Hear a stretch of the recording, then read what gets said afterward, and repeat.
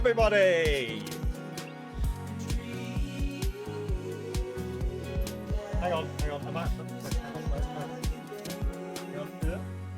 Yeah. No, put the music back on. No, I was doing a bit. Bear with me. There we go. Okay, can we... There's my dream... Sorry, what? Hello there, Al. Call me daddy anytime, but only if you don't do it seriously. I don't fucking know. Anyway, what was I doing? Sorry, yeah.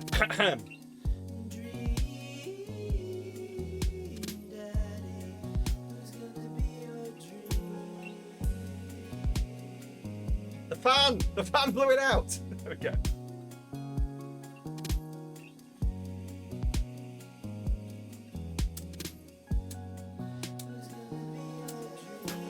Does my shirt say I'm a normal adult man? It does! Elle will get this one. I'm a normal adult man doing normal things. Oh, absolutely, Elle, yeah. Normal adult man doing normal things.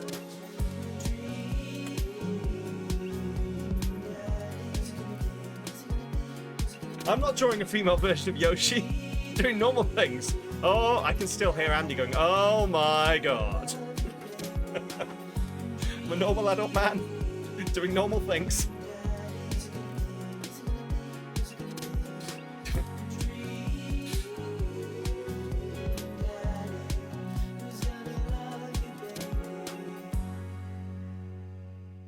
Excuse me, I'm just play testing Trickster here.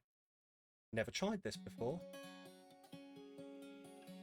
It does! Excellent. Well done, Trickster. You coded good. Right. Oh, that's the wrong thing. The way you can picture him walking past the window, glancing in, continuing, and then stopping and revert. Absolutely, yeah. I never saw the inside of the ship. This is just me and Ella having a conversation right now. The rest of you are just sort of third wheeling. I never really saw how the studio looked, but I just sort of imagined that there was just like a viewing window for people to look in and see what was happening. Just like... So, anyway. God. Anyway, that's the good old days. They did say there was a window. Excellent. That's what you want. Just carefully mixing the different tab volumes. Excellent. You do this. You did what? Emoji support inside Mod. I wanted to reply to someone with you should find the Discord clip and put it in the Discord. You're on it. Do it. Explain, like just tag it going an exclamation mark for an exclamation, fucking words. An explanation for Sam's t-shirt.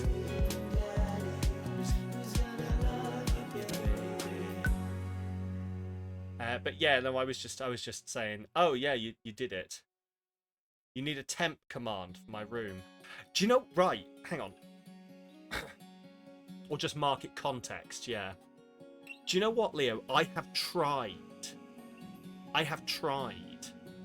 But the apps for the PC for Govee are shit. They're awful. And I may just try and I mean, I can do the coding now. Maybe I'll try and make one myself. I have the API. Like, I've got an API key for Govee. So, because it had to have one for the Stream Deck.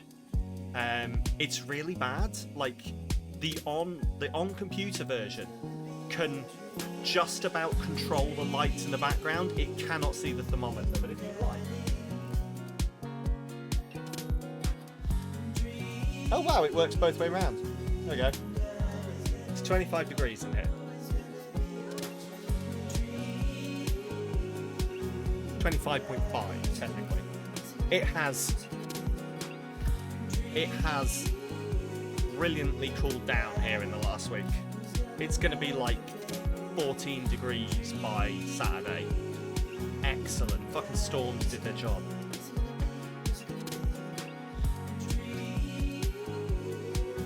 Not to rub it in. Right. 11:06. So, do some dating. Welcome. You've got dads. I do have dads. Multiple dads, apparently. Right. So yeah, we read this conversation. So I guess we just look into our dads now. Post it in what you're watching. It's the whole 7 minutes press men videos. You need timecode 20. Excellent. Timecode 20 will explain my... I'm so tempted to just get it up on stream right now. I'm so tempted to just like... There we go. Yeah. Oh, you've tagged in. You've tagged in. That's excellent. I won't because we will just do a... Is there any like market for a... You know, they do watch along streams. Is there any market for a watch along Oxboxtra stream? Anyway. Joseph can get in the bin. I keep opening Notion instead of Dream Daddy. I'm fucking Pavlov. Right, let's have a look at them all. And then see, I genuinely don't know how many I get to date. Like, I'm assuming it's not all of them. So Craig Kahn. Dad of 3, business, entrepreneur, and fitness enthusiast. Juggling work, family, and fitness is a tough gig. Somebody's got to do it. Okay, that's a bit of an intro. On a Friday night, you're most likely to get one last good cardio session in. Oh, you're already not speaking my language. Oh, although I suppose if you want to go... I was going to say Craig, a.k.a. Joe. A watch-along would be fun to teach your non-Oxboxtronaut friends what our whole deal is. It would be as well. I really need to get more involved in, like, communities of Oxboxtra people who aren't my wife, Elle, but we can have this conversation off-stream. Right. And you, obviously. My wife and you and Moss. But, like, just actually be part of the community. Anyway. I remembered in the end.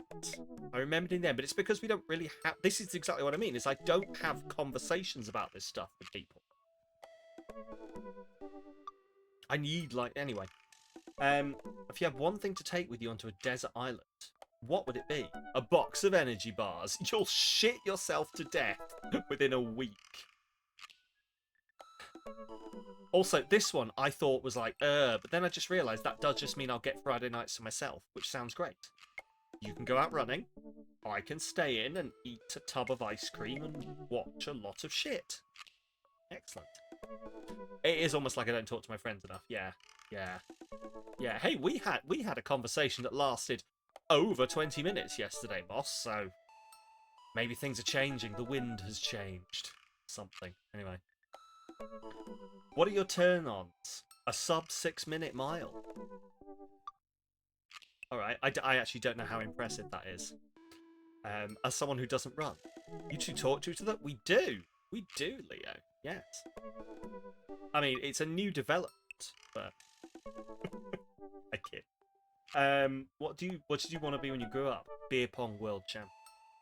What's your favourite movie genre? Buddy cop movies forever. What's your ideal date? Scaling a huge, dangerous mountain. Fun. You didn't shout at me either. No, we were just having a genuine conversation about things. I was interested in Moss's life. I talked about my life. There was mutual screaming together, yes.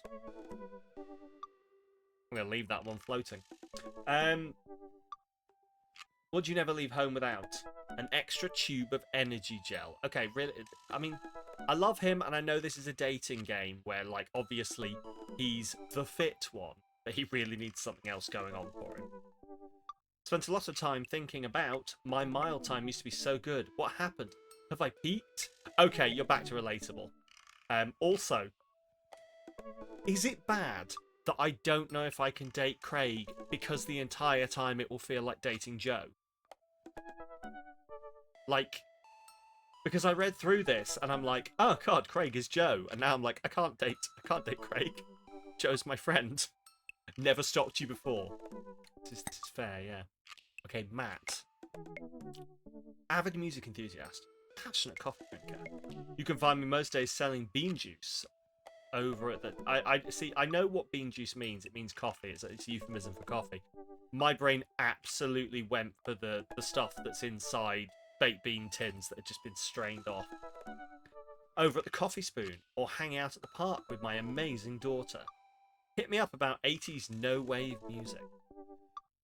On a Friday night, you're most likely to perfect my cold brew setup. One drip at a time, baby. Yeah, one thing you take to your desert island. Find tunes to pass the days away. How are you going to play them / keep them charged? What are your turn-ons? Multi-instrumentalism. What do you want to be when you grew up? Barista, weirdly enough. What's your favourite movie genre? Shit with subtitles. Boom! Especially if it is absolute shit with subtitles. I'm all over that. What's your ideal date? We go to the animal shelter and seriously consider adopting a cat. I did that once. That's how I ended up with 3 cats. I don't know if I've ever told... I mean, I have told the story of how I got my first cat to Larry before. But, like, my wife... So I did that twice. Yeah, pretty much, yeah. But, like, Tulare, for those that don't know, we, for my 30th birthday, my wife, like, did a week-long event, and we did a thing every day. And she didn't have anything for the first day, the Monday. So she was like, oh, we'll go look at cats in a shelter. And so we went to this shelter, and I met the cat that now lives in the house with me, Tulare. And she screamed in my face, then climbed me like a tree. And I think from that point onwards, I just turned to my wife and went, okay, we're taking the cat, right? And then we did too. Yeah, good to see nothing's changed, yeah. Then we did take the cat, yes. And, like, as my wife says, it was not her intention. We were just going to go look at some cats, but now we have 3 of them. Anyway. My headphone. What do you never leave home without? My headphones, both in-ear and over-ear, just in case. Right. Where did writing... what spends a lot of time thinking about? She is a gorgeous baby. She's just bitten my wife, hissed at her, and bunny kicked her because my wife dared brush her. Where did writing commas into song titles come from? And where did it go? Where did it come from, Cotton Eye Joe? Where are the commas in your song titles? I don't know. But is it vital? Did we all just agree it's a bad idea? This is Matt. I hope he's queer. Anyway, Brian. Hey, I'm Brian Harding. Oh no. I won't be explaining that one. Hey, I'm Brian. I spent most of my days hanging out with my awesome daughter and thinking up new ways to grill things. If you like fishing, then we'll get along. On a Friday night, you're most likely to see just how slowly I can cook a piece of brisket. Is that the goal? To, like, finally get, like, you know, you speedrun games. Do you, like, slow run brisket cooking? How slow cooked? One thing to take to a desert island is a fishing pole. See, this is the first fucking useful thing. Turn-ons. A keen understanding of steak cuts. Ew. What did you want to be when you grew up? A fireman. Yes, that is how smoking works. Excellent. What do you want to be when you grew up? A fireman. What's your favourite movie genre? Romantic comedies. Oh. I mean, I like romantic comedies, but come on, favourite, really? Alright. What's your ideal date? Deck building. Oh!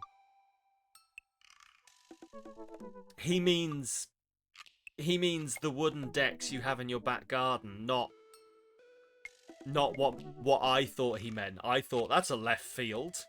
Yes, actual decking, yes. I thought all of a sudden Brian was coming out as like, I love a bit of Yu-Gi-Oh! Let's do some deck building, and I was into it. I'm actually mildly disappointed. What do you never leave home without? My portable fishing pole. Spend a lot of time thinking about how my daughter is smarter than I am. They all are. They all are. Okay, Brian is front of the pack right now, I think. Ah, here's Robert, the man we slept with already. When the internet gains sentience and decides to destroy us all, you know it'll use this information against us, right? Like him already. Robert Small, but let me tell you, he definitely wasn't. Shut up. On a Friday night, you're most likely to make a deal in an alleyway, have it go badly. Who's the cop? Was it Giacomo? I trusted Giacomo. If you had one thing to take into a desert island, what would it be? Gun. What are your turn-ons? Don't talk to me. What do you want to be when you grew up? Grifter. What's your favourite movie genre? Italian neo-realism. What's your ideal date? Grave robbing. What do you never leave home without? At least 4 knives. Spent a lot of time thinking about you ever really look into a rabid animal's eyes. I can't tell if he's taking the piss or if he's just this intense. Damien, who is already on the list. Like, it's absolutely gonna happen. Unless he's about to spaff it in his intro. He clears his throat. Smash! How do you do? I have finally decided to join this information superhighway. I'm not entirely sure how this works, but I will try my best to understand. I love long strolls through the graveyard and spending time with my son. If you'd ever like to chat about the latest in Victorian fashion, the inevitability of our own demise, or black cats, please send me a letter. Not in that accent, you don't. You avoid people in that accent. What accent would you prefer? On a Friday night, you're most likely to listen to true crime podcasts while I taxidermy my newest specimen. Oh, I like you. If you had one thing to take you to a desert island, what would it be? A coffin. Practical, because one of us die. What are your turn-ons? Pronouncing bosom correctly. Bosom? How else are people pronouncing bosom? Am I pronouncing bosom incorrectly? Is there another way to pronounce bosom?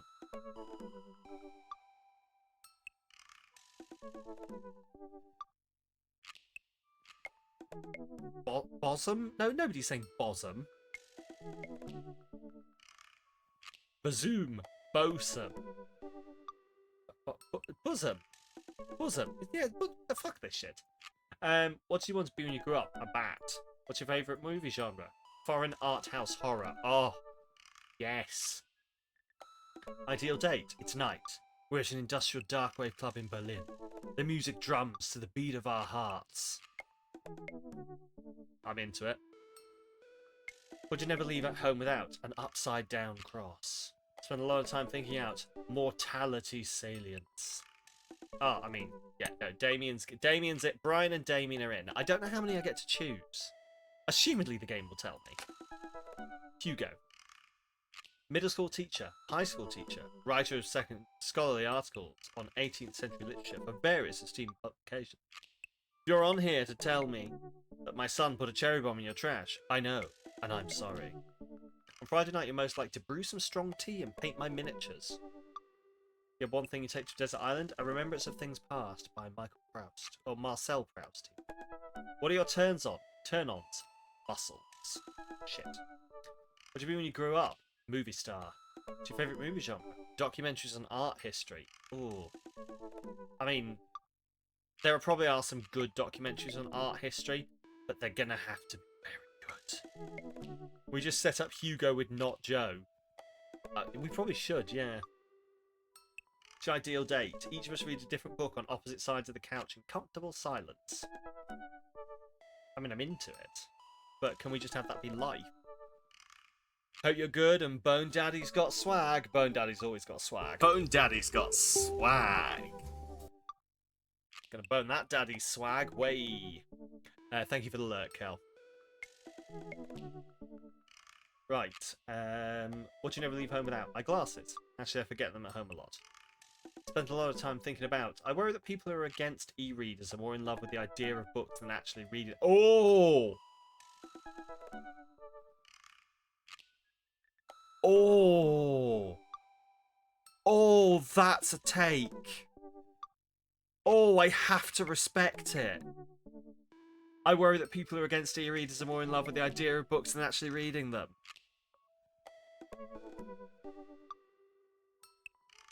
I have to respect that, and I'm someone who doesn't like e-readers. but like, he's got some points. Right, anyway, Joseph Christiansen. Voted Maple Bay's #1 youth minister for 5 years running.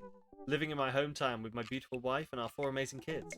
If I'm not in church, you can catch me out on the open water, setting sail on the seas of adventure. I love playing guitar and crushing my kids at Candyland.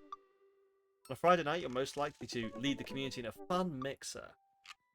Your loving wife is an alcoholic. If you have one thing to take me down to a desert island, what would it be? A 6-string. Turn-ons. My loving wife. What do you want to be when you grow up? A ship captain. Favourite movie genre? Feel-good movies. Ideal date? Lovely night on the town with my wife. Would you never leave home without? A good book. Oh, the good book, even.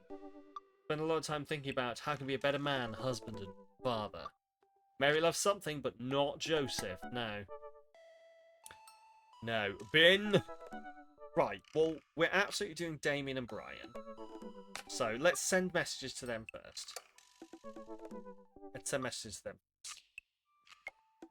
Why would you put your turn on as your wife when it's clearly a dating app? Hey, maybe he's trying his luck.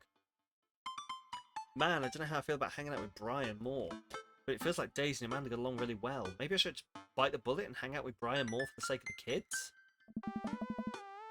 I crack my knuckles and start typing. Hey Brian, great grabbing burgers with you at the cookout yesterday. We should get the kids together and hang out soon. Wait a couple of minutes until a ding comes from my computer and a message pops up on the screen. It's Brian. Let's see what he has to say. Hey man, always love a good burg with a buddy. Oh, he called it a burg. Oh no. We definitely should hang out. What do you think about mini golf? We could bring the girls out and have ourselves a little friendly competition. Rock on, Brian. He signed his name. That's cute. It's Chad. No, Brian is great. Brian's great. We love Brian. Brian will give good hugs. Also, welcome and interesting. Friendly competition is perfect. If you want a Chad, we want the guy whose name I've forgotten. Knock off Joe. Good. It could be a good guy, Chad, to be fair, yeah. Friendly competition is perfect. I know Amanda and I will crush Brian in mini-golf. Been taking him to mini-golf courses. Craig, that's the one. Since she was a little kid, and I'm proud to say she's almost better at it than I am. Almost. I type back. That sounds great, man. Name the time and place and we'll be there. Hey, Amanda. 1 second. Amanda walks in through the doorway. Her eyes are a little puffy, almost as if she'd been crying. You up for some... Hey, you alright? I'm fine. Oh, yeah. I'm alright. It's got sad because I started thinking about how I'll never have telekinesis. Oh, that's relatable.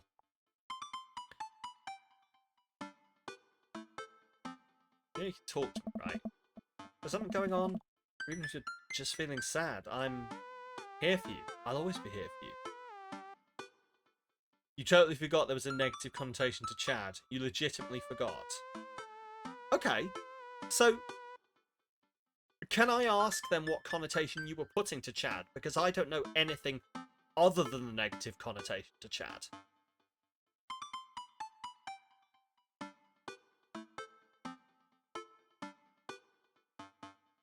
Good guy oh, the good guy Chad me. Oh, okay. That's fair. That's fair. That's all you can remember. No, that's fair. That's entirely fair. I get it. I get it. Right. Okay. That's fine. I'm with you now. I can comprehend. There's something going on. Or even if you're just feeling sad, I'm here for you. I'll always be here for you. Thanks, Popsicle, but I'm serious. All I want is to lie in bed and be able to make barbecue chips levitate from the kitchen directly into my mouth. Glad someone does. Mood. Well, I can give you telekinesis, but I can't give you telekinesis. Oh, that would be development, wouldn't it? But I do have a solution you might be pleased with. I run into the kitchen, grab a bag of chips, retrieve a single chip, toss it in Amanda's direction. Success! She catches it with her mouth. Huh. Not quite telekinesis, but still fun. Hey, would you be up for some mini-golf with Brian and Daisy? A little out of practice and I know my backswing leaves something to be desired, but think I could keep it in the negatives.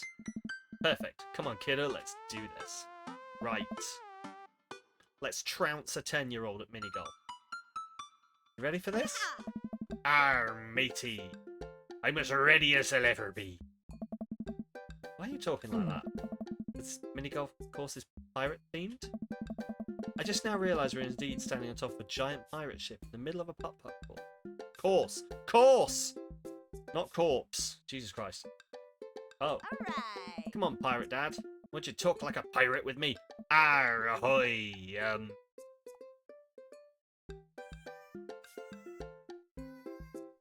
Pirates. Avast ye! Make Brian and Daisy walk the plank with my superior golfing abilities. I mean, doubloon! Hmm? Come on, Dad. You told me this was going to be some friendly competition. Friendly competition is dad code for actual competition. I need to prepare my body, mind, and soul to beat Brian on the field of glorious battle. Huh? It's just minigolf. Just it's so much more than that. I kneel down and place a hand on Amanda's shoulder. I just want you to know there's no pressure. It's not a big deal. Don't worry about it too much, but we have to beat Brian at minigolf. Whatever happens, just having fun. Oh, we will have fun. When we beat them. Amanda gives me a side-eye, but before I can side-eye her back, I spot Brian and Daisy. Hey. Ahoy there! Oh, I'd like to walk on your gangplank. Sorry. Look, let's just disclaimer, this game's gonna be horny. Eh? Ahoy! Brian walks up with Daisy in tow. Looks like they've already rented us some golf clubs with mini-golf excursion. Total power move, why didn't I think of that? Alright. Alright, first mate, I hear there's buried treasure in these waters. You gonna help me plunder it? I'd like to plunder... You know the jokes. Oh, Amanda, I don't think this is a real pirate ship. I think it's just to play putt-putt on. Dad. Amanda gives Daisy a look. Huh. I mean... Aye, aye! Daisy winks at Amanda. Ah, look at those two. Two peas in a pod. So, you excited to get some mini golf in? Oh, you know it. You a gambling man? Depends what's on the table. What are you willing to part with? How about the loser buys drinks tonight? Alright, but how about we make it a bit more interesting? I'm listening. The loser has to mow the winner's lawn this weekend. Well, my yard's pretty big. Are you prepared to take that on? I think you should be a little bit more concerned with how you're going to maneuver around my hedges. It's highly technical work. Not for the faint of heart. I don't think you'll need to worry about that. I'm very good at mini-golf, you know. Oh yeah? Hole in one every time. What I said is not a true thing. But it already came out of my mouth, so I have to stand by it. I'm looking forward to seeing that happen. Brian and I eye each other up and down. May the best dad win. Brian and I shake hands and lock eyes. It's about to go down. Oh god, have I actually got to play mini-golf? Oh my fuck. Into the brine.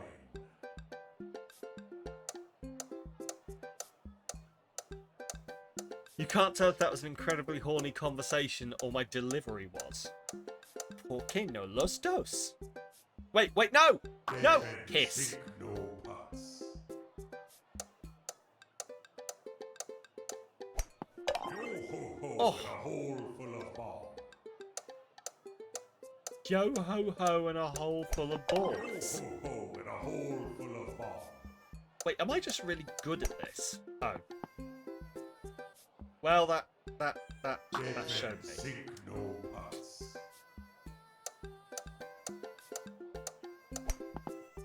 Oh. Dead men sink no pass. Yo ho ho, and a Some of hole these I full can of do balls. really easily.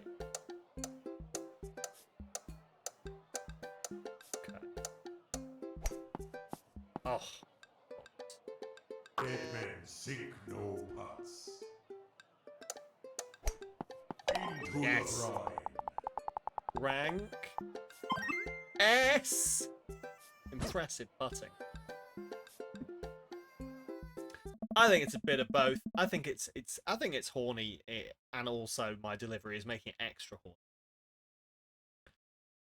Which really hope is your dad and his best friend are actually like that, except your dad is the Brian in this situation because your sister and you absolutely trounce his two boys in basically everything. Oh, nice. Amanda pulls me aside while Brian and Daisy start walking to the next hole. Hey, you having a good time? Having a great time. Having a fantastic time destroying Brian underfoot. Just ask because your eye is twitching. No, it's not. I feel my left eye twitch. Amanda raises her eyebrows. We're out here to have fun, remember? It's just a game. You're right. Just a game. Game with extremely high stakes. A game we're currently winning. Dad. Please, Amanda, please nail this next hole for me. We need to keep the streak going. It's really that important to you? Sure. Amanda walks over and tees up for a particularly hard windmill.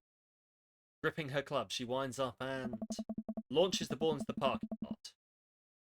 She looks me right in the eye and does an exaggerated shrug. Oops. I disagree with her actions, but I appreciate her active, youthful defiance.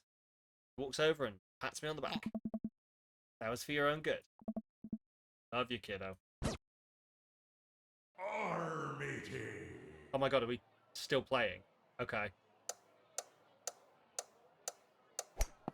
No. Okay. Bollocks. Dead men sink no putts. Into Yes! Suck my golf club! the brine. Fuck yeah! Oh. Dead men sink no putts. Yes! Yo-ho-ho in a hole full of bomb. Oh. Oh. Oh. Aye. Yo-ho-ho in a hole full of bomb.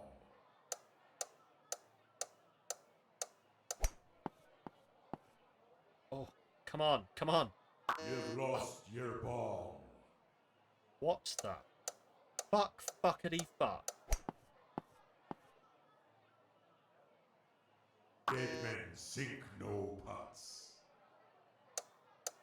Did the Game Grumps just want to make a golf game?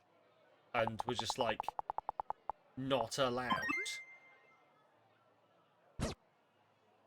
And they were just like, fine, fuck you, we're going to put it in Dream Daddy. Try to maintain an air of professionalism because there are children present. But confetti cannons are going off in my brain and someone is placing a wreath around inner me with the words best dad emblazoned on it. Man, that was some good shooting there. I had bested you on the field of battle. And it felt good, Brian. It felt real good. Probably is a demo they had lying around, yeah. Brian and I eyeball each other, electricity shooting between us.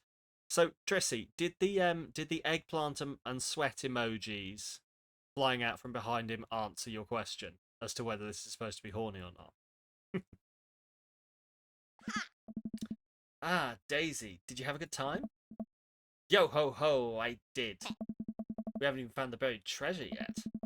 Even to apply for a permit to dig around here.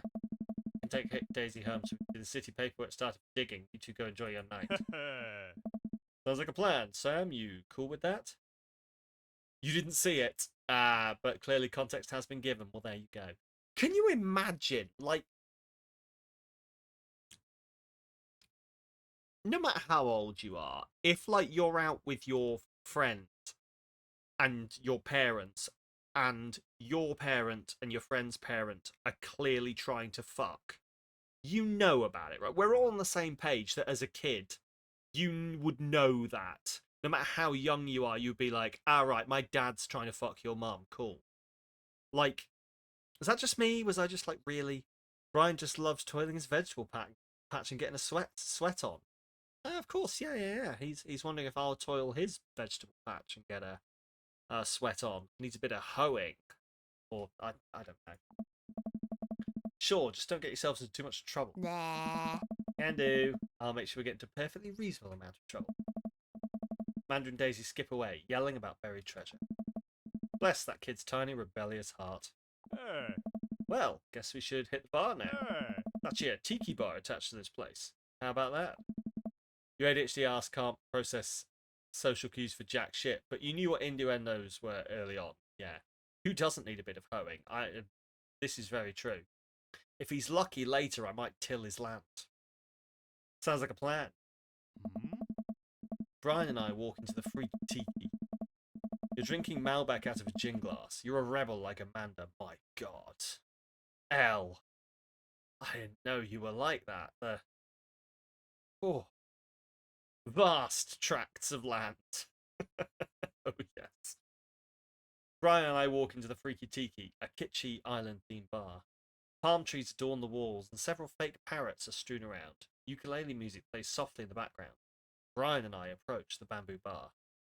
You're allergic to... Oh, Jesus. Okay. I mean, don't kill yourself. I quite like you. Other than that,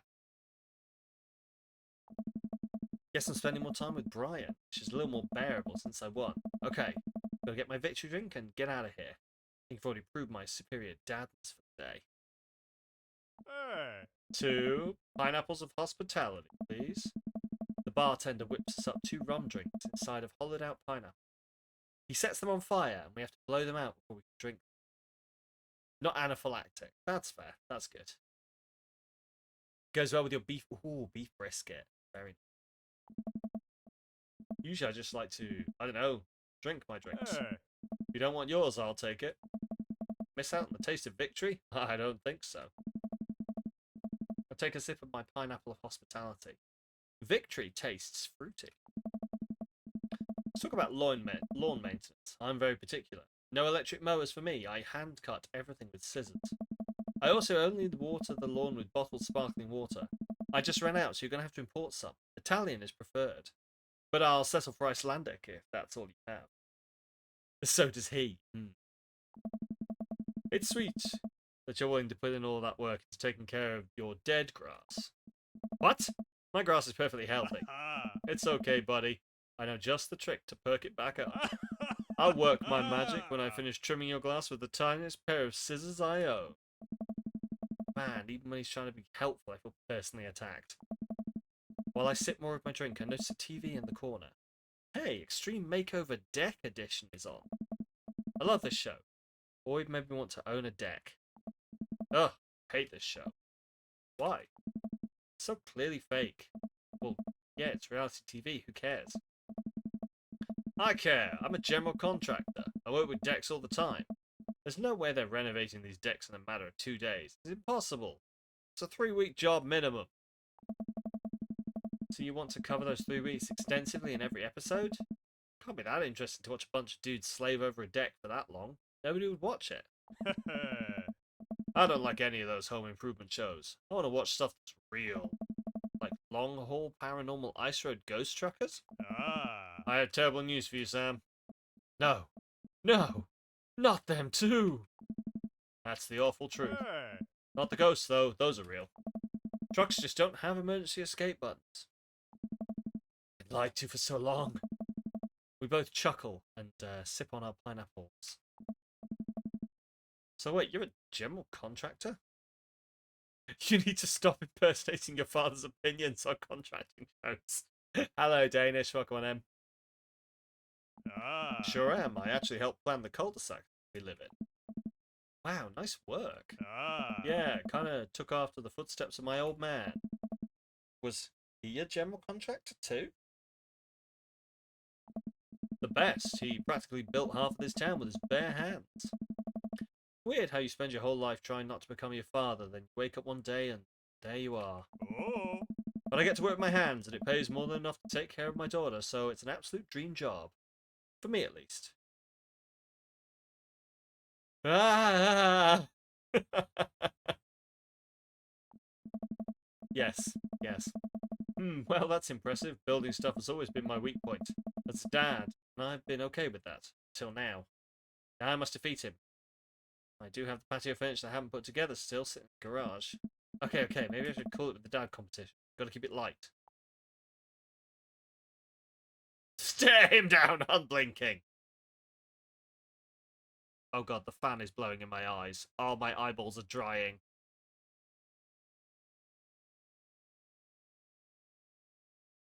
Oh, that was a bad idea. Why did I commit to that? Nope. Okay. That, Brian, is denial. You should have embraced it like I have, where Dad and I work in the exact same field, in nearly the same position, just at different unis. There you go. Excellent. Quick, Sam, lick your eyeballs. Damn. Look, I have a long tongue, but it's not that long. Like, yeah, it doesn't bend that way. Sorry. I'm not quite a frog yet. Much to my annoyance. Tell one of my classic jokes. So, a three-legged dog walks into a bar. Uh-huh. He goes up to the bartender and says, I'm looking for the man who shot my leg. Oh. Oh. Ah. Is that how it goes? Nope, but I refuse to admit it. Yes, it's one of those anti-jokes. It's very avant-garde, you know? Oh. So it's supposed to not be funny. Sure. I take a long sip of my drink. See, we can keep things friendly here. This is perfectly pleasant. I could do this all night. Note that both your sister and I knew you were going to go to the sciences before you were even teenagers. Nice. Apologies, I was up late last night, panicking. Oh, so I'm a little tired today, but we'll get through this. And I will sleep like a fucking zombie tonight. The zombie sleep? That was probably a bad analogy. Because I feel like an innate need to impress Brian and prove I'm better than him, obviously. It's the only reason, I think. Keep it moving. Compliment his beard. Oh, there we go. Your beard is nice. It looks very healthy. Oh. Thanks, I grew it myself. Did I complete my panic session with a good conclusion or just existential dread? It's sort of in progress. It's sort of an extended panic that we're just doing in stages. Just like, okay, I should probably go to bed now. I'll just put that over there. Wake up the next morning. Okay, cool. Right, back to it, back to it. Yeah, it's great. That'll be fine. You woke up this morning by the sound of a huge crash. Car drove full speed into a parked car opposite. Driver got out and absolutely pelted off down the road on foot. Jesus Christ, we've had stuff like that before. It's awful. I mean, I hope, as you didn't say your car, I hope, yeah, you're not put out, but that's got to be so shit for whoever owns that car. Oh, police turned up, sirens blaring, all the neighbours out. Yeah, we've had that a couple of times with people hitting their cars on our road. Awful. Hey, you're not allowed to dad joke another dad. Ah. This is how our daughters feel all the time. I'm upset. Ah. Hi, upset. I'm dad. No. Oh. I mean, you walked right into that one. That's dad joke 101. Listen, buddy, I took dad joke 101 years ago. I'm in the 400 level classes and well on my way to a degree in fart humour. I don't understand the American school system and the numbers for the classes. I don't get it. Doesn't mean anything to me. It's just numbers. Hey. Wow, Amanda must be so proud. She is not.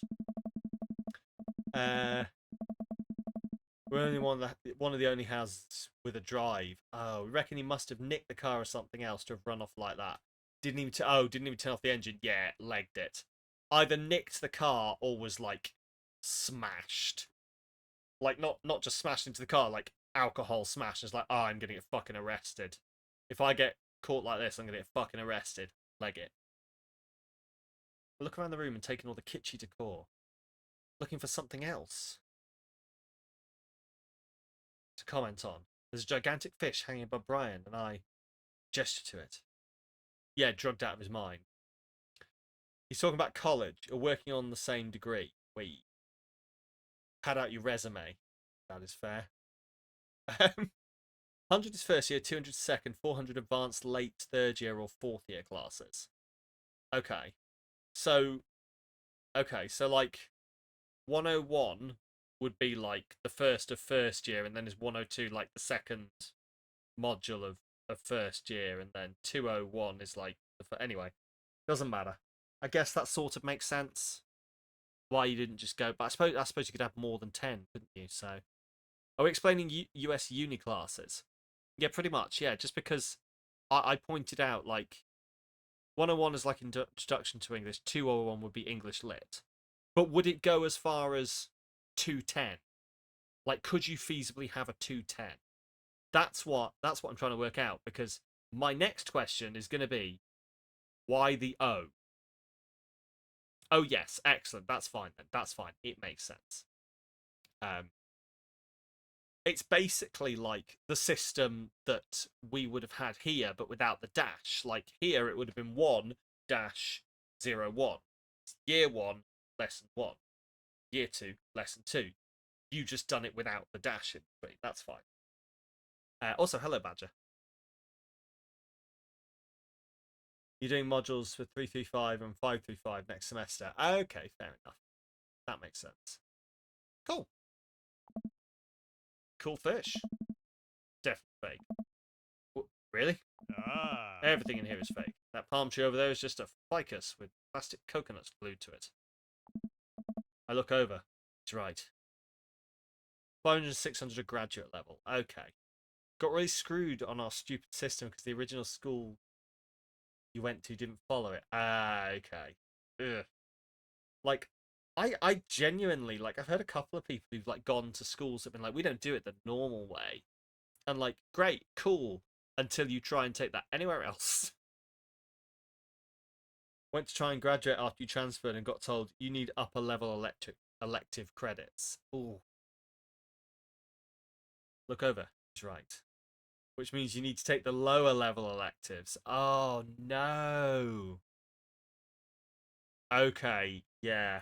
Yeah, so you had to do all of it. That's shit. Ah. But I almost caught something like that for fish once. Mine was bigger though. Yeah, year and a half of classes unrelated to your mate. That's gotta fucking suck. That sucks. That absolutely sucks. Of course it was. Oh, really? Yep. Went on a trip to Hawaii maybe a decade ago. We were out on the sea for 3 days. Can't take the upper till you take the lower. See that? So annoying. Catch a fish, drink a beer, guy stuff. We had a hot plate on the boat so we could sear the fish right after we caught it. Throw a little bit of salt and lemon on there. Oh man, that's some of the best food I've ever had. That actually sounds amazing. Because, like, I did a couple of electives in my first year, but, like, I just dropped them. I just dropped them to do my full degree after that. Like, we had the option to continue them, but I was like, no, I want to focus on my chemistry. I want to do chemistry. So they were like, all right, cool, yeah, just drop your elective ones. You'll just have extra space in your schedule to, yeah. So would it be like you said you do 101 intro English and then you do 102, 103, etc.? Or is it like each class is a number? So like American Lit would be 02, Russian Lit 03. Okay. The latter. Okay.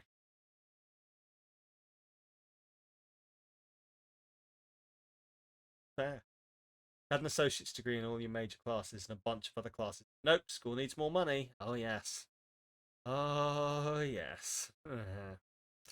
Good old for profit education. Hmm? Well, it's the last day. Everyone had gone to bed already, but I was out there watching the stars, had my line out too. Then all of a sudden, it just starts running. More money for the sports coaches, yeah. Oh, so intro English is 101, but intro chem is 110. Oh, okay. Okay, interesting. Okay, that's slightly different to how I'd passed it working. That's intriguing. Okay, fair. Oh no, I've heard Badger.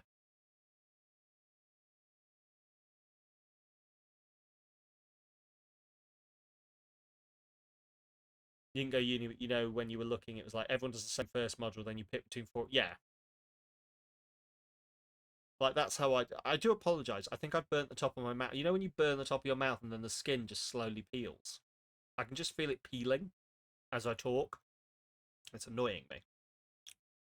Sorry, I'll stop. All the time.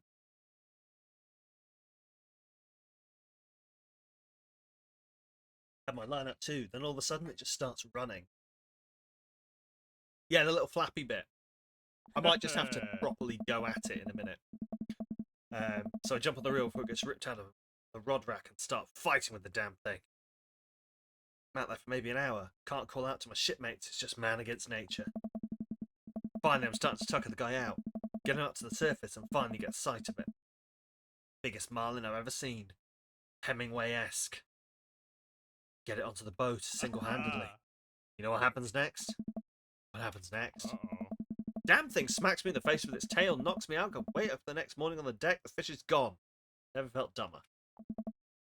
So it got away. It's another version of me that would have spent the rest of my life trying to catch that fish, Captain Ahab style. I'm sure Daisy would be supportive. Oh man, fishing's the life. Haven't done enough lately. You go fishing? I used to enjoy fishing as a kid. Actually, I have a confession to make. Wait, what am I doing? Why am I having the inexplicable urge to be vulnerable with him? I can't tell him that I'm terrible at fishing. All 100 level courses are meant to be taken in the first year if you take them. So you would take Intro Chem 110 the first year, but then Organic Chem and Inorganic Chem is 215, 235 the next year. Okay, yeah, that makes sense. That makes sense. Like, we had like, obviously we had like the core modules that flowed all the way through the degree that everyone had to do, and then you like picked your other things you wanted to do around it to like tailor your degree to how you wanted to do it. That's why I chose computational chemistry, and then never used that again in my entire life. Yeah, but for us, for us though, we pick our degree from the start. Like I said, I'm going to university to study chemistry. And it was a core chemistry degree. You know. So, yeah. I don't know whether I would prefer the other version where I just got to go to university and like pick modules and come out with what I came out with. But you have 100 level courses depending on what path you're on. Okay. Generally tell people to pick their degree at the start here. Oh, okay, that's fair enough then. See, this is the thing. It's so different, and you hear so many different things, like about people being like, "Oh, I went in to do chemistry, but I came out with a degree in fine arts because I loved it," and like it just makes it sound so airy fairy. And then people change a bunch. Okay, yeah, that makes sense. So you couldn't do that here. If you started on a chemistry degree, you just have to quit your chemistry degree and start from the beginning. I'm having the special urge to tell him I'm be vulnerable, tell him I'm bad at fishing. Yeah, usually people change because they fail out and shit. That's fair. That's fair. Many of us do as well, but liberal arts school you went to mandated you taking courses from all the major branch before you can graduate. Okay.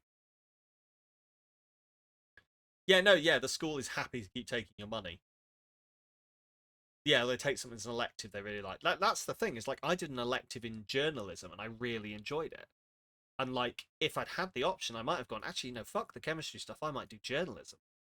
But that wasn't an option because if I wanted to do that, I would have had to leave university after the first year, apply for a journalism degree, and then go back for that year and do the journalism from the beginning again, and basically like have to pay a whole year's tuition for nothing. So an elective in the Norman conquests, that's so specific. I love it. Can never do history as a major. I've already complained many times in the past about history teaching here in the UK, so I won't start that one. I lean in close.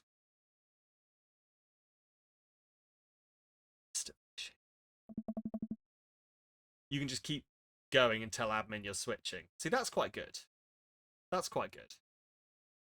Oh. Okay, since you're such a pro, I'm taking you fishing. Do you want to go fish? did courses in psychology, global politics, English, and metalsmith. See, that sounds so fun. Like, as I say, I did journalism and I did ocean science. Ocean science was boring as hell. Journalism was really fun. Oh yeah, no, like I've been very on record in the past that if I had chosen my if I'd have chosen my degree in less of a you need to choose something now. I'm 17 or 16, however old I was. Yeah, because I think I was 16 at the time when I chose. Or no, 17 at the time when I chose. Like, choosing with a 17-year-old brain the degree that's going to shape the rest of my life was never going to go well. And if I chose it now, I would have chose a different degree. I would have done a different thing. But it's fuck all I can do about that now unless I can dig a couple of tens of grand out of my back pocket somewhere to do another degree. So, meh. Do you want to go fishing? Wait, don't answer that. Yes, you do. We're going fishing. Chose economics because you thought you wanted to be a finance asshole. Nah. Science nerd that you am, you took oceanography in high school as an elective. That's fair. Was yours the boring shit where it's like, this is salt water and this is fresh water? Now we're going to do an experiment where we fill one side of a thing with one and one with the other. Put a dye in one, and now you're going to pull the thing out and watch them flow over each other. And I was just there like, oh my god.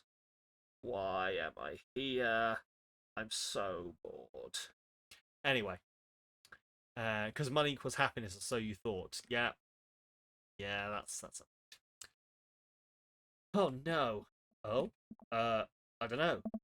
Come on, it'll be a blast. I know the perfect little fishing spot. I'll bring some beers. We can sit back, relax, and enjoy a healthy dose of prolonged eye contact. And reel in some trout. We'll bring the kids with us. Come on, you know you want to. I sigh. I've been cornered. Yeah, okay. Brian gives me an exuberant high five. Yes! Maybe we'll see who can catch the most fish so I can get you mowing my lawn. You can try to beat me, but they don't call me Sam good at catching fish Litical for nothing. Spinning a web of lies that I feel will one day consume me. Yeah. Sounds like it'll be a scrap. Brian and I finish our drinks and head outside. Till next time. Kiss my bass, Brian. Great opportunity for friendship. There we go. Look, sweat and cocks. Sweaty cocks. Dressy, did you see the sweaty cocks? Art, and then swap to art ed when you realise no one could tell you what you could reliably do with just art. God damn it! Your sister-in-law is in education and recommended you give it a try. Found that you adore teaching. Hey, that's entirely fair. Everyone always told me I should go into teaching. But, like, how do I put this? The other kids I went to school with put me off teaching. So, your high school was nationally ranked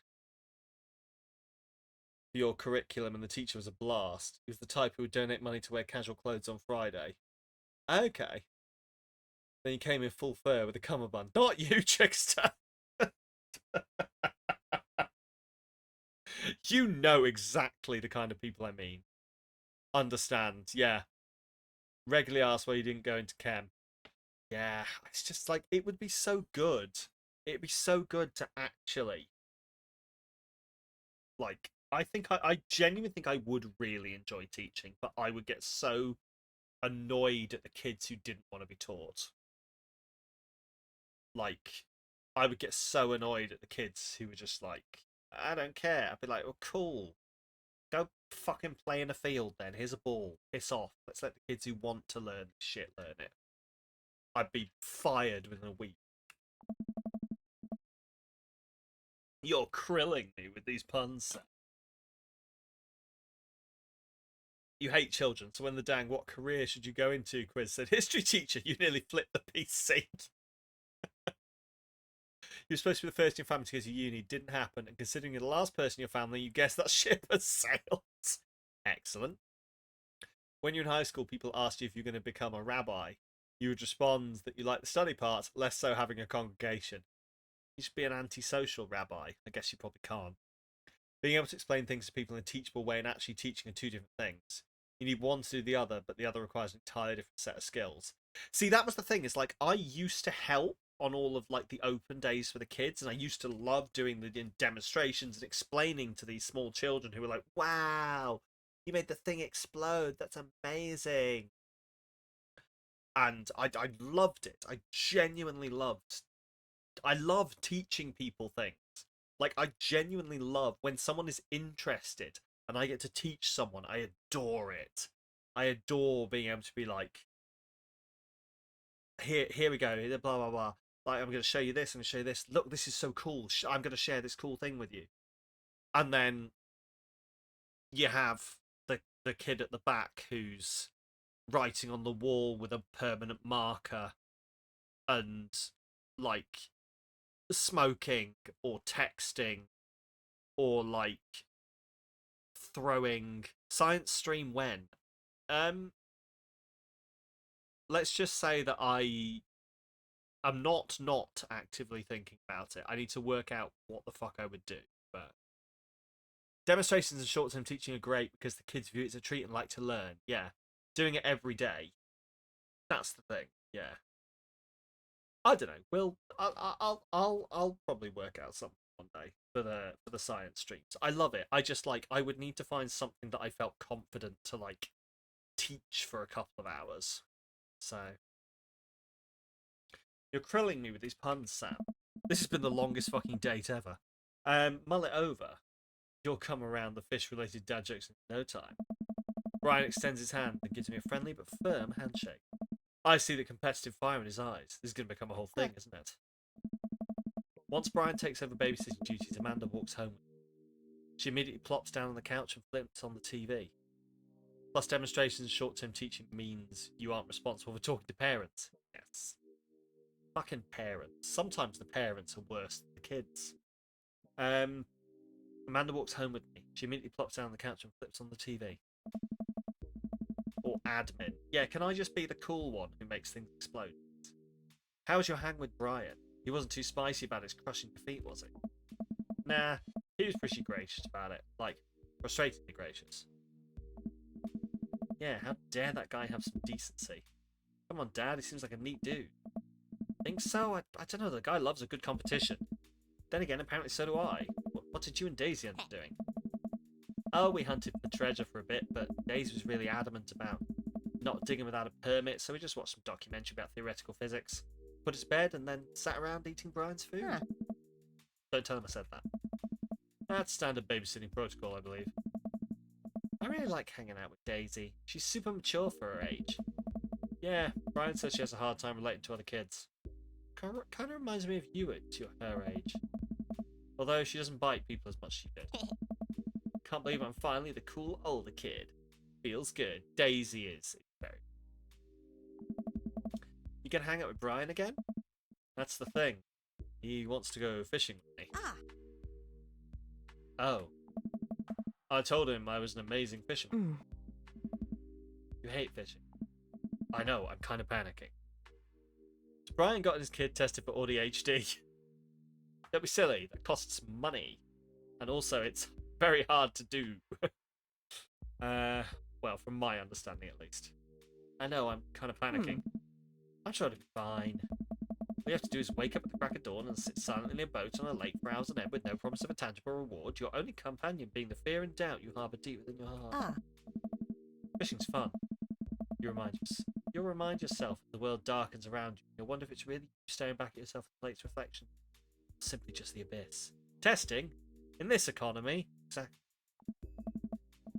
Yeah, laugh it up, Amanda. Come in with us. Huh. My constitutional right to refuse this order. Daisy's coming too. Well, better convince Brian to bring his dog. Fine, sold him in. Besides, after you get so many acronyms, you start avoiding additional alphabet soup. Yeah, pretty much, yeah. Was diagnosed at about her age. Staying up all night to read because your brain wouldn't shut off was a bit of a clue for your parents. I've never been diagnosed with anything. And I'm sure the fact that I used to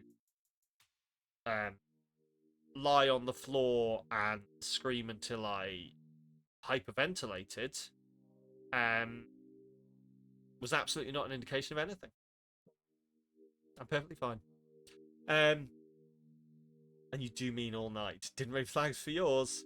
See, I just didn't tell my parents I would stay up and read all night. I was just tired. Oh, Elle, me and you both. I do think I should get tested. So many people tell me to get tested. But it's one of those things where, like, I don't know what I would get out of a diagnosis now. I don't know what actual, like, what tangible good benefit I would get out of drugs. I mean, there is that, yeah. Drugs would be nice. And therapy. See, everyone keeps saying confirmation. But I guess I would have to care about the confirmation. I don't know. It's something I mull over. Like, you know, it's something I mull over. Like, whether I am or not won't change. The drugs would probably be the only thing. The drugs would be the only thing that would help me. Like, I can work on accepting myself without being diagnosed with something. I don't know. I have a lot of this talk with people who try and convince me I need to get diagnosed with things. So today, for example, you went to make a drink, put ice in the glass, then saw the whiteboard and was like, oh, I need to put the menu for this week. You had to go look for the right colour pen, then you did the menu, and it was like, where's there a glass with ice? Then you made your drink and sat down, then Ghost came and went, where's the fridge door open? Oh, Al. No, you're entirely normal and fine. Fine, sold, I'm in. Alright, I'm bushed. I'm gonna call it a night. Don't stay up too late, okay? You got it, Pops.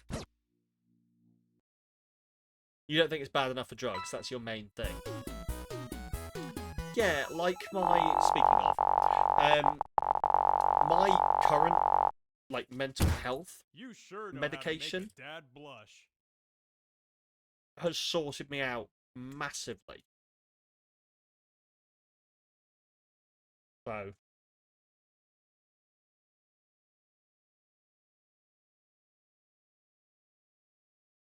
fair point, but you're working on the assumption you definitely are. If the tools don't alter things for you, maybe that could cause frustration. It's true, actually. It's true. I don't know. It's definitely something I'd have to think on. Maybe once I've cleared some other stuff off my plate, maybe once I finally move house, I can get diagnosed and get a bunch of letters. Anyway, all of my friends are diagnosed. They're all like, yeah, at me. So fair point. But you're working on this. Oh, I've read that one. Case in point. You left the water running for hours because you forgot you'd left something to fill in a sink this morning. Oh no. My father does that, and my sister, and you were pretty sure he's who we got it from. Yeah. Yes, so you lost your phone for 4 hours. It was in your pocket. Yeah. Yeah. I did that. Right. Sincerity, none. Dad snark, high. Hawaiian shirt, 50-50. Bear hugs, low. Tiki, low. Pirate, meh. Okay, we've done one date. We've done one date. While I'm doing my afternoon word jumbles, I hear the mail truck pull through the cul-de-sac. I wonder if we got any coupons today. The nice mail person slides a couple of letters and a large yellow envelope through the slot. Takes a couple of tries for them to get it in. Hey, my coupons! Take a close look at the yellow envelope. I lightly knock on Amanda's door. She probably has headphones on. Amanda? She yells through the door. What? I have something for you. Kinda busy right now, can you come back later? Okay, just thought you want this big old envelope we got from HIA. Immediately, Amanda pushes the door open. Horn Institute for the Arts? I mean, if you're busy, I can come back. Father, please. I hand her the envelope, which she tears open with her teeth. Probably bad for your teeth. She doesn't seem to hear me and spits out a piece of envelope. Pulls out a letter and unfolds it. Huh. And The suspense is killing me. This is her dream school. Amanda's face is unreadable. Huh? I can't believe this.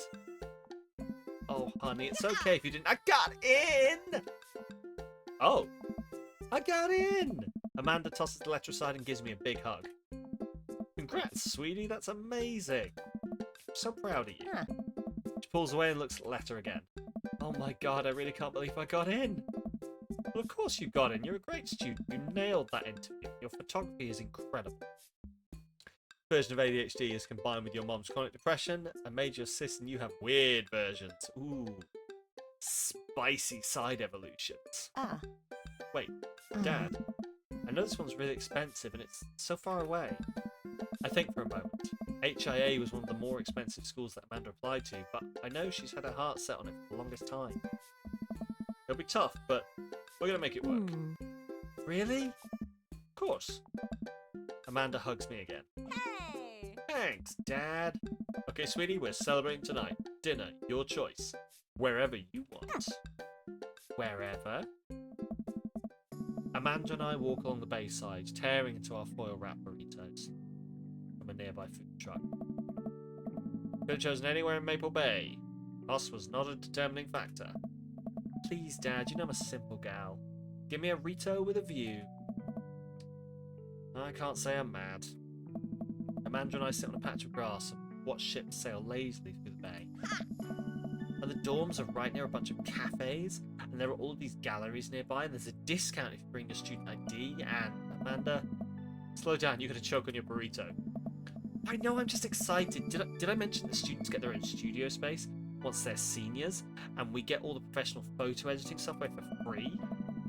It's nice to see Amanda enthusiastic about HIA, but I wish she wouldn't do it between bites of a burrito. Thought I taught her to chew with her mouth closed. Wonder who my roommate's gonna be. You take a survey online and they match you with someone with a similar major and interests. I bet we're gonna be best friends. Yes, free. Craig and I were a good roommate. Craig and I were a good roommate can be a lifelong friend. But don't even get me started on bad roommates. Oh no. I'm just kidding. We didn't have a bad roommate. Only our other roommate was a puppy that Craig brought home one night. We spent a semester fabricating a story about our new foreign exchange student who had a really bad cough and sounded exactly like a dog's bark. Bad roommate can make for a nemesis, absent. You did yell out loud about that, yes. Huh. Carl ruled. Yeah. Oh, they let you have animals in the dorms if you get a note saying you need one? I bet I could forge one. I think I'd get a rabbit, or maybe a snake, or maybe both. Would the snake hit a rabbit? He'd probably try. Oh boy, I think I'll leave that up to you. She's so excited. I don't want to disappoint her, but I need to be real for a second. Oh no, don't do it.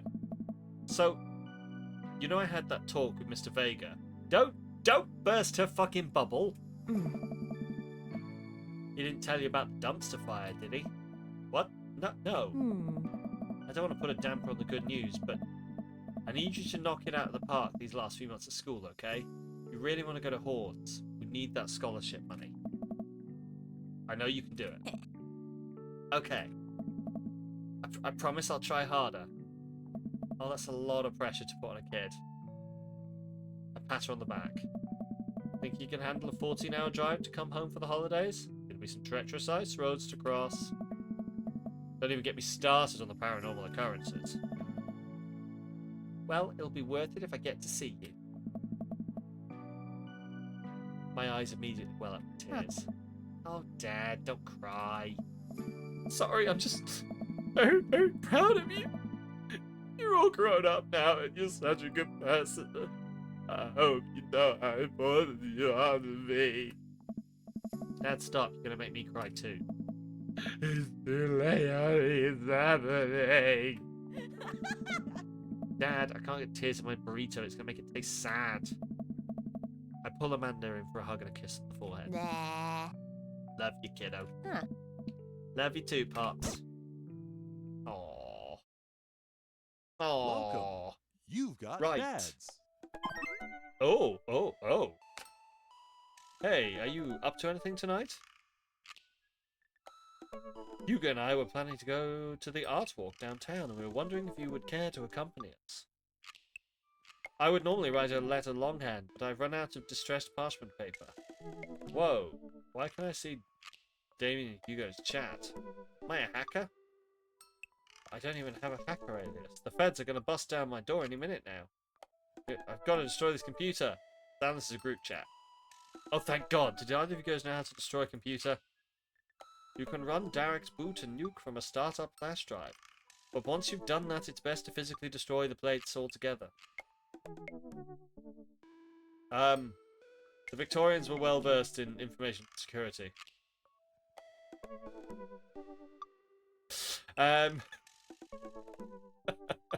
Deep cuts. Derek's boot and nuke. D-man, deep cut. Victorians were well versed in information security. Sam, do you want to go see some art or not? Art is good. Let's go see that art. See the art. Doesn't run on a lot of modern hardware. Okay. Oh. Damien and Hugo invited me to the I've not heard of it before. I'm about to look into this. Monthly art walk in downtown Maple Bay. Never really been used to wipe many a hard drive. Fair. Been to one of these before, so I'm not quite sure what I'm in for. I think I'm here a bit early. If your parent tried to date your teacher, you would be a hellion to break them up. Ooh. What if your parent tried to have a threesome with your teacher and the weird goth dude? Don't see Damien or Hugo around anywhere, and I feel like a couple of uncomfortable standing on these fancy art. You dated one of your teacher's kid. Oh, interesting. How did that go? Sam? I turn around, it's Joseph. Everyone needs a hobby. True.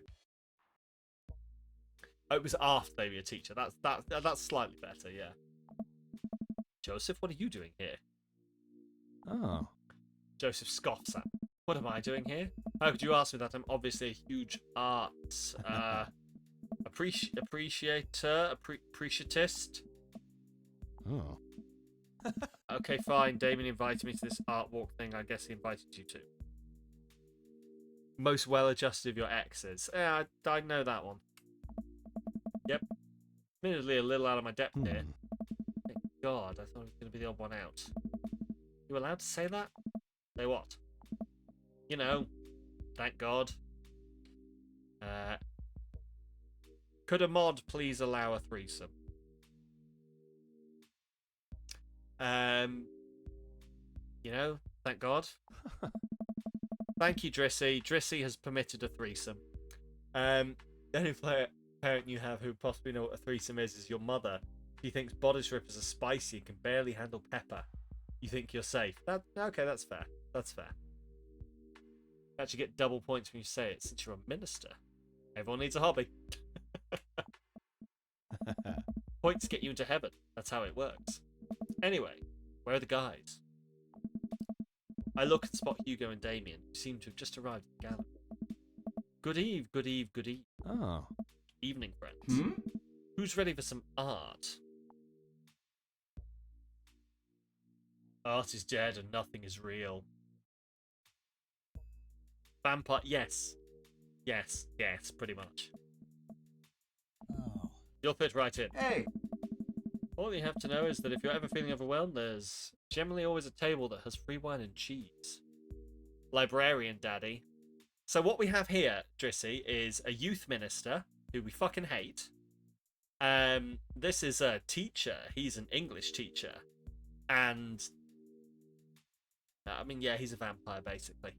But, like, he's a goth who's into Victorian fashion, but he's definitely a vampire, isn't he? Anyway. Yes, oh yeah, sorry. Yes, this is our daughter's English teacher. Nothing's true, everything is permitted. Indeed. She is about to graduate. This is true. This is fair. Ew, turf homophobe possibly touches children? I mean, we don't know any of the most we have so far is, I mean, he seems okay. But his family's really fucking creepy. He named all of his children a variation on Christ. There's Chris, Krista, Christy, and something really stupid like Christo. Also, his name is Joseph and his wife's called Mary. So, really fucking leaning into it. His wife, Krish. That's the one. Krish. Yeah, Krish. Yeah. His name's Joseph. He married a Mary. But Mary, to each their own, not for you. Yeah. But Mary goes out getting drunk on the weekends, trying to shag people in bars. So, you know. All you have to know is that if you're ever feeling overwhelmed, there's always generally a table that has free wine and cheese. I like art now. Got the table in my sights. Now, if you'll excuse me, I'm going to help myself to some tiny wines. Getting straight dicked. Pretty much. I mean, she hit on me first time I met her. Get cheese and wine with... Oh, no. Oh, God. But I want the cheese and wine, but I'd have to go with the youth pastor. Or I can talk about art with them. Oh, God. Oh, this is like Sophie's Choice. I don't get that reference. I don't get that reference. Oh, God. Art. It is only tiny wine. This is true. This is true. The cheese is kind of what I'm there for. But hang out. Oh, this is true. How many people can say they looked at art with a vampire? Fuck it. So, what's this first place? This particular artist specializes in landscape painting of various locales with the American Northwest. I look at the art. It is rad art. Infosec vampire, apparently. Yeah, apparently. Sips your wine from a giant gin glass. Who's totally not clouding your decision-making process. Obviously, yeah. At the risk of sounding uninformed, do all of these landscapes look like butts to you guys? Oh. Damien and Hugo lean in, examining the painted Ernest. Oh yeah, Smash, obviously. Yes, completely.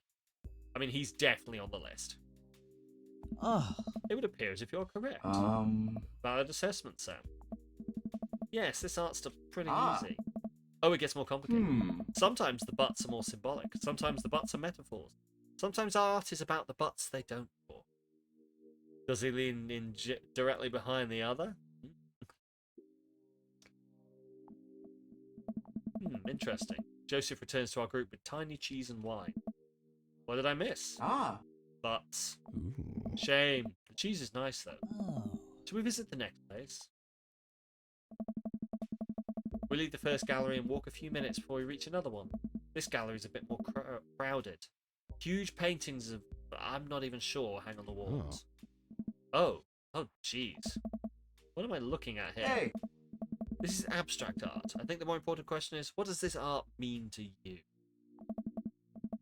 I stare at the painting, concentrating as hard as I can on its meaning. It's a butt. I can't be completely butt obsessed. Represents strife. So deep in the closet, he's finding Christmas presents. Oh, God. It's a profound statement on the commonality of the struggle of survival. Hey. Really powerful, Sam. Care to expound on it? I would love to expound all over you. With pleasure. Strife. Cloud strife. 007. These vivid, simple forms communicate a solemnity that is betrayed by the raw expressiveness of the brushwork, which, in a way, speaks to the essential nature of the human experience. The scars left by the passage of time and the turmoil of contemporary life are both contextualized and deepened by the rose-coloured echoes of pre-Oedipal consciousness. Yes, knock off Ken doll. Yeah, no, yeah, that's fair. Slow down there, Sam. Do us a favour and keep it simple. It's a butt. Everyone else stares at the painting. Yeah, that's definitely a butt. While a valid assessment, I can't help feeling your initial judgment may be close to the artist's intentions. Maybe you're underestimating how much the artist liked butts. You are a servant of the Lord. We're all God's creatures, even butts. Yeah, no, he's Drissy, I don't know why you think he's in the closet. He's just a youth pastor who likes butts. Ah.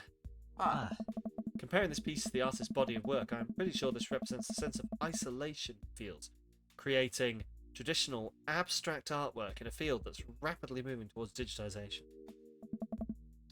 Wow, how do you figure that? Well, it says on the placard. Oh. Oh. Look at a few more of these. Man like ass. What man don't? Weird man who I don't want to hang out with. Why speak like caveman? Cause can. We walk around the gallery sampling more of the artist's work. I almost hate to say it, but abstract art is kind of growing on me.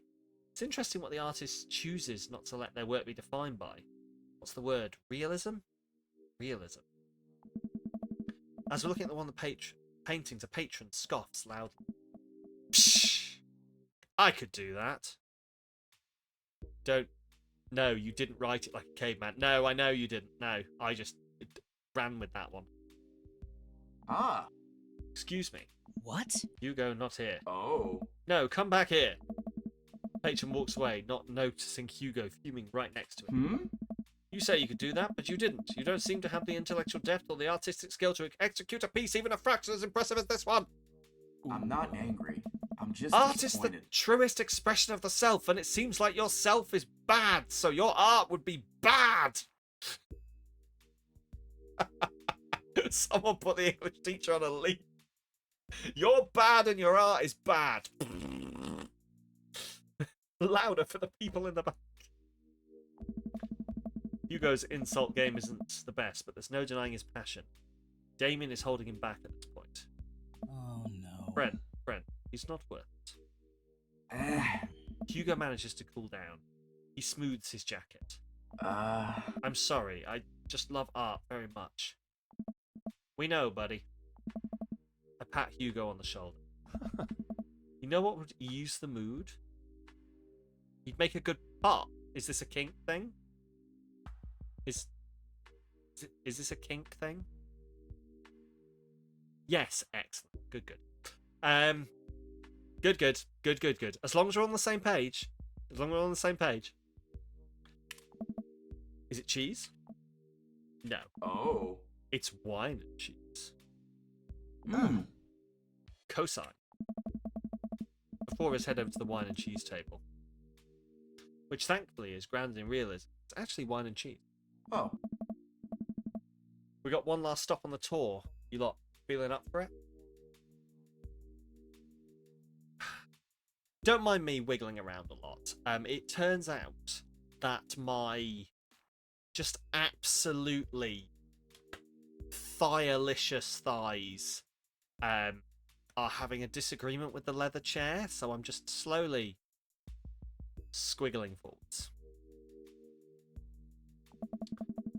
Gonna be any weirder than this art? Hot, yeah. It's just sticking to it a little, so I'm just scooting forwards. It's mainly just that, like, they're still not over the actual hot times we had. So they need a bit of aeration. Oh god, that's good. Oh, hang on. Oh god. Oh, I'm scratching my thighs. I just realised that was. Anyway, Oh. It's absolutely weirder than this art. Oh, you should. It's run by a pup named Amp. Him and his partner, hilarious. Ooh, okay. I mean, I know you weren't talking to me, but interesting. I would be intrigued. Right, let's do it. Damien, Hugo, Joseph and I will walk over to a performance in the street. Several masked performers in leotards undulate wildly on the ground, screaming both at each other and us. Lawrence of Arabia. You just say Lawrence of Arabia. So, quick question. Oh. Shoot. What is happening? I second this question. Ah. Performance art. What does it mean? Uh. Again, pose the very same question to you, Samalytical. But what do you think they're trying to say? Ah. Leave it less about what they're saying. About what why they're saying it. I think there's something special about performance art. With almost every other form of art, music, painting, photography, the artist uses their medium as a conduit for their emotions. Oh. With performance art, the medium is the artist. It's the purest expression of raw human emotion. It's art as catharsis. I don't know. That's beautiful, Damien. What you're saying is, Hmm. if I start making really loud fart noises right now, it's art as long as I like really mean it. Damien fixes him with a hard stare. Yeah. I was going to start making fart noises. Based on the look on your face, that joke isn't going to play well with this crowd. Oh. Wise. Yeah. Oh. We watch the rest of the performance as earnestly as we can and clap politely after the dancers scream their way off stage. Phew. I think I'm all arted out. Agree. We all decide to walk home together. Into the bin, Josie. Hmm? Make our way back to the cul-de-sac. Tiny wine and cheese sloshing around my stomach. I think what I've learned tonight, and not just what I learned about art, which was nice and extremely informative, what I've learned tonight is that when you put a bunch of tiny wine and cheese together, it eventually becomes regular wine and regular cheese, followed by too much wine and too much cheese. Oh. The tiny cheese lulled me into a false sense of security.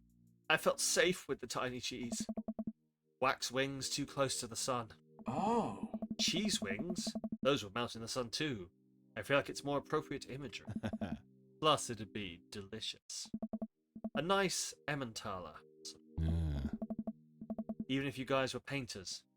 Hey, if you guys were painters, what would you paint? Hmm. I actually dabble in oils. I mostly paint landscapes. It's not very good, but it's a nice way to pass the time. Oh. Looking for a short king. Fits better in the closet with him. Drissy's gaydar is going crazy right now, apparently. I think I would focus on personal portraits of people in unique professions, like, for example, luchadors. Oh. I think I'd paint boats, seascapes, maybe some lighthouses. Mostly boats. Really? Ah. Yeah, I'm surprised you're choosing boats in favour of the long history of religious imagery in artwork. Ooh. What? Boats are cool. About you, Sam? Tasteful nudes of the artist. Oh my god. Okay, right. No one likes. I've got a question for the room. No one likes an unsolicited nude, but if someone painted you an unsolicited nude, would that actually like be slightly more impressive and slightly more, do you know what? I don't hate it. Yes. So, quick dick pic. What are you doing? I have painted myself nude, here you go. Slightly better. Tasteful nudes are the best. You can't see it, and like I'm not even sure the camera will pick it up. I've got a bunch of like art nudes up on the wall in front. I wonder if I can get this to work. They're not like they're sketch nudes, like they're artistic nudes. They're not like properly fully. I'm just going to show it to you. You'll see what I mean. Can you see? It's going to work. Hang on, of me? No, not quite of me. Hang on. This isn't going to work. Okay. Right. I'm going to show you my nudes now. Who wants to see my nudes? Warning, Sam's dick incoming. Not quite. See? I got just a series of like tasteful nudes painted like I quite enjoy them. They're quite nice. I found them in a charity shop and I was like, huh, I like these. So Sam's gonna mess with the camera and never get it back where it belongs. Yeah, pretty much. That's the plan. That's the plan. Right. Oh, well, that's not where it's supposed to be. Hello. It me, Sam. I'm gonna take this chance now to oh, that's oh there. No, I'm too short now. That's wrong. Where the fuck was it? Is that right? You're just going to have to put up with like 2 weeks of me adjusting the camera. And now Sam's proving your point. Psh. Anyway, I'm going to take this opportunity to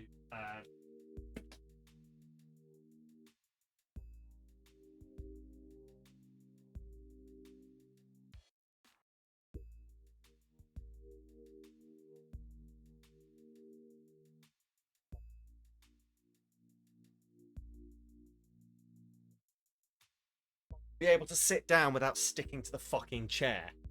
There we go. Ooh, is this slightly moist? No, I think that's just me. I think it's just cold. There we go. That's why you don't touch the camera. But the meme! No, that's entirely fair. You're slightly moist, always. Especially when you're around, Leo. Anyway, to be fair, the food one will be more fun, though. You can do it with a lot of food. Yeah, it's fair. Wait, where's... There we go. Cool. I am actually going to be fucking with this for ages. Sam, no. Sam, yes. Sam, always yes. Right, tasteful new to the artist. Art is a money-making business. I know what sells. We finally get to the cul-de-sac. Alright, boys. Good art. Good art. Badger's redeemed a quote store. Agreed. Oh. See you guys around. Whether you want to or not. We're all neighbours after all. I head inside to deal with my inevitable cheese over. Oh, I'd like to cheese all over some of them. Right. Can't believe we've got that recorded now as canon. Quote canon. Right. I'm going to plug those in while I do this. Not if I light your house on fire, Joseph. Yes, right. A story for Badger. Made entirely of Samalytical quotes.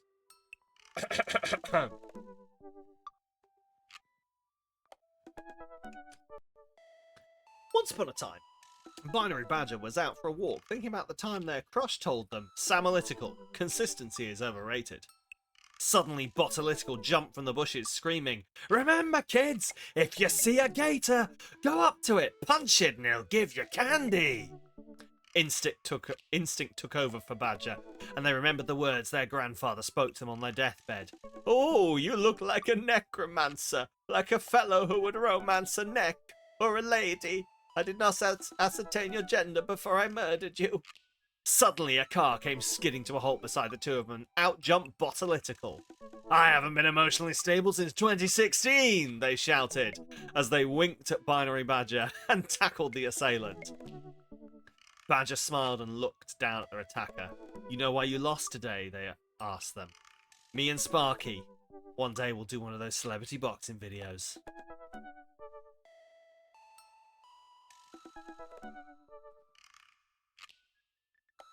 That went whole places.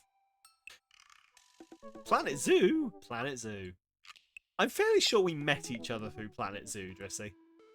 I'm fairly sure that's where you came from. Or you came in, like... I don't remember. Genuinely, I can remember where most people came from. I don't came from, Drissy. We were just friends. You think there's a glitch in that story somewhere? You don't remember this? Oh, that's fair, yeah. That's fair, yeah. Oh. Yeah, I don't know why the bot, the story thing does keep doing that, especially specifically with that story.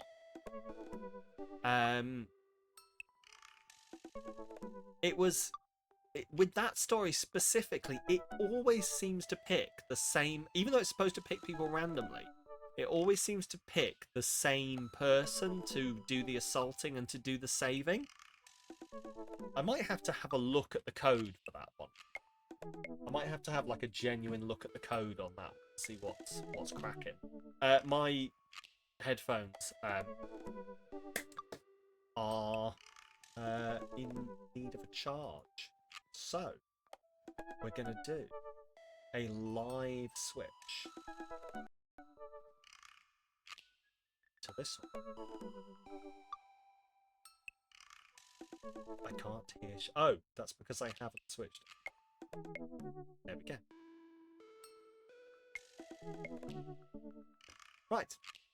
Was it Drissy? Drissy used to love giving. I used to enjoy Drissy's tours of her zoos on stream. But my favourite thing about going to a Drissy stream used to be I got a hug every time. I miss my Drissy hugs. Every time I raided, just got squished to fuck. It was great. Love you, Drissy. You're great. Right, who should we go on a date with? So, Brian, we've got 1 heart on. Oh, no. Did we get any heart? No, we didn't go on a... Did we get any hearts with these people? No. A squish. A squish. Yeah, we didn't get any hearts with these people. You still have the owl? Aww. Squish them and think of me. In a non-weird way. Right, who else do we go on a date with? Like, I genuinely don't know how many people... we actually get to go on dates with. So let's goth date. Gonna message goth daddy. Or gaddy, as we call it. Damien seems really interesting. A little odd, but interesting. I think I should hang out with him to get to know him a little better.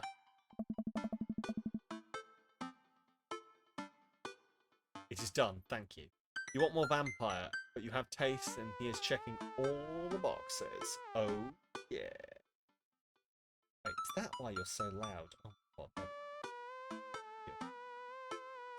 Wait, does that control it for everyone?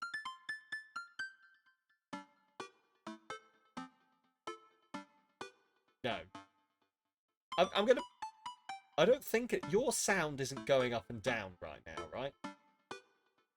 This just works for me.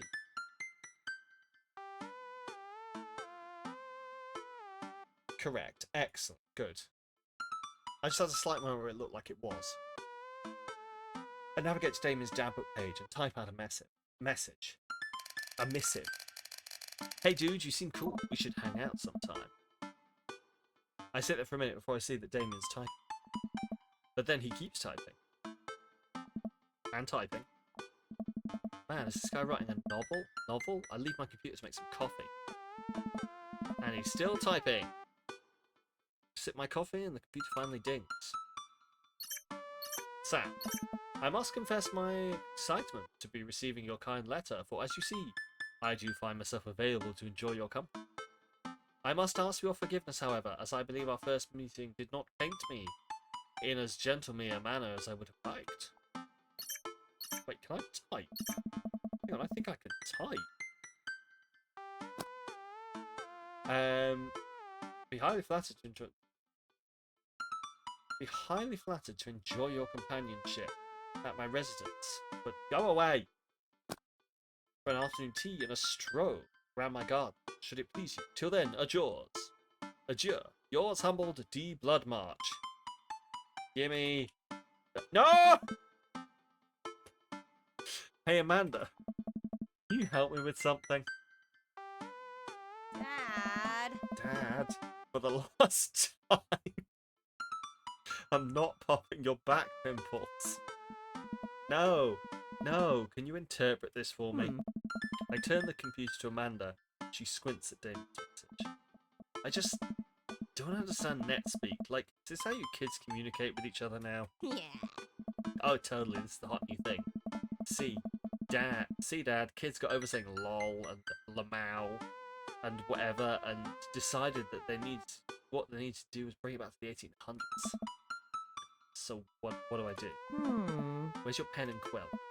What? Did you forget to unpack the pen and quill, Dad? How will you address the nobleman in regards to your upcoming debutante ball? Okay, now I know you're messing. Father, without a proper chaperone, you'll never end up with a suitor worthy of our land. Or our dowry.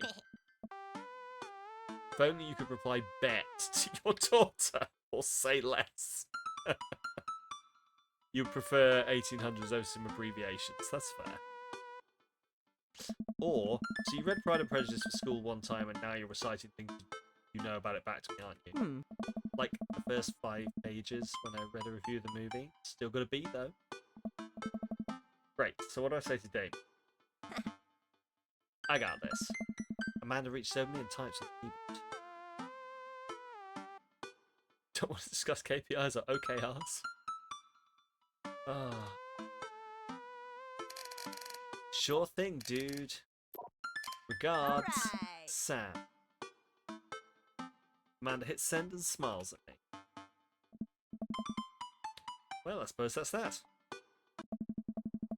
I take a short walk over to Damien's house. Well, I guess you really can't call it a house. More of a manor. Estate?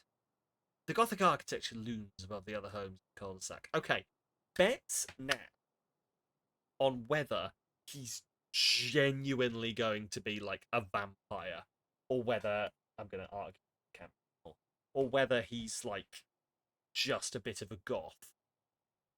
To have nightmares of the Tumblr post where someone got told their grandparents died by a text and their mum signed it lol because she thought it meant lots of love. Yes. Just fancy, surely. Yeah, that's what I'm thinking. Yeah, boomers and ellipses. Yeah. Or the thumbs up emote. That apparently, God, that's not good. Like, I sort of know it's like... But yeah, they don't. You can't reply you've seen this game played. That's fair. Most people have, to be fair. Make the short walk over... Yeah, we've done that. I walk past a couple of gargoyles guarding the front door and look around for a doorbell. Doesn't seem to... At work, thumbs up. Oh yeah, 100% non-sarcastic at work. I'll like, yep, that's cool. That's cool. But like, to other people when it's sent in messages, it does come across as... So, yeah, it's hard. Just acknowledging a message. Yeah, I absolutely will. Yeah, I'll chuck it at people to acknowledge messages. People send it at me to acknowledge messages. Yeah, it's great. I just, like... I mean, I use it that way as well, but apparently it's sarcastic. So I've sort of weirdly internalized that it's sarcastic outside of the work environment. And I just use the good old... Pull the large ornately carved bat's head knocker down. Back and a hollow sound echoes through the house as I strike it against the door. Look, okay, the sign got co-opted by white supremacists who use a thumbs up non-sarcastically. That's fair. The okay sign, yeah, it did. It kind of did, didn't it? Annoying, but... I wait several moments before the door slowly creaks open. It's a little creepy, but I enter the home, take a few steps into the foyer. Noting the oil portraits of who I assume are dead relatives hanging. I mean, one of those is clearly a dog. Jesus Christ, look at those bones! Oh, I love those bones! As I'm admiring them, the front door slams shut behind me. Hello? Silence. An oil lamp in the corner flickers dimly, casting ominous shadows against the wall. Why do I feel like all the people in these paintings are staring straight at me? Why is it so cold in here? Where's Damien? You remember that, then you realise you couldn't remember the last time you ever used the OK sign. Yeah, like, I can't either, to be honest.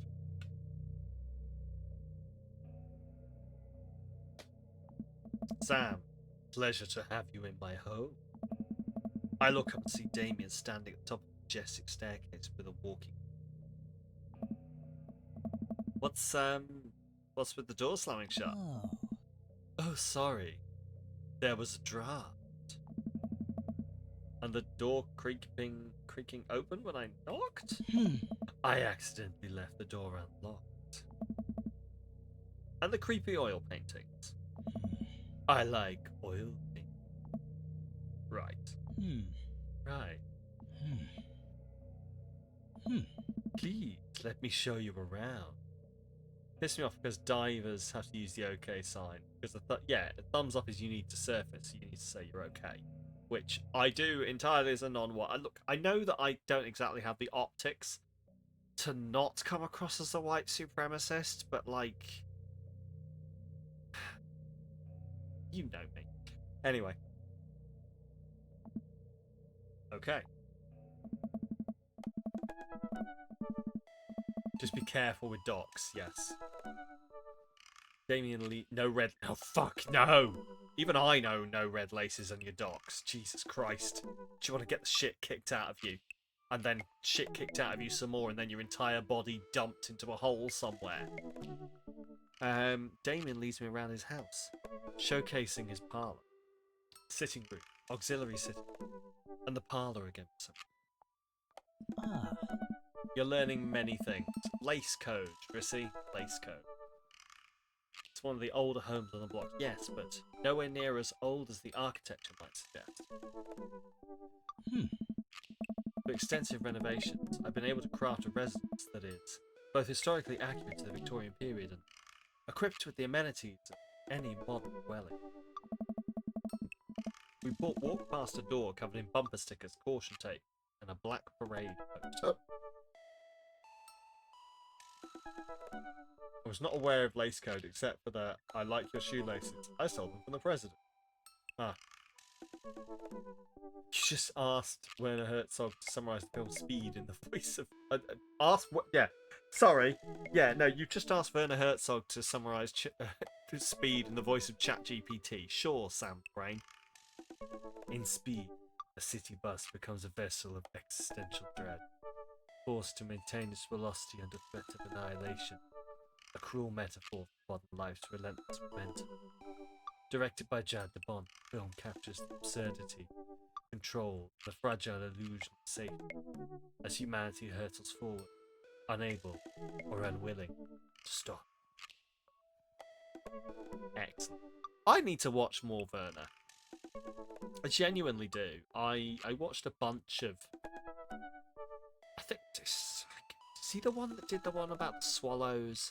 Fucking loved that one. I can't remember if he's the Amazon Swallows one. But, like, I watched so many. I'm going to look this up.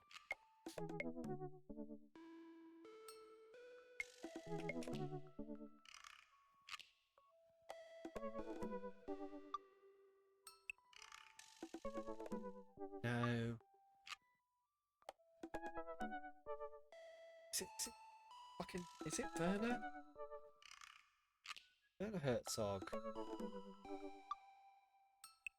Swallows. Maybe it isn't. Fuck. Anyway, it doesn't matter. I'll work that out later. This is unimportant to the stream right now. We walked past the door covered, yes, the Black Parade poster. Did they listen to My Chemical Romance in the Victorian era? That's my son's room.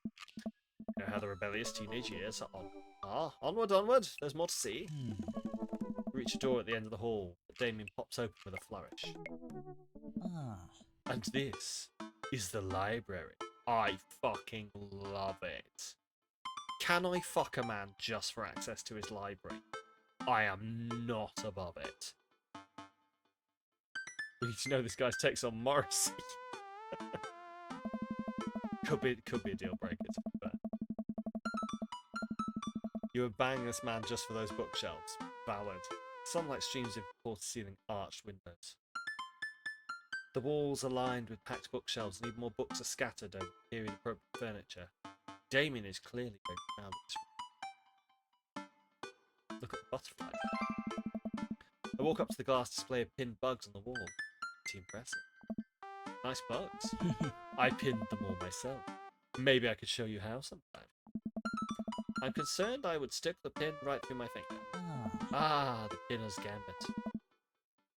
That thing? No.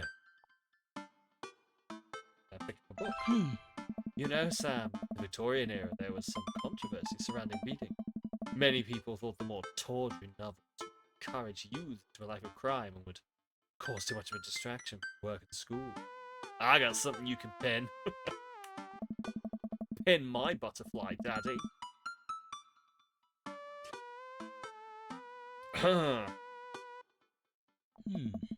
Naruto struggled against the chains that Sasuke had bound him with. Shirtless and out of breath, he looked up at Sasuke. Sasuke smirked, unbuttoning his ninja pants.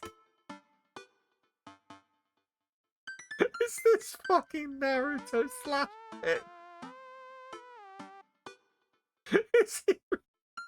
So, This man has printed off the entirety of AO3. Ah! Okay, I think that's enough. Damien snaps the book shut and puts it back on the shelf. Again, smash. Nanny. That's a rare book from my private collection. Look out the window. I walked to the window and greeted by a beautiful view of Damien's backyard. Showcased a beautiful view of the rest of the cul-de-sac. Hey, I can see Craig on his lawn. He's doing push-ups with his daughters on his back. Damn. He sees me and waves happily, doing push-ups with one hand now. Damn. Did you know the Victorians spent at least 20 hours a week gazing longingly out of full-length windows? Wait, really? Oh. No, but Victorians did appreciate telling a good joke. Please, will you join me for tea? Did say those words. I did say those words, oh god. They're going to sit there forever now. I followed Damien to his sitting room, where finger foods have already been set upon a beautiful tiered silver tray. I take a seat on one of the high-backed chairs as Damien pours and serves me some tea. Can't believe we're having high tea. I never thought I'd get to do this. You've often said that your AO3 history is between you and Satan. Not even God can know it. It takes balls to print and bind it. That's fair. Damien smiles to himself. What?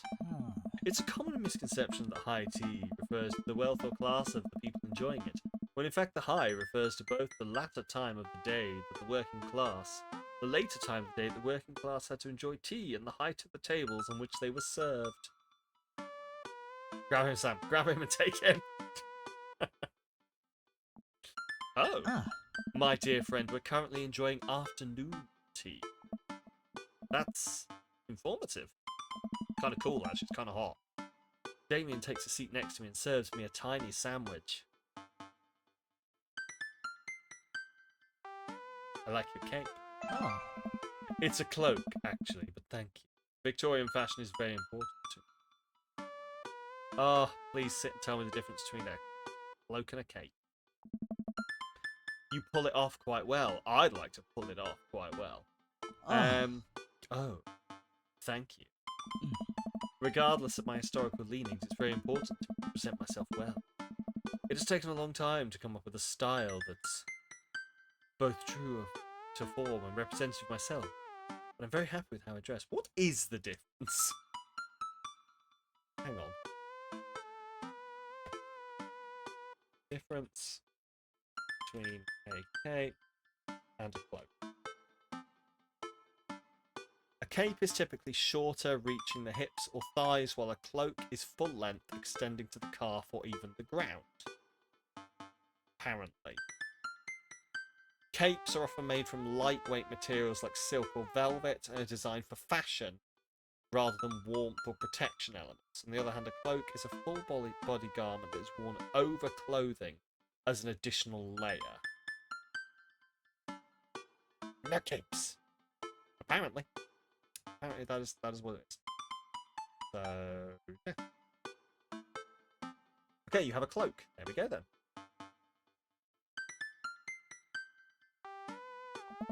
I do get some strange looks, yes, but it's something that brings me a great deal of joy. So I don't mind. Cloak was coat before coat. There we go. That'll be it. To be able to wake up in the morning, pick from my closet a variety of cloaks, waistcoats, top hats, and even binders that are period appropriate feels amazing. You wear top hats? You don't? What got you so interested in goth stuff? Well, when I was a young boy, my father... Did he take you to the city?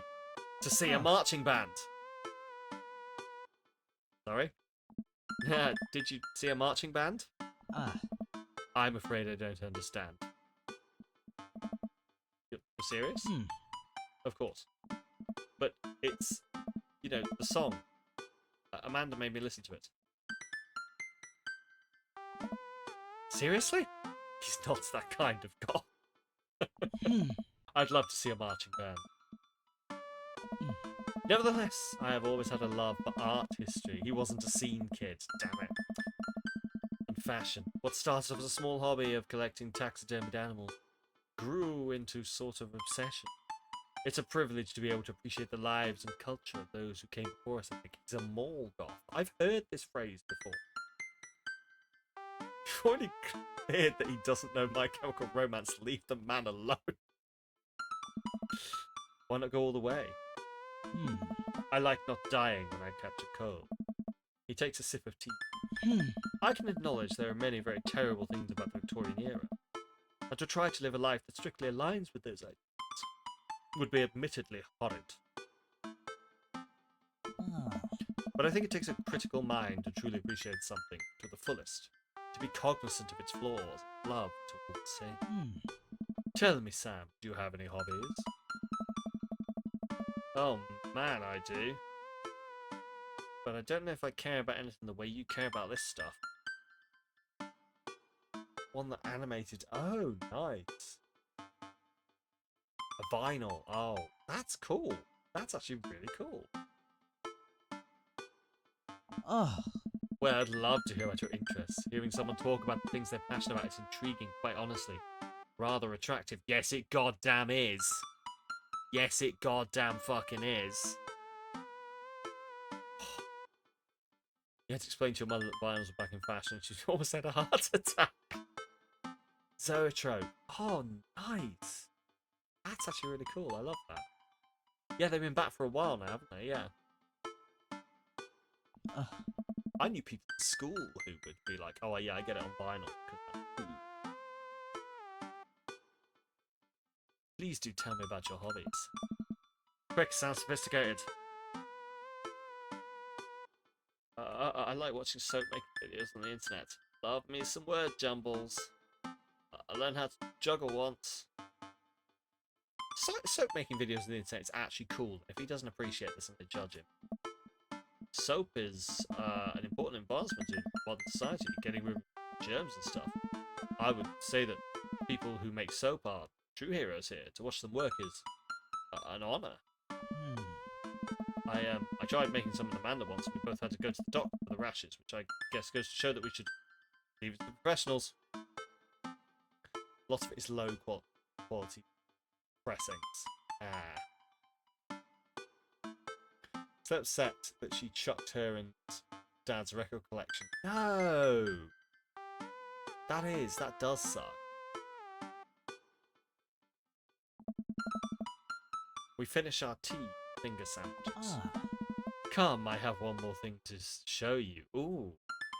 Am I going to finger your sandwich? That was a really strange one there. I'm sorry about that. Damien takes you around the back of his home, where a variety of flowers flourish in beautiful landscaped rows. A small stone path weaves through it, and butterflies flit lazily. Yeah. Unless Dad snuck the box back in and is hiding it somewhere. Got your parents 2 copies of Quadrophenia, both the original album and the soundtrack. Nice! Hmm. My garden. It's beautiful. Ah. Thank you. Oh. Victorians took flowers and floral arrangements very seriously. Uh-huh. You see, it was considered uncouth to discuss personal and romantic relationships in public. So, lovers and friends alike would use bouquets to send secret messages to each other. Each flower and plant is symbolic of different feelings. Huh. Even more interesting is that one flower could mean different things depending on the other plants it was paired with. One had to be extremely careful. Time to break out language of flowers. Oh yes. As even the style in which the ribbon was tied around the bouquet affected the message. Hmm. Damien leans down and plucks a gorgeous bright orange flower off the vine. Oh. Lilium bulbiferum, the orange lily. What do you think this one means? My loins are ablaze. Thou art the tightest. 3 cheers for sweet revenge. Huh.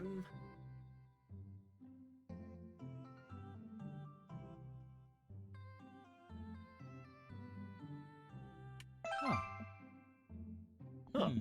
The orange lily is actually symbolic of pure hatred. Well, Hmm. and that's precisely why floral arrangement is so challenging. What's your favourite type of flower? Snapdragons, honeysuckle. No, honeysuckle are the shitty small flowers, aren't they?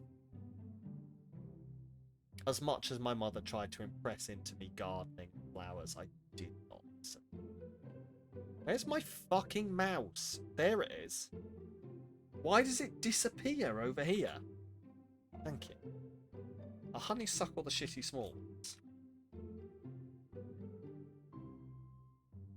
Oh, they're different ones to the ones I was thinking of, but they're still a bit naff. Anyway. There's a fun phrase you could pretend are legitimate quotes. Please don't. I do love snapdragons. Snapdragons, I love snapdragons. We used to have snapdragons in the garden. I love them. Do you know that at one point, having woven grasses in a bouquet meant that you were submissive to the person you're giving it to? When paired with the correct flowers, this can include in the bedroom. I love snapdragons. You want to know what the shitty little flowers are now? Okay, oh, the ones I was thinking of. Yeah, I'll have to see if I can find them. Tulips are your fave flowers, though. Tulips are pretty damn good. Tulips are pretty fun. Because they're cute. I love lilies. Because they're cute. Unfortunately, lilies will fucking murder my cats. So, no lilies for me. Because they're cute, and you can do that thing where you squeeze them so it looks like they're talking. It's a lovely choice. I'll have to remember that when I put together a bouquet. He would poppies and razor blade for a good time. Oh yes, you can have a good time with some poppies. Put together a bouquet for me. Nobody's ever given me a bouquet. I followed Damien down the footpath and admire more of his beautiful flowers. Suddenly, a phone rings. Oh, Sam, will you excuse me? I must take this. He pulls a cell phone out of his pocket. I'm a little surprised it's not a rotary phone. How would he fit a rotary phone in his pocket? Moron. Oh. Go for it. Damien smiles and walks back to the house. I take a deep breath and enjoy the heavily perfumed air. What a lovely yard.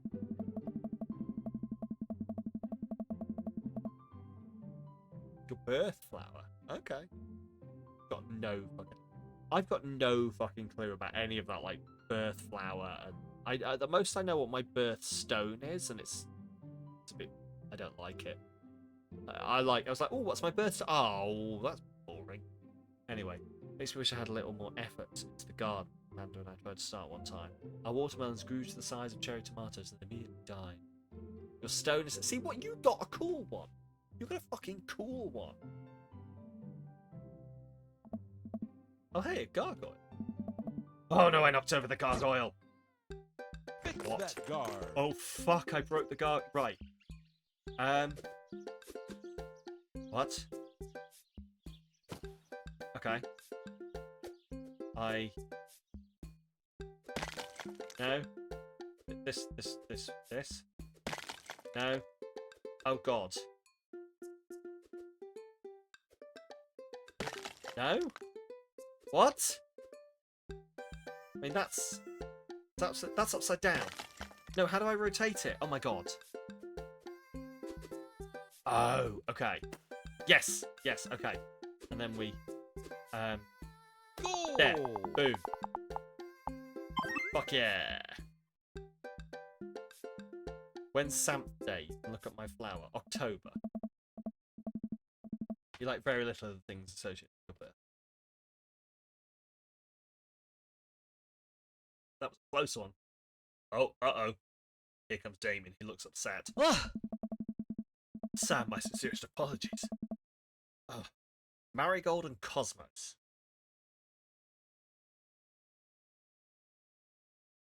Why is everything wank about October? Why can't I have some cool flowers? Why can't I have a cool birthstone?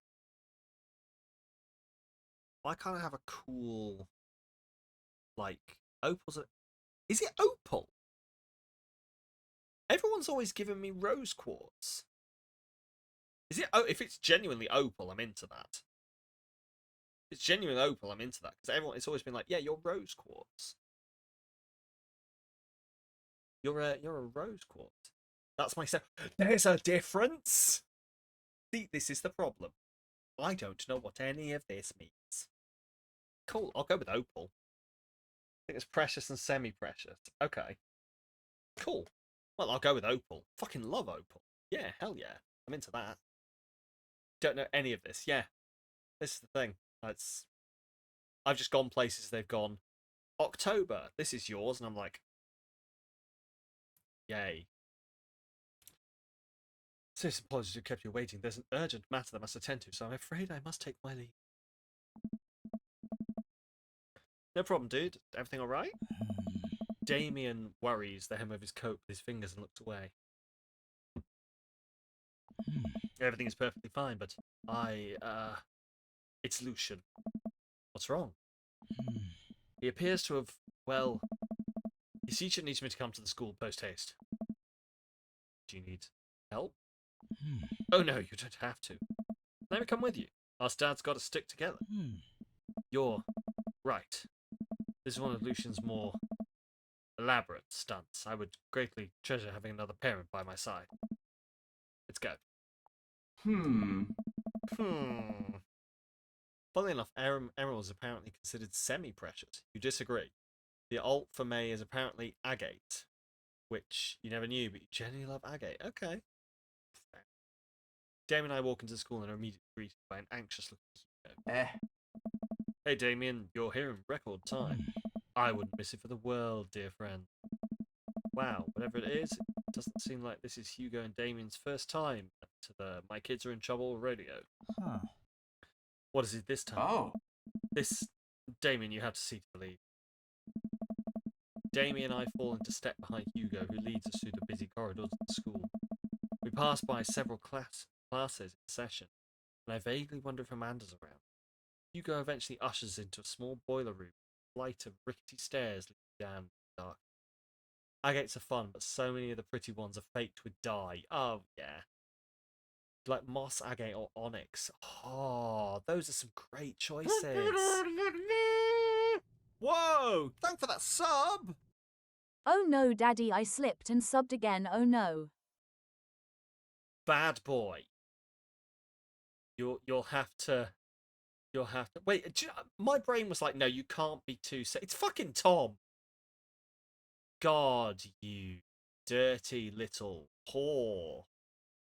You get down on your knees and you beg for forgiveness. You slutty bitch. Yeah. Yeah, that works.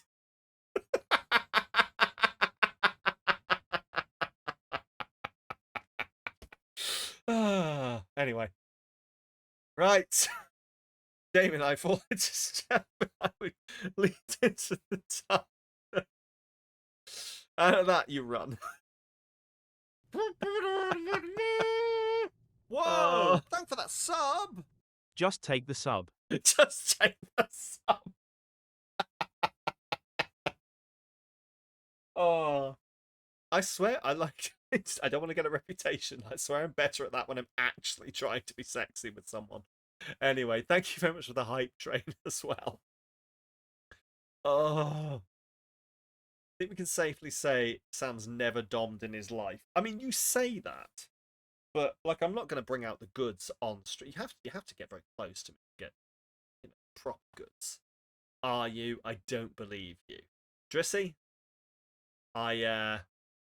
See, the problem is I won't be able to do it seriously at you. Even if I tried, I won't be able to do it seriously. A lot of a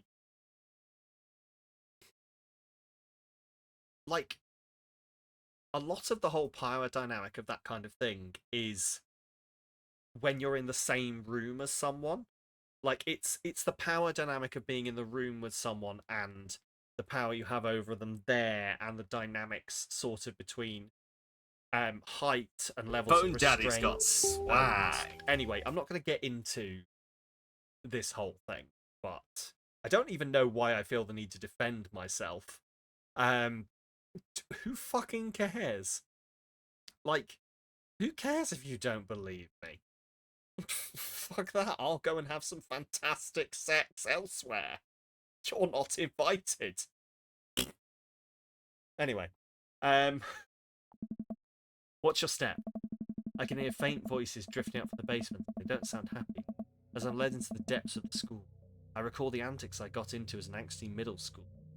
At least I had enough sense to stay out of the creepy basements. Sam, the most personified safe from date everything's better at doming than that line was. There is someone you could ask, but you won't. Yeah, you won't. It's scared. What's wrong, pretty boy? Scared you might discover something about your friend? Something, I don't know. You never know. You knew very well you're not. I do know very well you're not. Find another teacher in a boiler room tucked away in the back of the basement. With him are Lucian and Ernest, Hugo's son. Lucian has a bloody nose. Thanks for coming. Can't make head or tails of this. I look around the scene of the crime and see a bunch of bricks and some masonry tools scattered around. What happened here? Ernest punched me. Lucian tried to kill me. What? The room falls silent. I was not trying to kill you, dumbass. I was trying to build a brick wall around you to see what would happen. Oh, were you fucking Count of Monte Cristoing this child? You promised me there's wine down. You are Count of Monte Cristo. Okay, fine. You promised me there was wine. You tricked me. Jesus fucking Christ. Okay. Whoa. Wait a second. Oh, Cask of Amontillado. That's it. What's Count of Monte Cristo then? Yeah, it's Cask of Amontillado.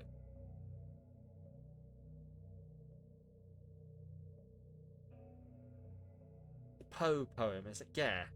What's Count of Monte Cristo then? I knew what I meant. Huh. Revenge on those that wronged you. Okay. Cask of Amontillado. So, there's, just to be clear, there's no putting people inside a wall in Count of Monte Cristo. That is Cask of Amontillado. I knew what I meant. Whack. Whack.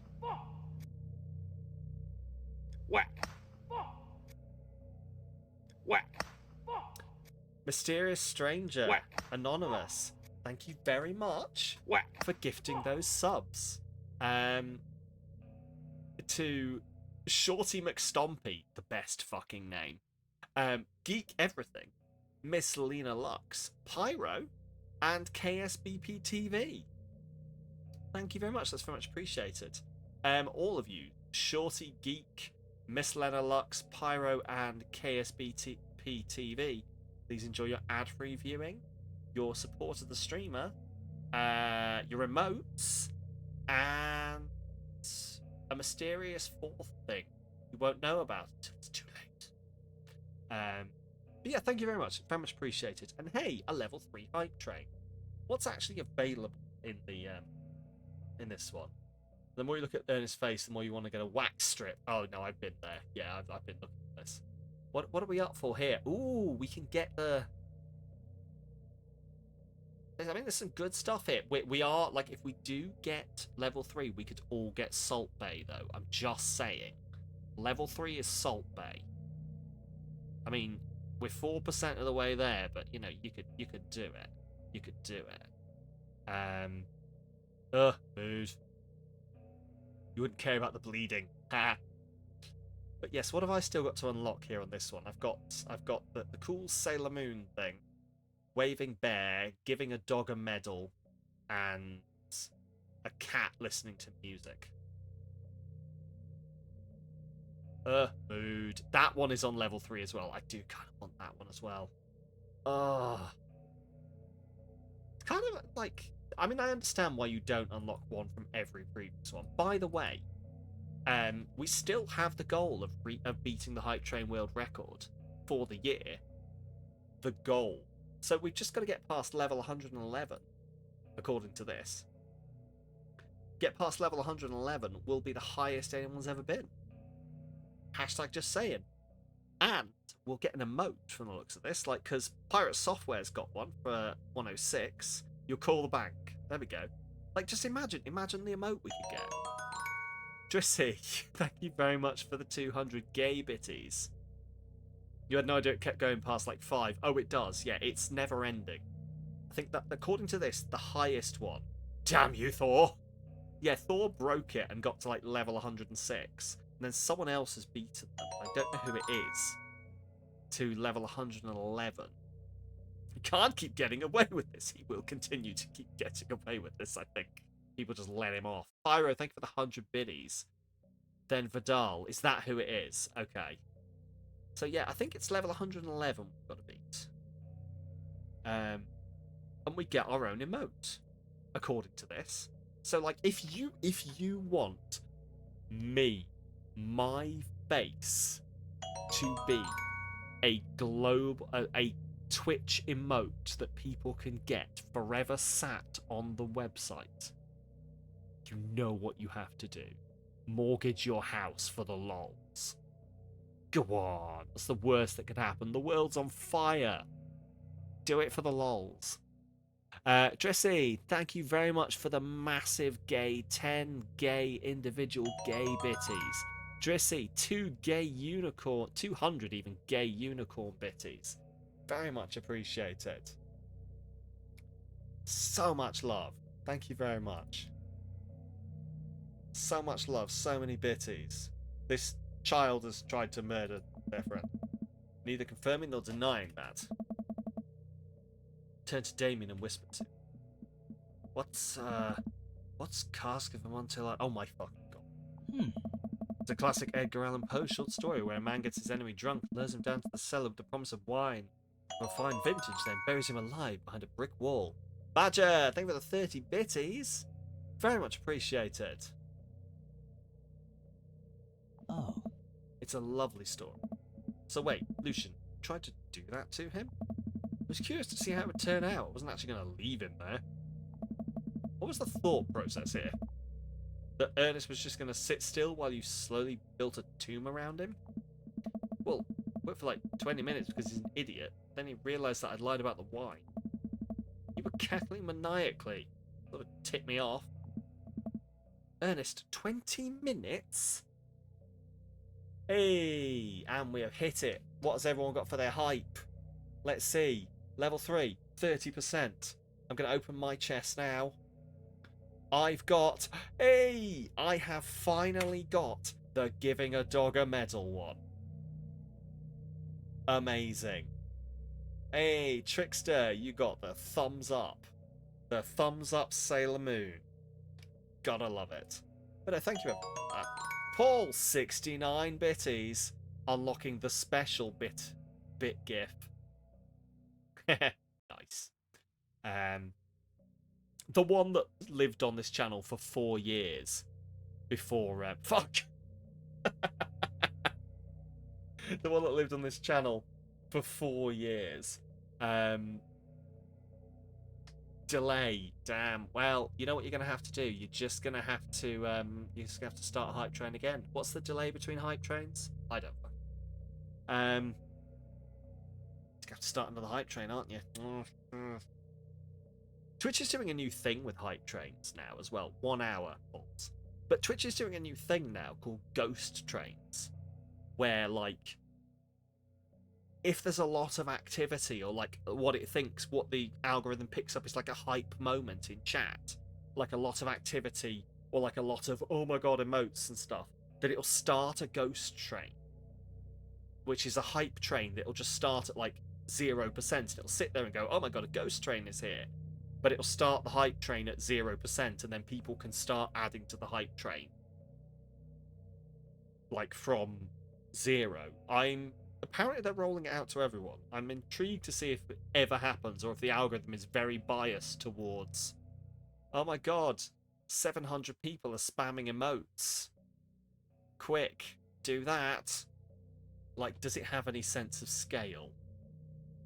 Anyway. Ernest, 20 minutes? Dad. What? Took you 20 minutes, son. Son, we did an entire 2-week unit on the Cask of Amontillado, And it took you 20 minutes to realise Lucian was leading you to an elaborate ruse. Did you even read the story? Read the first 5 pages and then read a review of the movie. Sweet It's manchego. only 5 pages long and there is no movie. Yeah, you're right. I paid Lucian to read it for me. Actually, he didn't even pay me, so when you think about it, this was me teaching him a lesson. Damien and Hugo both have their heads in their hands. You guys are always telling me to engage with the literature, and I did. See the problem here? Alright, I'm filing this under. What the hell? Don't do whatever that was again. To a boat suspended from. Ernest and Lucian high five.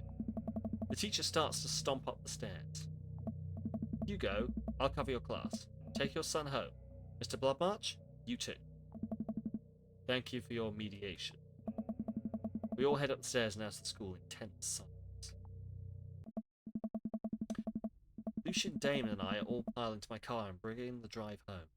Lucian immediately puts his hood up and stares out the window angry. Not going to therapy again. I know, son. It's entirely up to you whether or not you want to go. But I care about you. I can see that you're struggling. If you do decide that you would like to speak to a professional about your feelings, we can do that too. Maybe you could spend this next week looking for a summer job. I know how much you want your own car. I can't believe Damien's keeping his cool. I'm impressed. Fine. Thanks for not freaking out too hard. I love you, son. Lucian continues staring out the window. He is a good vamp dad. He's not like completely flipping out. He's like, listen, son, this is weird. Do you want some therapy? I will pay for therapy. Betty smokes cloves. Love you too, Dad. Spend the rest of this drive in relative silence. The moment we pull into the driveway, Lucian hops out of the car, slams the door and runs inside. Oh. I didn't expect to have that conversation in front of you. He and I have a lot we need to work out. It's alright, and all things considered, Lucian's bricklaying was pretty good, so there's your silver lining. It was an intelligent practice. There is that, yes. This kind of thing happen a lot? Once in a blue moon, yes, he rather enjoys pranking his classmates and teachers. Me. Wow, I don't know if I could handle that, honestly. Don't fret. I've learned to be patient with him. See you around soon? It would be my honour and my pleasure. Damien bows with a flourish. Classy. I come home to find Amanda curled up on the couch with a blanket, watching TV. I plop down next to her. Yo! What you watching? Tiny House Hunting Brothers Extreme Edition? Oh, I hate this show. The couple on the screen bickers back and forth while standing in an extremely small house made out of recycled bottles. The Tiny House Hunting Brothers watch them with bemused expressions, both of their heads touching the low ceiling. Told you I wanted a 2-bed. 2-bath, shabby chic cottage. This house doesn't even have a bathroom. But honey, the outhouse is only 20 yards away. It's not that bad. I'm not pooping outside, Greg. Why don't they just get a regular-sized house? I don't know. How'd afternoon tea go? It got strange. We had to go to the school to pick up Lucian since he tried to... he lured Ernest down to the cellar with the promise of buying vintage and then tried to brick him into the wall, right? How did you know that? Has everyone read this story except for me? Lucian livestreamed the entire thing. This entire day is beyond me. But otherwise, it's a fun day. That Damien guy's a character, but he's really good company and surprisingly diplomatic dad. I dig his style. You know what? Me too. Me too. Cool. Date complete. Energy saving. Medium. Gun safety?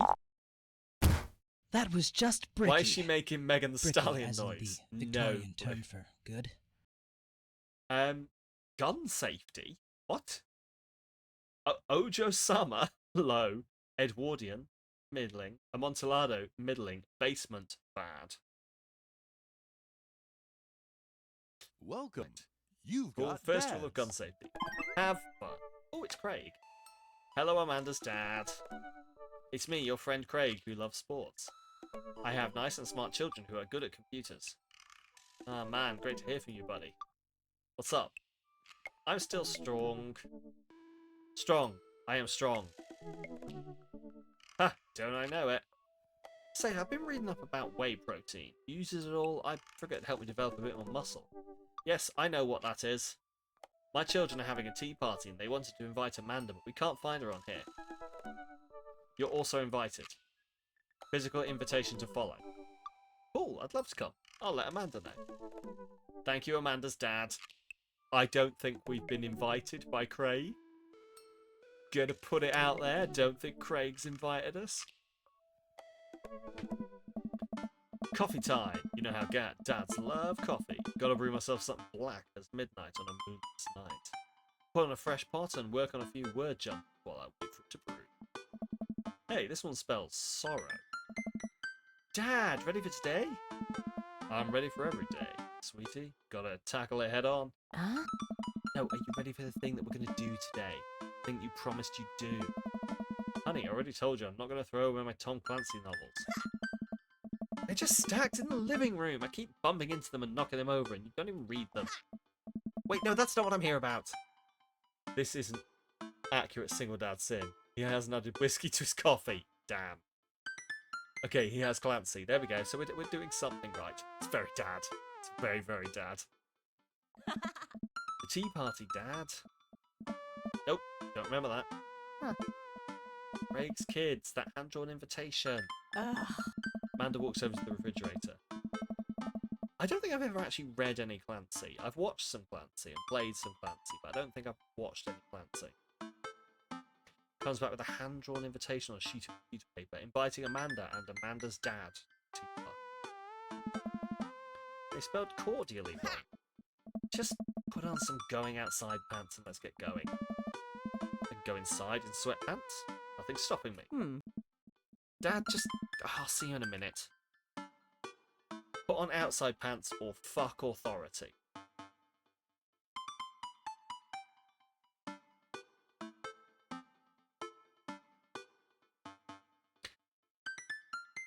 I'm going to put on outside pants, but only for my daughter.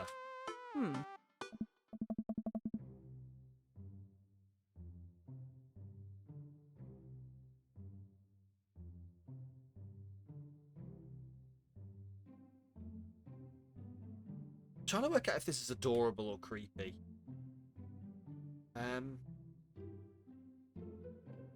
Yeah, I'm still on the fence. Probably should not have read them as young as you did. 11 or 12 might be too early to hear about torturing someone with a hyperbaric but you got to learn about it at some point, I guess. Standard twin stuff. Yeah, is it adorable or creepy? Thank you for coming to our tea party. Do my best bow and present to my daughter, who thanks them with a curtsy. Wait to see if they speak in unison. That's fair. This way, please. Briar and Hazel leads to a small Briar and Hazel. Okay. At least they speak individually. Both, always both. Craig has helped make some gorgeous kids. To be fair, they are adorable. Some are occupied by stuffed animals, and Matt and his daughter, Carmen Sita, are both there too. Matt raises a comically small plastic teacup now. Hey, dude. How's the tea? Hey, The imaginary tea is absolutely wonderful. Precious baby is so adorable, even though it looks like it shit itself all the time. I taste a hint of lemongrass.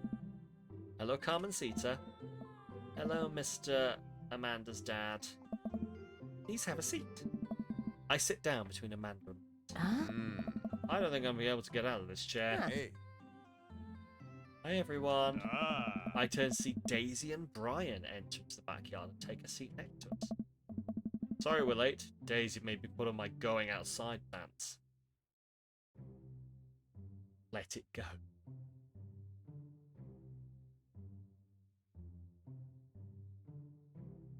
Let it go. Sane, Amanda insisted. Oh. Whether at home with friends or at high-pressure social functions, you can't beat the comfort of sweatpants. Your church youth group friends used to call a random mum Jen's mum or Mrs. Jen, which is really odd, seeing as your name's Elle. Amen. Thank you for taking time out of your busy schedules for some high tea. You say you can call me, insert first name, and then just looked at they just looked at her blankly. Huh?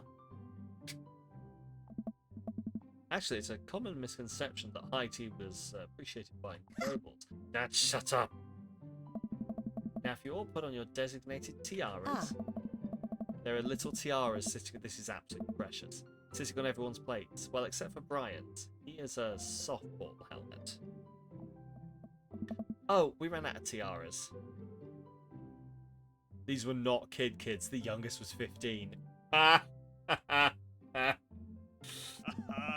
don't think this is going to fit me, but I appreciate the thought. Dad, your royalty is accurate. Brian tries to balance the ill-fitting softball helmet on top of his head, but it immediately tumbles off into the bushes. Oh, I'll get that later. Hey everybody! Craig comes out with a teapot and a tray of sandwich cookies. Dad, is the tea ready? Yeah, it's been steeping for a while now. Awesome. Would you girls like to serve your guests tea? No, thank you. We'd much appreciate our servants' help. Craig leans over. Nice. That's me. Craig places teacups in front of all of us, and a single sandwich cookie to each of our plates. He pours some tea into my cup. Awfully fluorescent for tea. I clink my teacup with Matt and take a sip. Hey, Good lemonade. It's tea. hey. Right, very good tea. I lean over to Amanda, who's happily enjoying her tea. So, what do we do at tea parties? We enjoy the splendours of upper-class society, Father. She takes a dainty bite out of her sandwich cookie. Marvellous. So the meeting of princesses has been called to order. Hear, hear. But I'm a warrior princess. I hunt and stuff. And I have like a really cool sword. Why is everyone who lives in this cul-de-sac pretty much exclusively have daughters? Apart from the like 3 boys, it's all girls. Can I be a space princess? I'll allow it. And I'll be a rock star princess. I'm also a space princess. Can there be more than one? Space is pretty big, don't you think? I changed my mind. I want to be a space princess too. Dad, what are you? Do I get to be a princess? Duh. Well, I guess that makes me History Channel princess, Hacker princess, or Rude Boy princess. I am not going to be a Rude Boy princess. I kind of want to be the History Channel princess. Had friends' parents that would smack us if you called them by their first name. Oh lord. The others are embarrassing. Yeah, that's fair actually, yeah. You raise a good point. I'm ruler of all I survey. What I survey is 10-hour marathon of cupcake storage wars. I don't think I've seen that one. Squad of professional bakers bid on an empty storage unit and then have to bake 1,000 cupcakes using only the ingredients in the storage unit. That sounds terrible. Oh, it is. Think I'll be landscaper and general contracting princess. Hey. Barista princess reporting for duty. Hey. Hey everybody, CrossFit princess here. Of course.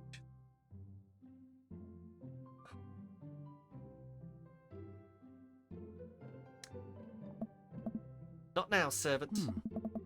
Went for the princess uprising. It would be you serving me. We sip tea for a little longer, and then the girls run off to fight dinosaurs, space rock star, warrior princesses. I think. They grow up so fast. It's like yesterday that I was helping Amanda throw her own tea parties. Did she make you a servant too? Oh, you betcha. Carmencita made me actually brew tea for hers. Pitfalls of owning a coffee shop. Pitfall? Your custom blends are amazing. Hey. Ah, thanks. Really nice the girls are getting along. Yeah, I'm really glad we moved to the community. We are too. Amanda's been kind of a role model to them, you know? I didn't realise. I don't even know if Amanda does either, but I guess they're right. All of the girls in the neighbourhood look up to her. She seems to go out of her way to play with them. Can I just say, this was the best fucking purchase in all of TwitchCon. Because it genuinely holds temperature so well. I've been here for 3 hours. This water is still ice fucking cold. Fuck. This is the best thing ever. Also, Twitch. I can just walk around and just be really obnoxious. Yeah, I'm a Twitch affiliate. Bro. Just like that. With my sunglasses that are over there. But more on this. Check my YouTube shorts and TikToks. Anyway. Well, actually, at the moment, my YouTube shorts and TikToks are blowing up because I made a joke about having to remain depressed because I could dye my hair. A lot of people are like, you should dye your beard. Or the one weird person who, I said this in my Discord, hashtag, thank you very much. The one, hashtag join the Discord. It is a good short. I enjoy that short. The Twitcher Pro one. Also the other one that I made on TikTok. The one that I'm talking about, which, like, someone genuinely commented, "No, don't go bald. You're so funny." And I just sort of went,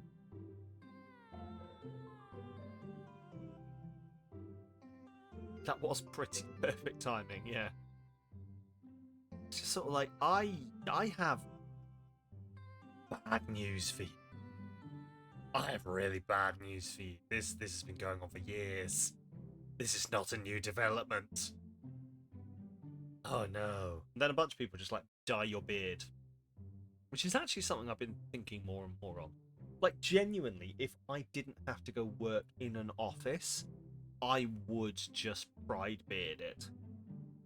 Just for the lols. If I ever go full-time streamer, I will grow this thing out and I will just dye it stupid colours. That's a guarantee. If I ever go full-time, we're just gonna fuck with the beard. You'll turn on the stream and you'll go, what the fuck has Sam done now? Viking beard braids, yes. Absolutely. I'm so proud of her. Better not proud dad cry at this tea party, Sam. Oh, absolutely. Beard trinkets. Just do the whole thing. Yeah. Absolutely. It's either if I go full-time or if I can finally work out a job where I'm allowed to work from home all the time. I like, genuinely, that is, like, obviously my goal, like, my goal is that I would love to do this full-time. Glitterbeard, absolutely. Like, I would love to do the streaming full-time, or content creation full-time, that's fantastic. But, like, the more realistic goal is I would love to find a job where I just do get to work from home. Like, whenever I want.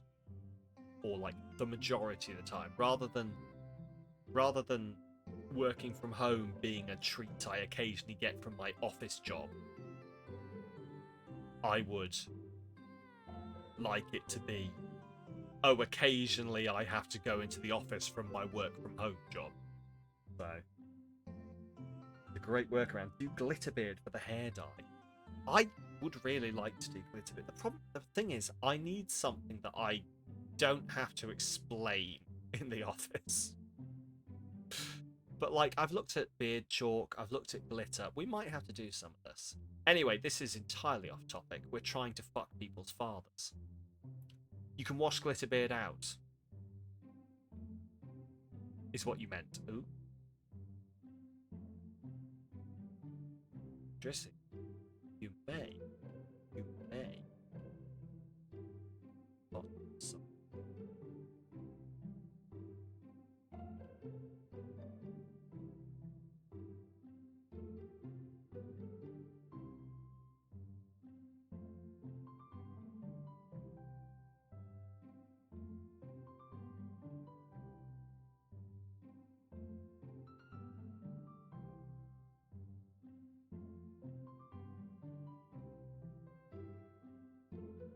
Your job might have you work from home, flying to Texas once a month. What?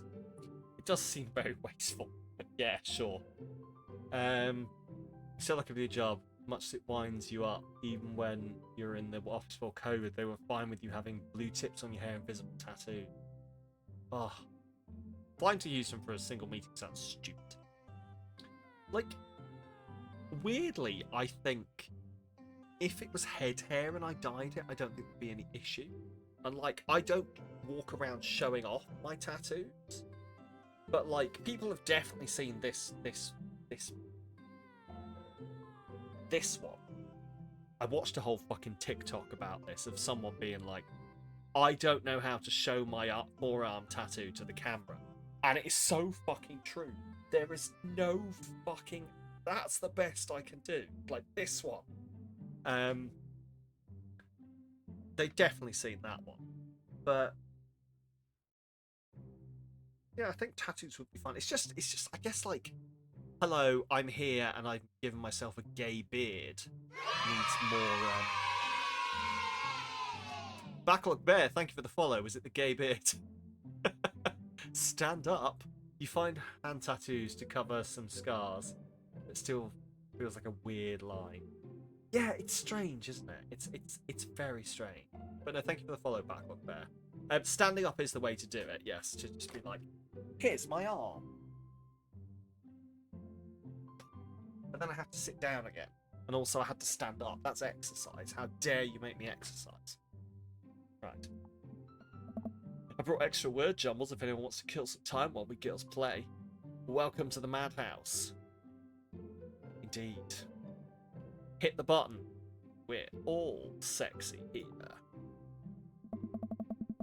What does that mean? Why do you just... Sam, dude.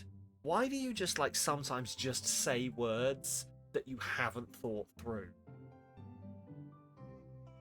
Why do you sometimes just, like, say words that have nothing but... There's no thought behind them. They're just a jumble of words that your brain put together. Jesus Christ.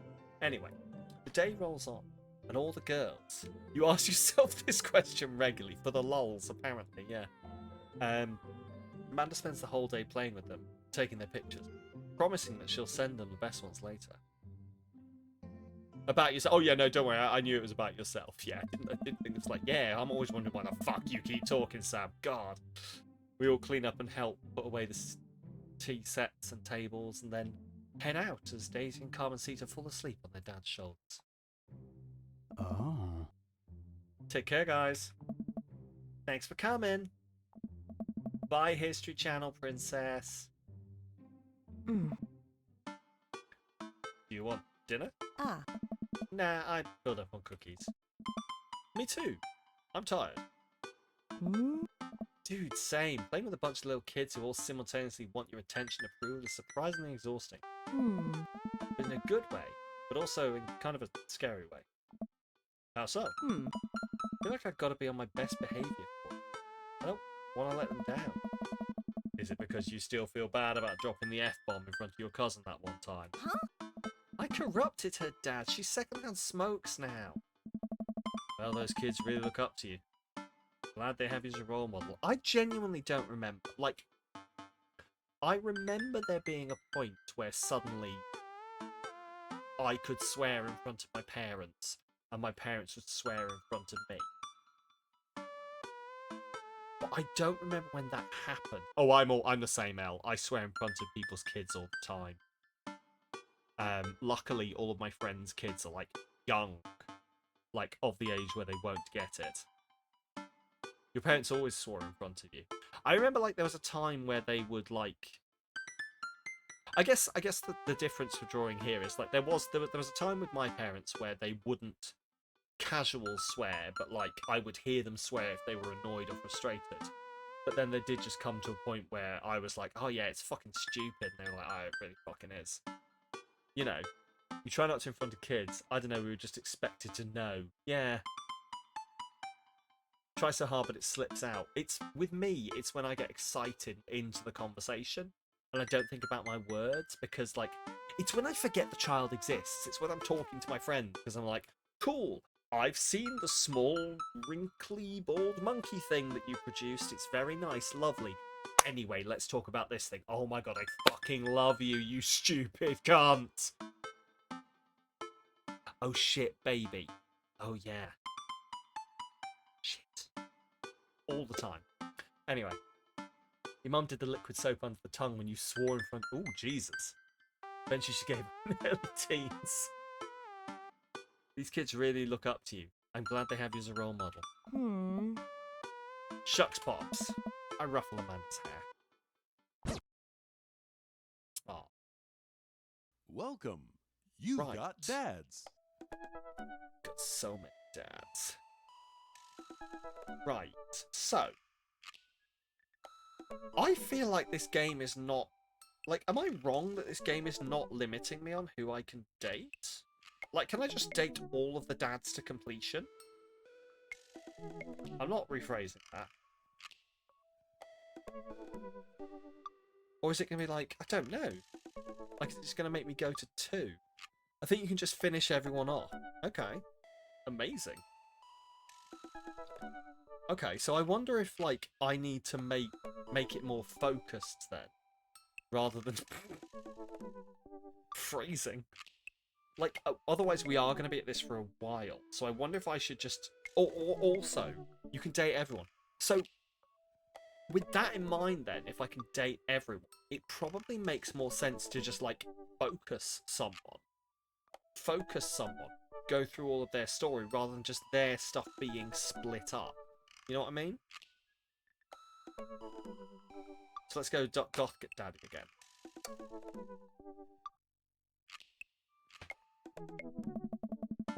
Had a lot of fun hanging out with Damien the other day. Wonder what he's up to. Decide who Bay is and go ham. It's gotta be Goth Daddy, right?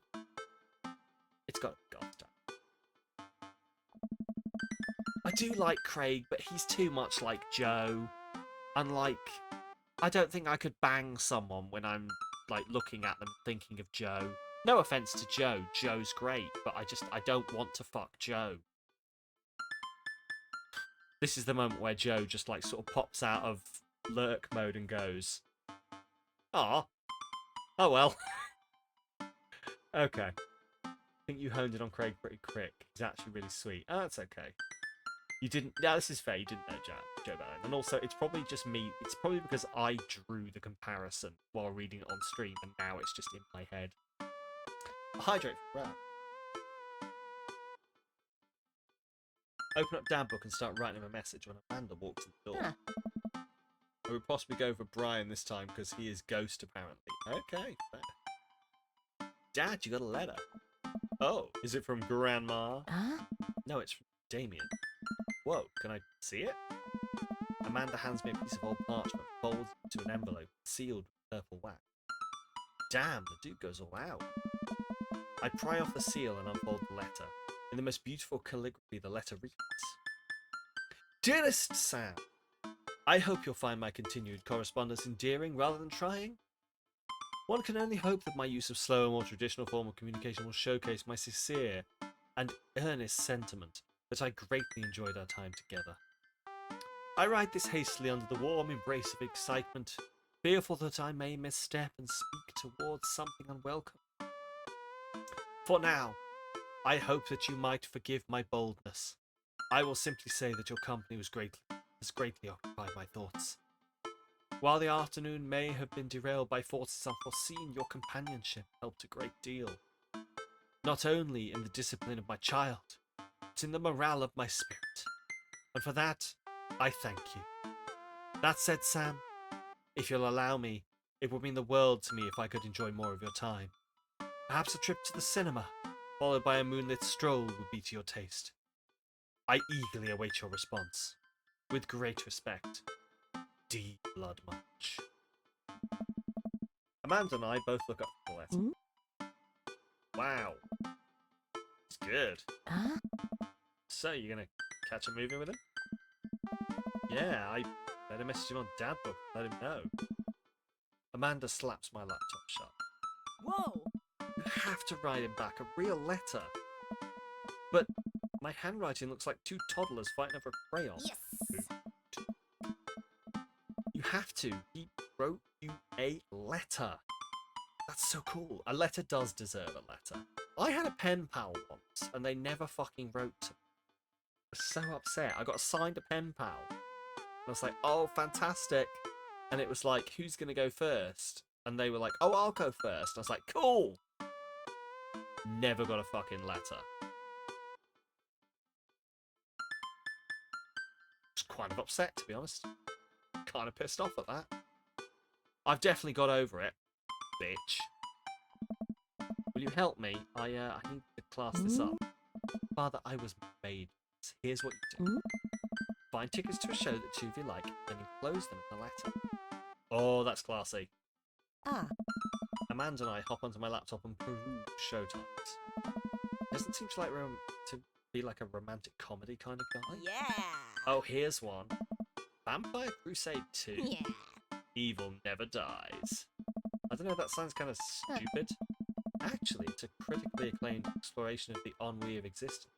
It really turns the vampire trope on its head. Really? Nah, there's just lots of blood and vampire titties. Vampire titties. Well, let's roll the dice. I purchase the tickets and print them out, then sit down at the table with Amanda to try drafting a nice letter. Bat! Bitties. I start writing. Damien. Hey, good morrow to you this fine evening. I hope that this letter finds you in good health. Good one. What's next? Hey, remember when your son tried to cask of Amontillado that kid? I must confess of my amateur control of the written word. Jeez, Dad, have some faith in yourself. Okay, we're trucking along. Let him know how you're feeling.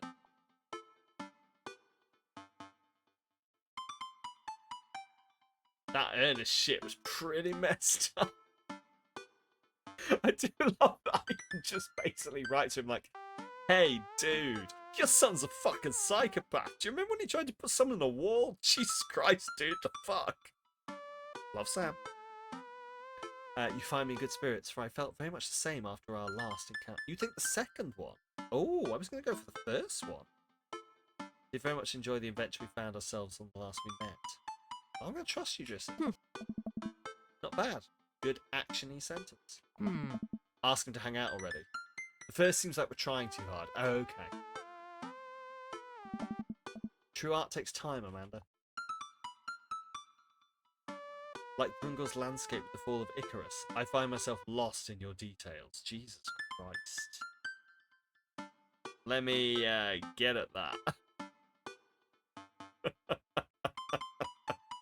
What a strange turn of events. I found myself enamored of the situation. Bring it home, Pops. Let me take you out. Got 2 tickets to the movies. How excruciating dating is, yeah. Like, I've said this before, like, I enjoyed the sense of, like, excitement that came with dating.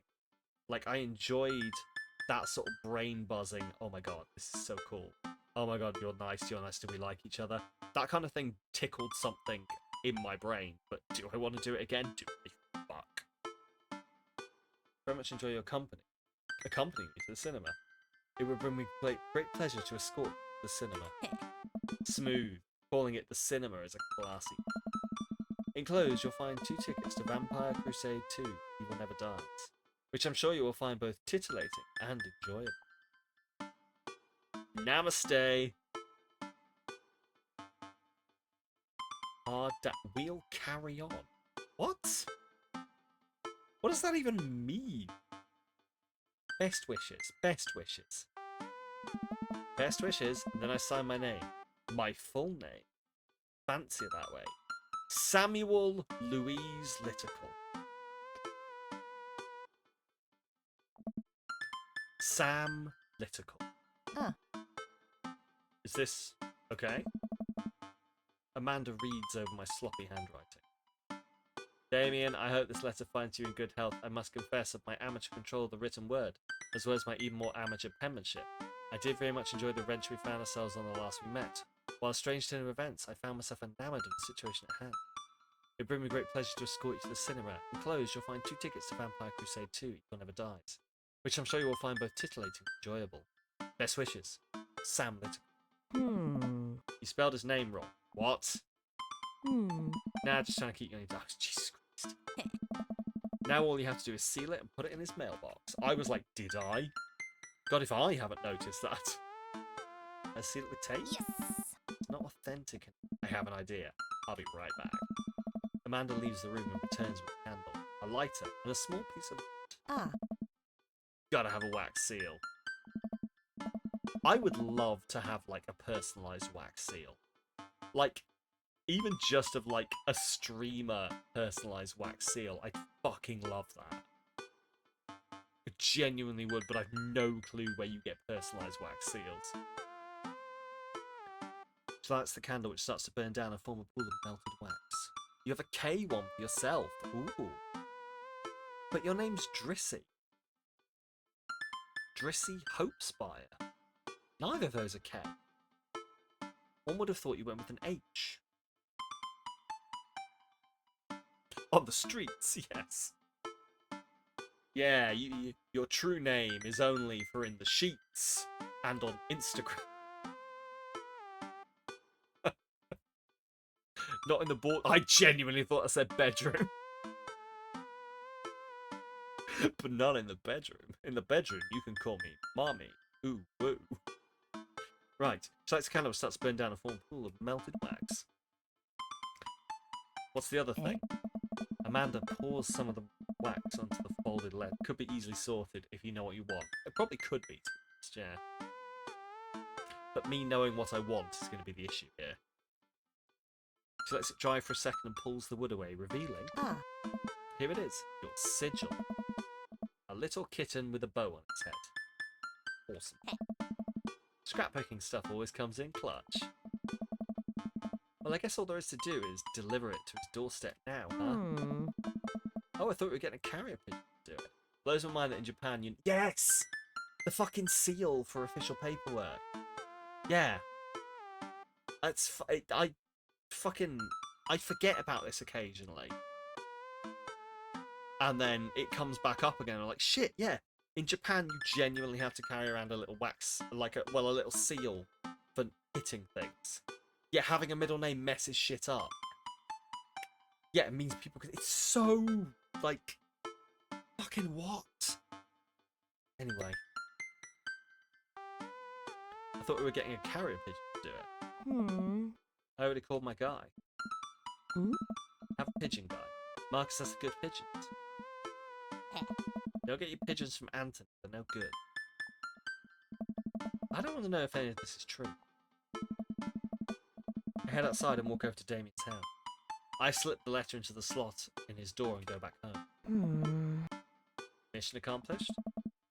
Now we play the waiting game. The night finally rolls around where I'm supposed to meet with Damien. The next day he had left another beautifully crafted letter thanking me for mine and agreeing to the other evening. Amanda helps me pick out a nice outfit and I show up to the theatre a little bit early.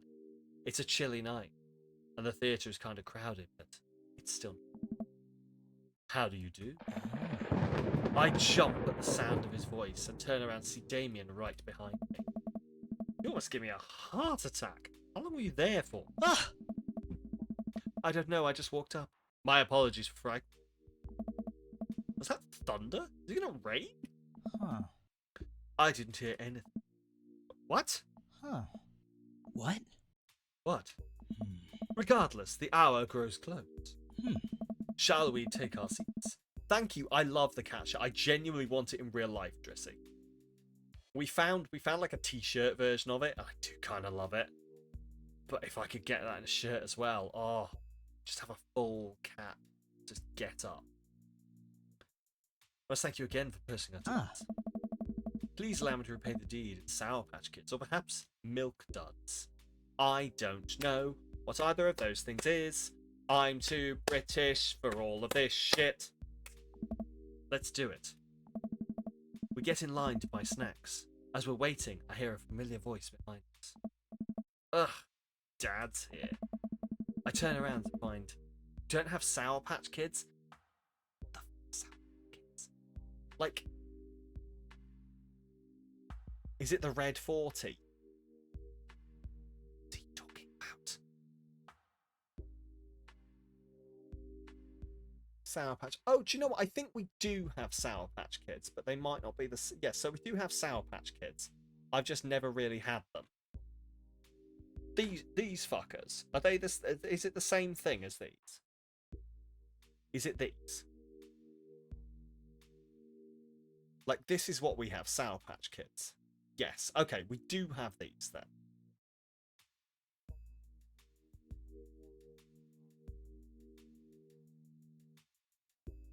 Can't say that I've ever had them, though, really.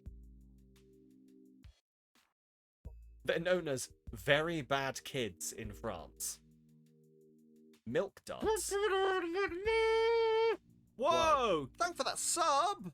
How's all the daddies? All the daddies is good. Only since 2012. Okay, we're talking about Sour Patch Kids. The daddies are good.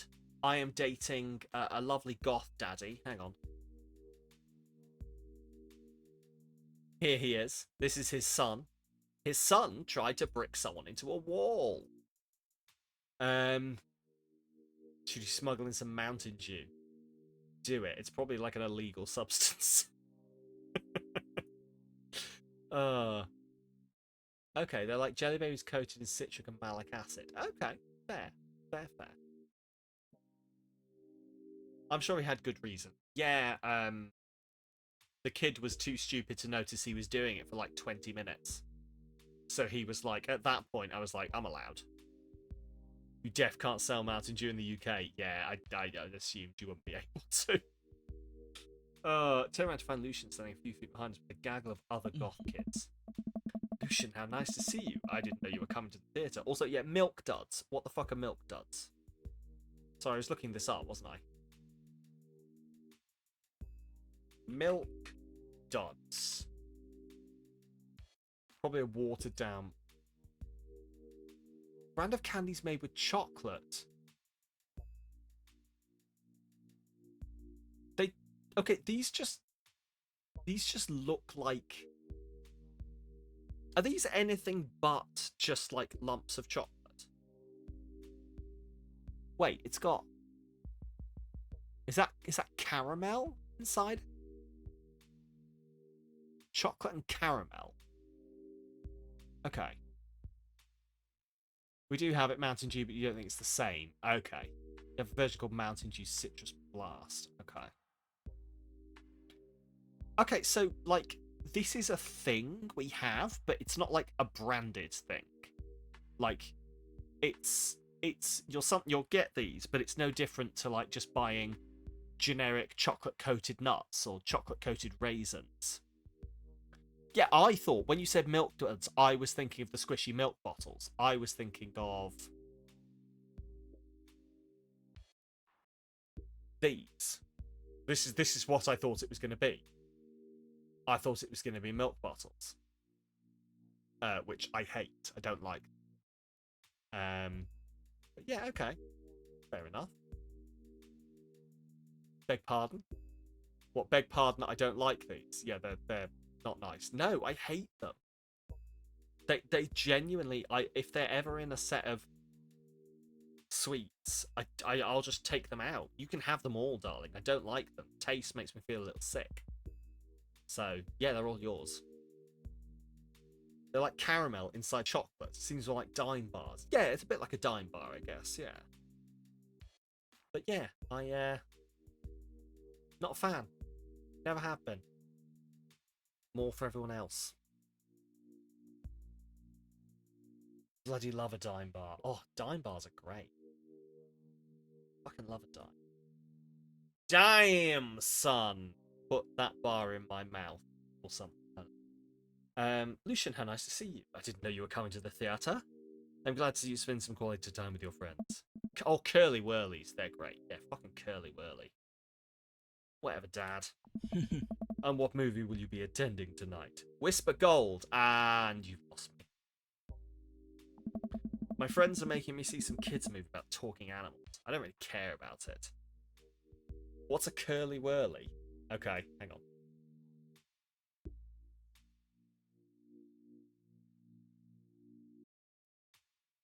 It's this.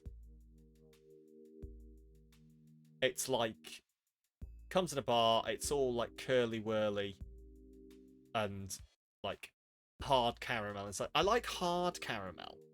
I like hard caramel. I'm not a fan of soft caramel. So like the stuff you get in like Milky Bar, like Milky Way caramel, and like you get in stuff like that, or Whisper Gold, I don't like it. I like hard caramel. I like a bit of chew. Mint Aeros. Again, you can keep your mint chocolate. Not a fan.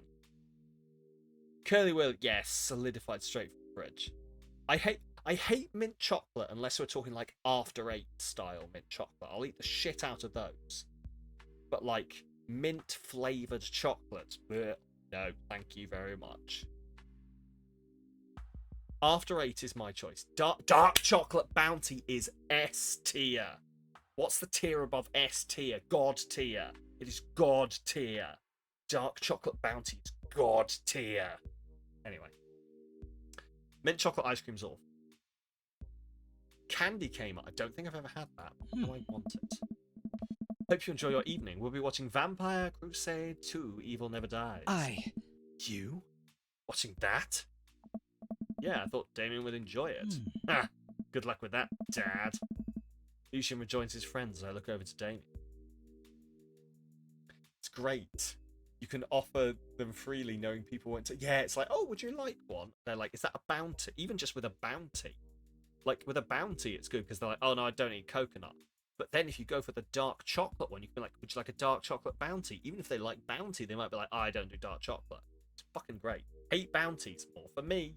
You can have my milk things. I can have your bounties. I don't know why I'm singing. Tra-la-la-la-la. Right. Lucian rejoins his friends. I look over to Damien. Good luck with what? It's nothing. My son loves to tease. You don't mind the flavour, you love the texture. Sorry, you don't mind the flavour, you hate the texture. That's fair. I think I got used to the texture. But I do like the texture. I'm a fan. I like a bit of coconut. Yeah, I like textures. I like textures in my mouth. I like the mouthfeel. I am very neurodivergent inside my mouth. It's nothing. My son loves to tease. We wait in line for a little longer and Damien buys us snacks. He seems a little nervous. I wonder what's wrong. Damien and I take our seats and settle in for preview, glancing at him.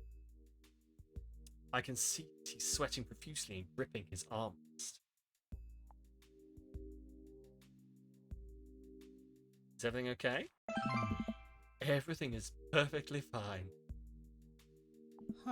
I'm so excited for this film. Damien, is there a problem here that you've not told me about? Come on, dude. You don't understand ice cream floats. I understand the theory of them. Like, they're not really something that we have a lot here. Like, I guess it's like the cream mixing with the drink, but like, yeah, it's not really a thing you'll get here. So yeah, it's odd, like, for a British eye to put ice cream in your drink. Like, that's something a child would do to fuck up your drink. My child put their fucking ice cream in my drink. Now my drink is ruined and my child is crying because they don't have ice cream. It's like that kind of thing. It's like chalk and cheese type stuff, but like, ice cream in your tea, governor. That's what a milkshake is. Yeah, but like, so a milkshake, there's a weird difference. Like, there's a weird perception difference. Because, like, I wouldn't make a milkshake with Coca-Cola. I would find that weird. If that makes sense. Don't know why I just full named Coke. I'm a devoted patron of the arts, especially the scary art. The scarier the art, better. You have a favourite horror movie? Of course I have a favourite horror movie. Mine is Halloween Town. Terrifying. That's a Disney movie. Oh, interesting. That's odd. I don't seem to remember Halloween Town being that scary. would have expected him to bring a sort of strange foreign horror film that I'd never heard of. Damien's knuckles are turning white. Looks like he's about to rip the armrest on. Milkshake and float, to be fair, aren't that similar. Just what you can drink both. Yeah. Like, I've heard of floats. I would like to try. I would like to try a float. But as I say, they're not really a thing that is done much here. And, like, I wouldn't trust myself to do it right if I tried myself. Without some... Drissy, if you visit, I'm going to put you in my kitchen. Or Badger, either of you. The next American that visits, I'm going to put you in my kitchen. I'm going to give you a tub of ice cream and some Coke. And I'm going to be like, make me a float. Anyway. Get some root beer and vanilla ice cream. Okay, when? Sorry, yes. When Drissy visits, I'm going to take you physically by the shoulders, apparently, according to this analogy. I pick you up and put you in my kitchen. I've decided you're small and light, so, I don't know, take it as a compliment, maybe. Donk. And then be like, there you go. Make it. Guest, make me food. Anyway. I think he doesn't like horror movies. Wait a sec. Damien, are you afraid of horror movies? Oh my. You must be joking. I love horror movies. This is your last week to vote in Friday Firsts. It would be really nice if you did, and I didn't have to make any decisions because I'm doing so much charity stream stuff this week. Thank you, love you. The light dims for the film. Ah! Damien screams. I apologise, I was thinking about something far scarier in this movie, which is not scary at all. You would immediately fret that a guest was making something. Oh, absolutely, yeah. We settle in as the film starts. I offer Damien some licorice, and he takes one. I take note of how much his hands are shaking. Ah! The title flashes across the screen in bloody letters. Vampire Crusade 2. Evil never dies. He is trying, and, like, it's really sweet, but, like, he can absolutely say he doesn't want to watch this. I don't want him to, like, trying a new food you don't like for someone to make an effort. Great. Actively, like, activating your fear response when you don't want that, when you're not seeking that, and, like, actively getting your nervous system going and, like, pituitary pumping. I don't like that. He can just say, this puts you in a future predicament. Oh no. Huh. A pale man with long silver hair, glittering red eyes, and a well-oiled abs sits up in a coffin. Awaken, my coven, says Romulus Badblood. Romulus Badblood. When you lived your ex, your friends and her partner came to stay. You bought stuff to do a fry at breakfast. In the morning, her partner just started cooking. He used to be a chef, and he would not allow you to do anything. He spent ages singing Every Rose Has Its Thorn to your guinea pig. Very good guest. A+. Can come again.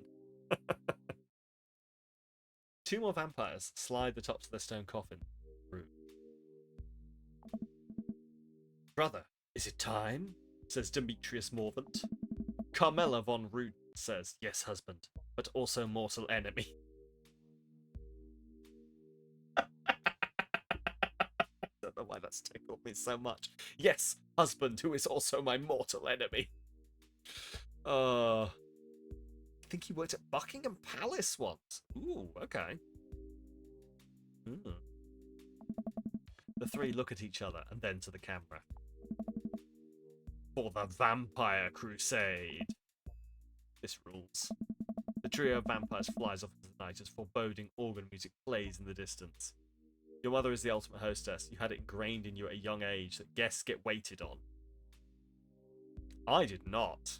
Me and my wife are very interesting when we have guests. I'm like, yeah, there's a drink in the fridge. Just help yourself. And my wife's like, you have to get up and get the drink and give them the drink and ask if they want ice and a glass. It's how you do it. Why are you so stupid? It's great. We love each other. People find him intimidating. He's like 6'3", skinhead, face tattoos, and he's the sweetest, silliest. Aww. That's so cool. Somehow get lost in the movie. As dumb as it sounded, it's actually a pretty fun flick. Ah! Help yourself to whatever, although she fusses over ghosts now when you Day. That's fair. A hydrate for rail.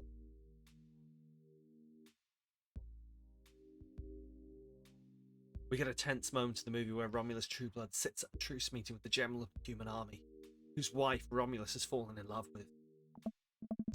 Romulus, it is good to finally meet you. General, I agree, it's good to finally blood you. What? Romulus leaps out and slashes the general's throat. Blood spatters over everything, including the camera. Ah!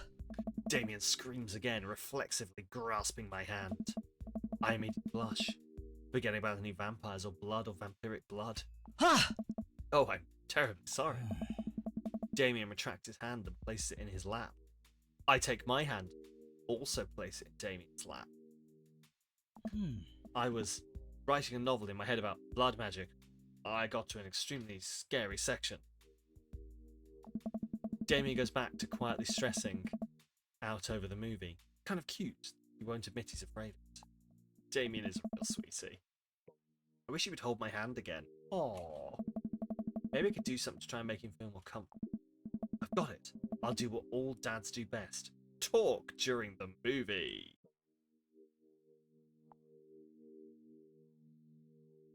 Point out a plot hole. Do you notice how that guard fires 7 bullets, but his gun only holds 6 bullets?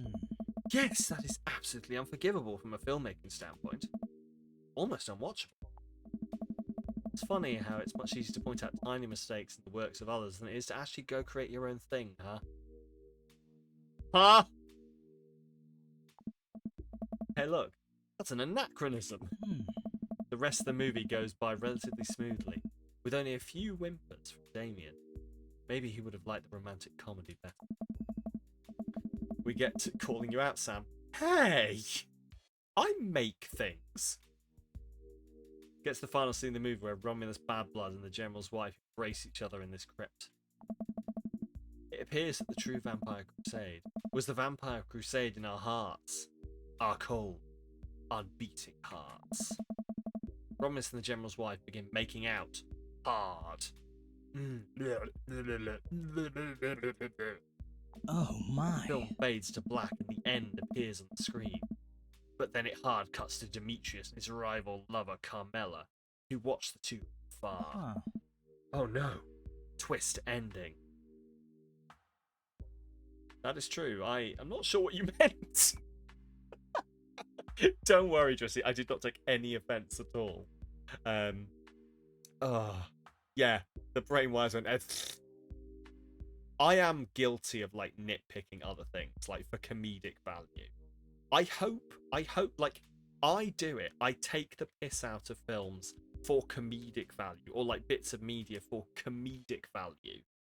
Like, not to actually be mean to them. And I genuinely hope that, like, is not also doing the same thing of being, like, picky and not creating things. Like, someone in an anime will jump off a roof and land dramatically in the street, and I'll go, just broken his fucking knees. Like, just to be funny and make someone laugh. But anyway. Oh no, twist ending. Our bloodline has been pure for 1,000 years. Romulus has betrayed us by loving a vampire woman. A human woman, even. It will only be a short time before the next Vampire Crusade 3. Evil must die again. More thunder, more ominous organs. Hey, would you like to see my ominous organ?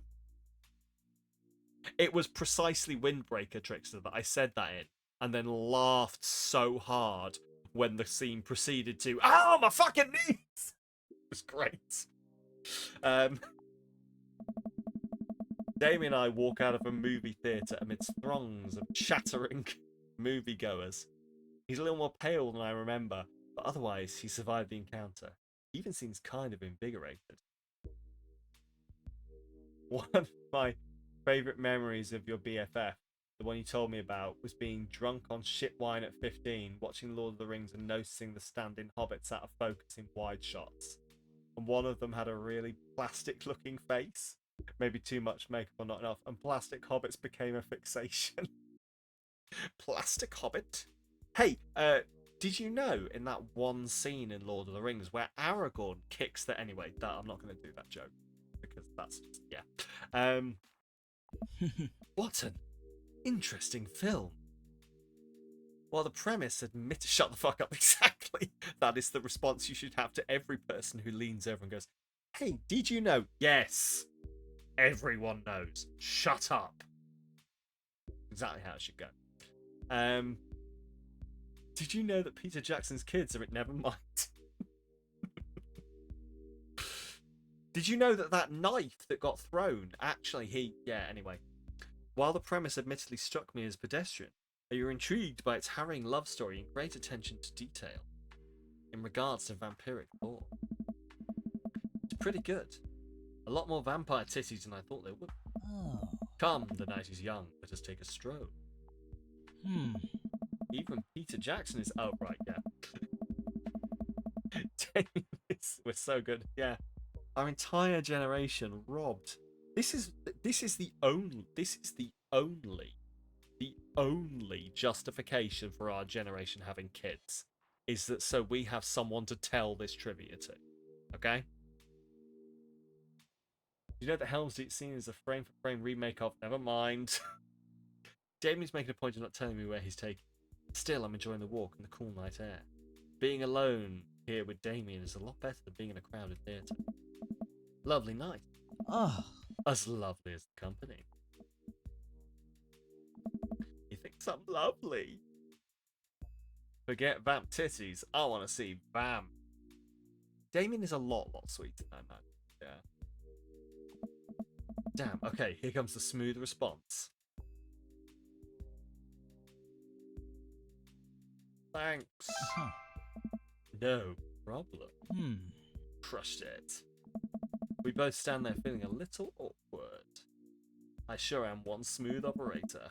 You getting a little hungry? We could maybe stop off and grab some tea. Worry not, friend. I have a plan. We turn the corner and are greeted by the gates of a cemetery? This game was written with Sam in mind. Well, as I say, like, my friend Aaron was just like, hey, I've made... Yes, that one. Yeah, quote 938. My friend Aaron was like, hey, I'm making a game, and do you have any ideas? And I was like, yeah, sure, dude. Once you finish like doing all of the Flash animation stuff, I'll ping you over some stuff. And shut up, he's not your friend. And if he is, introduce me. I kind of really want... I want to hit him up on Twitter and just be like, hey, listen, can we really prank my friend L? Turn the corner and are greeted by the gates of a cemetery? What? Are we going in there? Had someone pull that with the artist Shepherd Fairy. Oh, okay. Oh. No way, that guy from college? Yeah, the guy we all knew. Probably would as well, he's such a troll. Absolutely. Hanging out around the office, my friend Shepherd. Oh god, can you imagine? Well, you didn't have to. Turns out he's buddies with him. That's fucking fun. Like, it's obvious that like all famous people obviously can't all only be friends with other famous people, and there have to be like normie plebs or whatever you want to call it, like us, that are friends with them. But like when it happens, it's just so weird. Turns out it's the guy who did the Obey thing and the Obama Hope poster. Oh, cool. Oh, that's really cool. Okay. I was going to look them up after this, but that's really cool to know. A little bit of Victorian flavour, Sam. Trust me. Bit nervous, but Damien hasn't led me wrong yet. I follow his lead as we walk into the cemetery. Statues of angels stare down at us as we follow a path through the faded tombstones.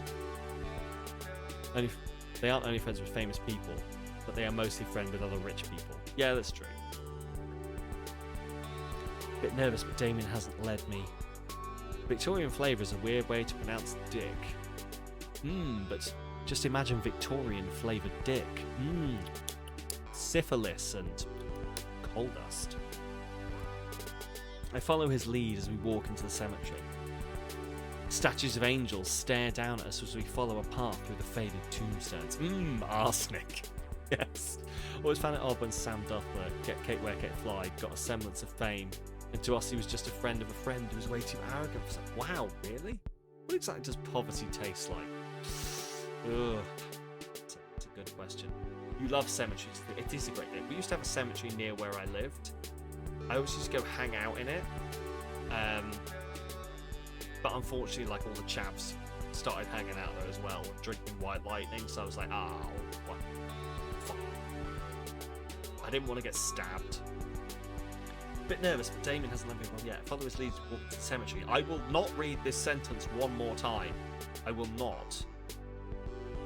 Statues of angels stare down us as we follow a path through the faded tombstones. As we crest a small hill, we get a beautiful view of the city. The night lights sparkle around us. I gotta hand it to him.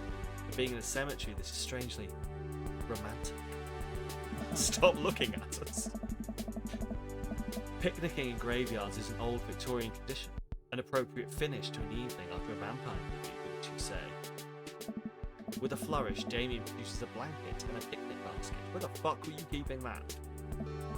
Wait, where were you? Yeah, no, this guy knows. This guy knows. Where the fuck were you keeping that, Damien? Super old one in Southend. Once you got those spiders that lit your coat, oh yes, whole air was encased in web. That's so cool. Can we pull a Mary Shelley and fuck in a graveyard? I'd like to pull Mary Shelley and fuck her in a graveyard, but like she's probably a bit old. He did really plan this. It's kind of cute. There's got to be fiction about that. Under my cloak. Oh, right. Damien unfolds the blanket. We both sit down, gazing out at the city lights. He produces a bottle of red wine and a fine selection of cheeses. In the Victorian era, there were no public art galleries, parks, or botanical gardens to speak of. Once rural graveyards became a more popular alternative to church burials, they became the only place that people could see beautiful plant life and fine sculptures. Her husband perfectly matched her freak, as you would always hope. We're getting close to the quote that we have to do specifically, by the way. I am keeping an eye. That makes sense. This is pretty nice. I have a question, though. How are you so okay with being in a graveyard, but had trouble handling a scary movie? Oh my. I wasn't. He sighed deeply. Okay, yes, I was extremely scared by that movie. I was not writing a book about blood magic in my head. Yes, we were trying to work out what the next quote number was, and we found the perfect one. It shall follow in due course. We're getting close, though. Because we had like 1337, 69, 420, they've all got things attached to them. And we were like, what the fuck is the next one? Someone worked it out. Oh, I'm helping! You are absolutely helping. I've just never been good at those. It just feels as if because of how I look and act, people expect me to love horror films. So I must play the part. Truth be told, I don't know if I have the constitution for them at times. Damien, I'm so sorry. If I'd have known, I would have suggested another movie. It's quite alright, I actually did find myself enjoying this one, thanks to your help. Graveyards, however. Isn't there something beautiful about death? Cemeteries are traditionally built away from cities, away from the realm of the living, and keeps us rather separated from us. He is very precious and must be protected. To acknowledge death and become comfortable with it, I think gives us a certain intimate knowledge of ourselves. To sit amongst generations of those who came before us, to be truly alive in the midst of so much death, would be great comfort. You have to start this game again and bang Damien. Death helps me appreciate life. Can we protect him in our bedroom? Well, you should always wear protection in the bedroom, unless you both agreed to it, but you know, be safe. But then again, I don't think, like, I don't know, I've not taken his pants off yet. Anything could be going on down there. Could just be bats. He could just have bats. Crotch bats. Death helps me appreciate life, to savour every second. We sit and enjoy our food and wine. I don't feel scared anymore. Never thought I'd be comfortable sitting alone in a graveyard at night, but I actually feel very peaceful. Suddenly it doesn't seem like we're alone. Off in the distance, I see a shadowy figure in the tree. What is that? Ah! I'm not sure. It noticed us. I'm paralyzed with fear as it begins lumbering slowly towards us. Its shape taking a more animal form, more feral. I look to Damien for help, but he's just as afraid and transfixed as I am. I want to scream, but it's stuck in my throat. The creature is getting closer, moving faster. Ah! Whoa! Hmm. Oh, it's a dog. And it...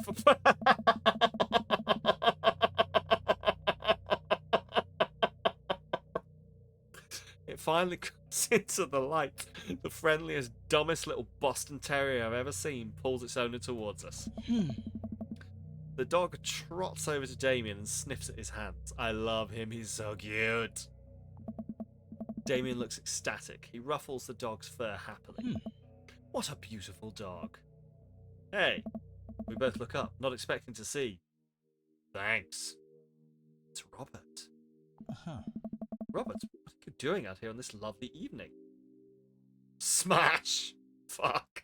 And he's a dog man. Oh, fuck me. Threesome. Fuck Robert.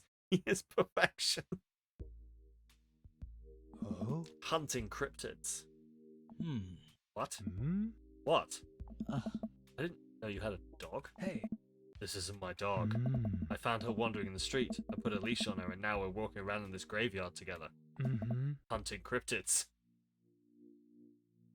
Aranda Dad's name is Robert, so that's weird. Ah, that's fair, yeah.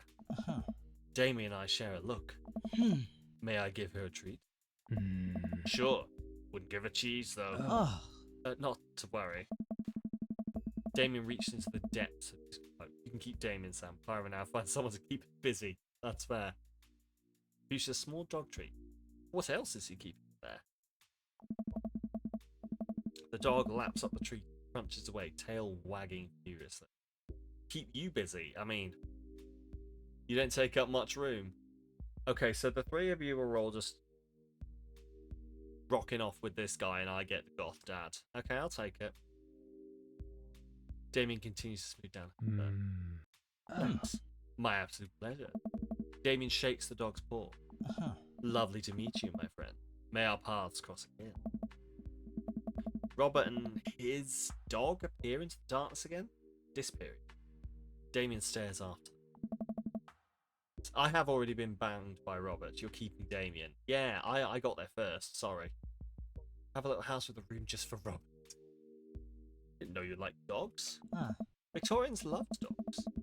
Most Victorian women of high fashion would always be accompanied by a small dog, such as a terrier or a Maltese. I think big dogs are nice too. Yeah, man, dogs are cool. I do believe we've had an excitement for one night. But what say we make our way home? Damien hops to his feet and extends a hand to help me up. I gladly take it as my knees aren't what they used to be. He packs up his picnic basket and leads us out of the graveyard. As we begin the walk home, I take one last look at the cemetery. It really is beautiful. Like a proper gentleman, Damien walks me to my doorstep. Thank you ever so kindly for your comfort. Damien, it was my pleasure. Sam, if you will allow me, it would bring me great joy to offer you a token of my affection. Damien reaches into his clothes, pulls out a folded monogrammed handkerchief, presses it into my hand. Wow, thank you, Damien.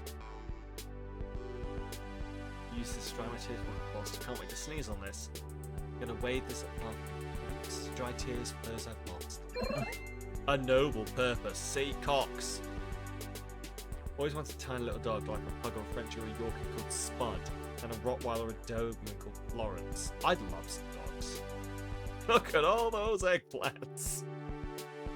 A noble purpose. Damien shuffles his feet. I just want to say that it's rare to find someone like you. Someone who's open to my eccentricities. Ah, It's nice to feel so accepted. Thank you. Damien gives. Did you miss it again, Drissy? Gives my hand a quick squeeze. Damien blushes and hastily retracts his hand.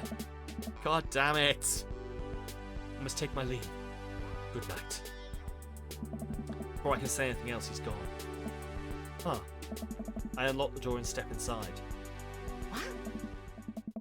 Like a whirlwind, Amanda runs from the window and plops down on the couch, trying to look nonchalant. Ah. Hey, Dad. What's up? Will you make a super cut of the eggplant moments? You watching me from the window?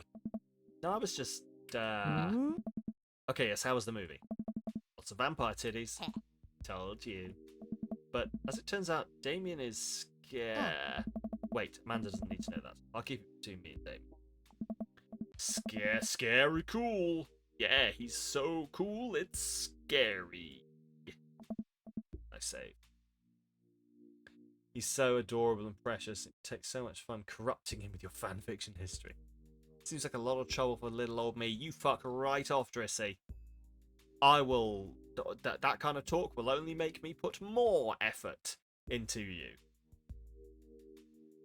Fuck that. I can't put effort into myself, but I will put in a sarcastic amount of effort into doing things for you. Because you're my friend. All the effort into you, yes. Did you know that graveyards? You're feeling the wine now. You've had 2/3 through the bottle. Oh, you've still got a third to go, it's fine. Used to be a place for parties. I think I'm misremembering. Hmm? Wow, that's pretty punk. Also, we saw a dog. Definitely thought it was a werewolf for a minute, though. How can you be sure it wasn't a werewolf? How can you be so sure I'm not a werewolf? How can I be so sure you're not a werewolf? Amanda's eyes narrow. I don't trust you. Nor I, you. We make intense, wary eye contact for a second. Anyway, I'm calling it for the night. Don't step too late, will ya? I'll try not to howl at the moon past midnight. Aww. Date complete. Bowling low. Thrill high. Goth. Darkness very low. Horror middling. are you Cemetery. familiar with the works of Corey Feldman? He simply slayed in The Lost Boys.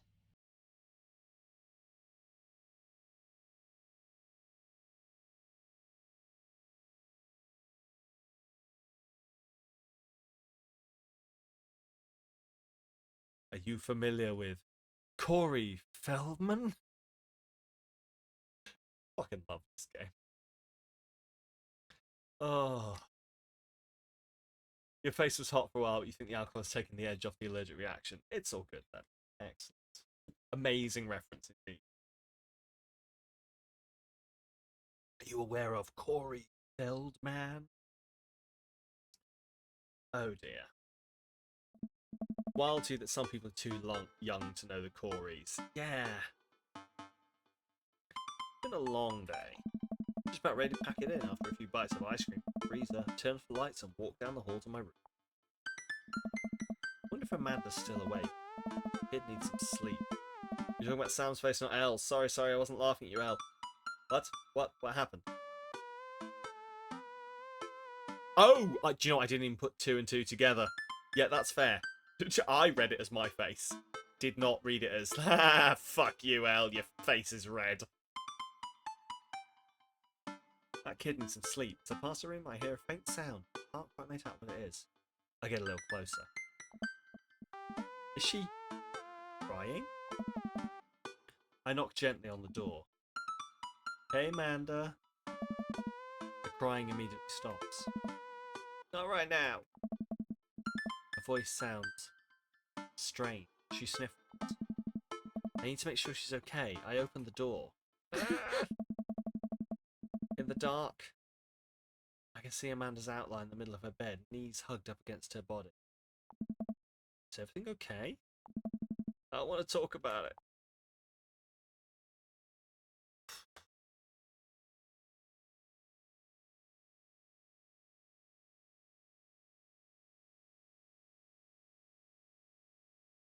This is the bit where you toe the line between respecting boundaries and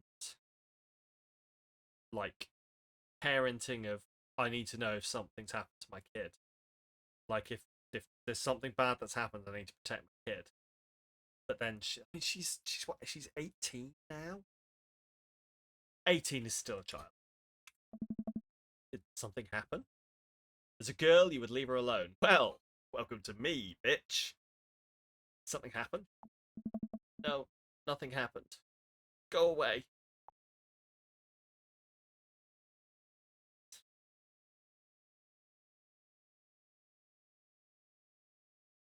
Yeah. Alright. I'll leave you be. Back out of the room and close the door gently behind her. She immediately starts crying. Oh, Amanda. Wow, I have no idea what has her upset. She seemed totally normal. Probably not press, yeah. I don't want to press. Like, I asked, I was like, are you okay? She doesn't want to talk about it, clearly. No idea what has her upset. She seemed totally normal. I feel awful just leaving her to cry. But I also get the feeling that if I tried to do anything else, it would only have made her more upset. I can't stop mentally cycling through all sorts of awful things she's dealing with right now. More than anything, I just want to be happy and safe. I have a hard time falling asleep. I finally do. Still think about Amanda. After a long night of very little sleep, I roll out of bed. Make myself a pot of coffee. Amanda should be up for school soon. Maybe she'll be willing to talk about whatever's bothering. I feel like when she's in the process of crying, yeah, she wouldn't want to explain herself. Next morning's better. That's fair. I think as long as, like, I think for me, I'd want to know that, are you okay? Like, there's nothing immediate that you need. Nothing's happened that you need, like, you're not hurt, you don't need help right now, nothing like that. Okay, cool. Talk to you tomorrow. About 10 minutes before she's supposed to leave, Amanda comes out of her room and makes a beeline for the freezer. Morning, Amanda.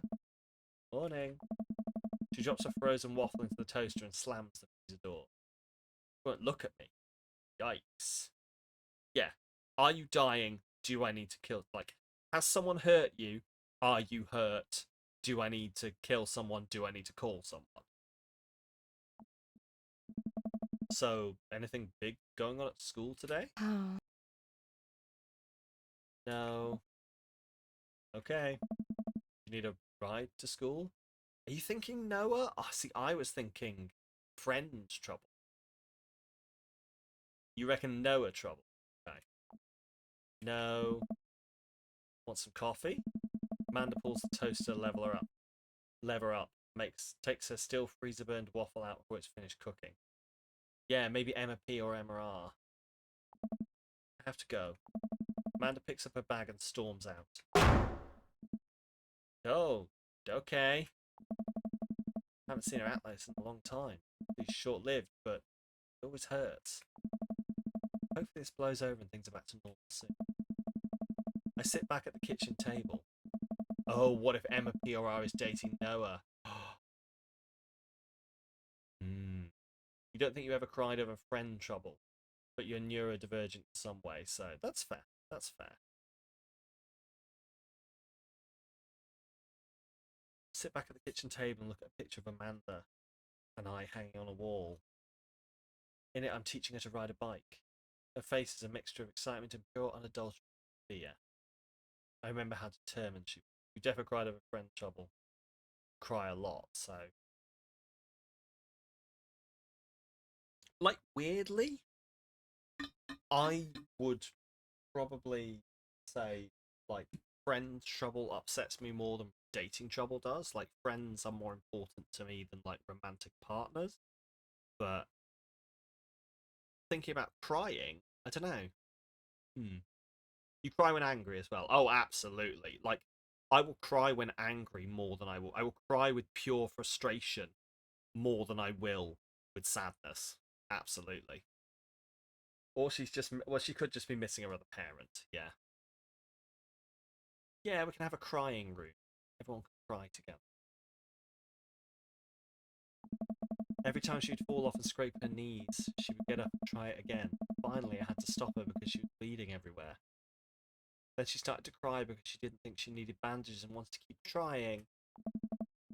As I put the bike away, she just stood in the middle of the street and screamed. Then I took her for ice cream. It was like nothing ever happened. Yeah, graduating high school is a big moment. Yeah, and only got one parent that's going to be there and a lot of stress.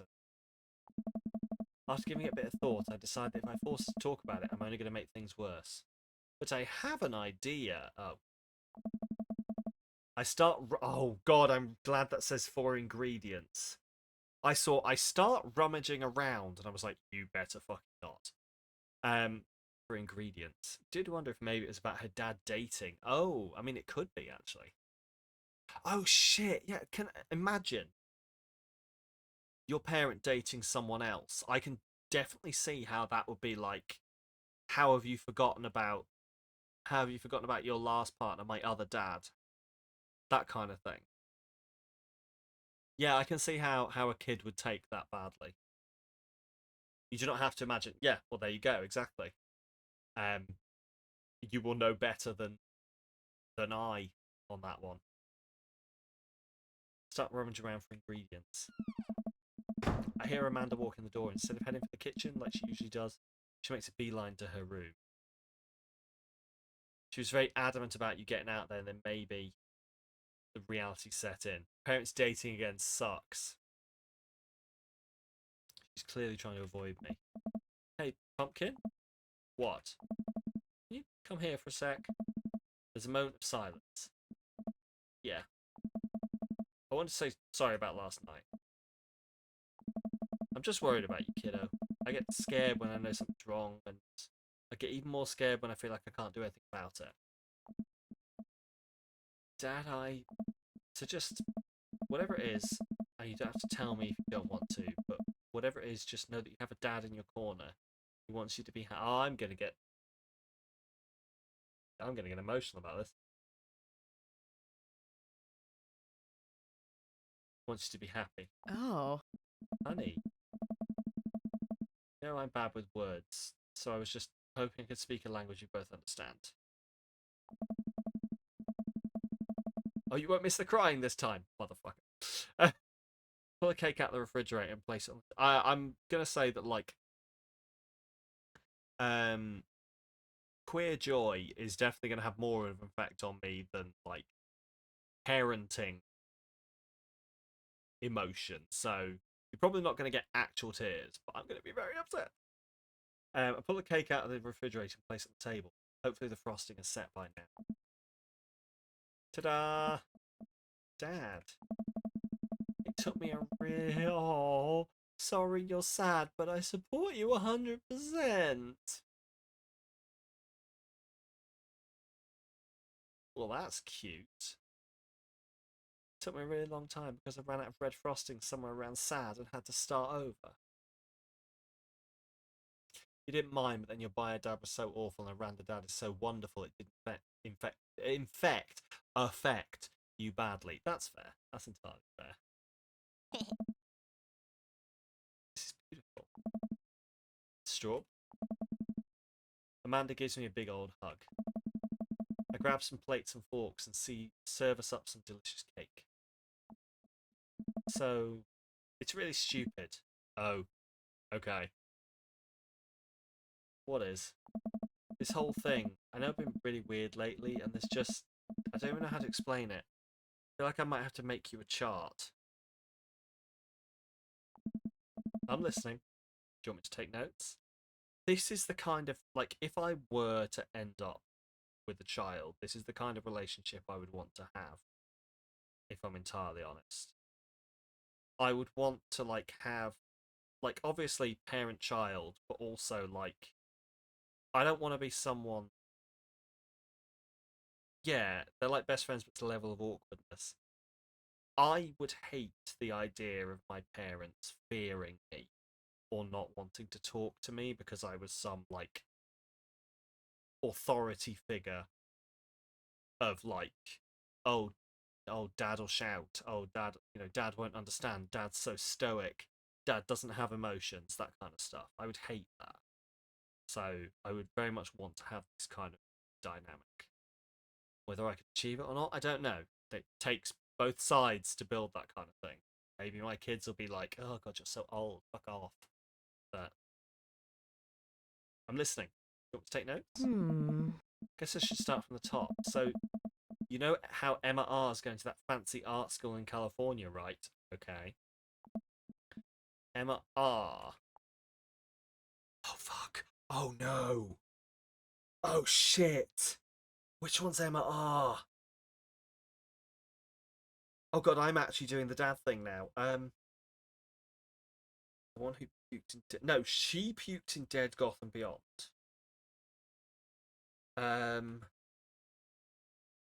Emma P is the best friend.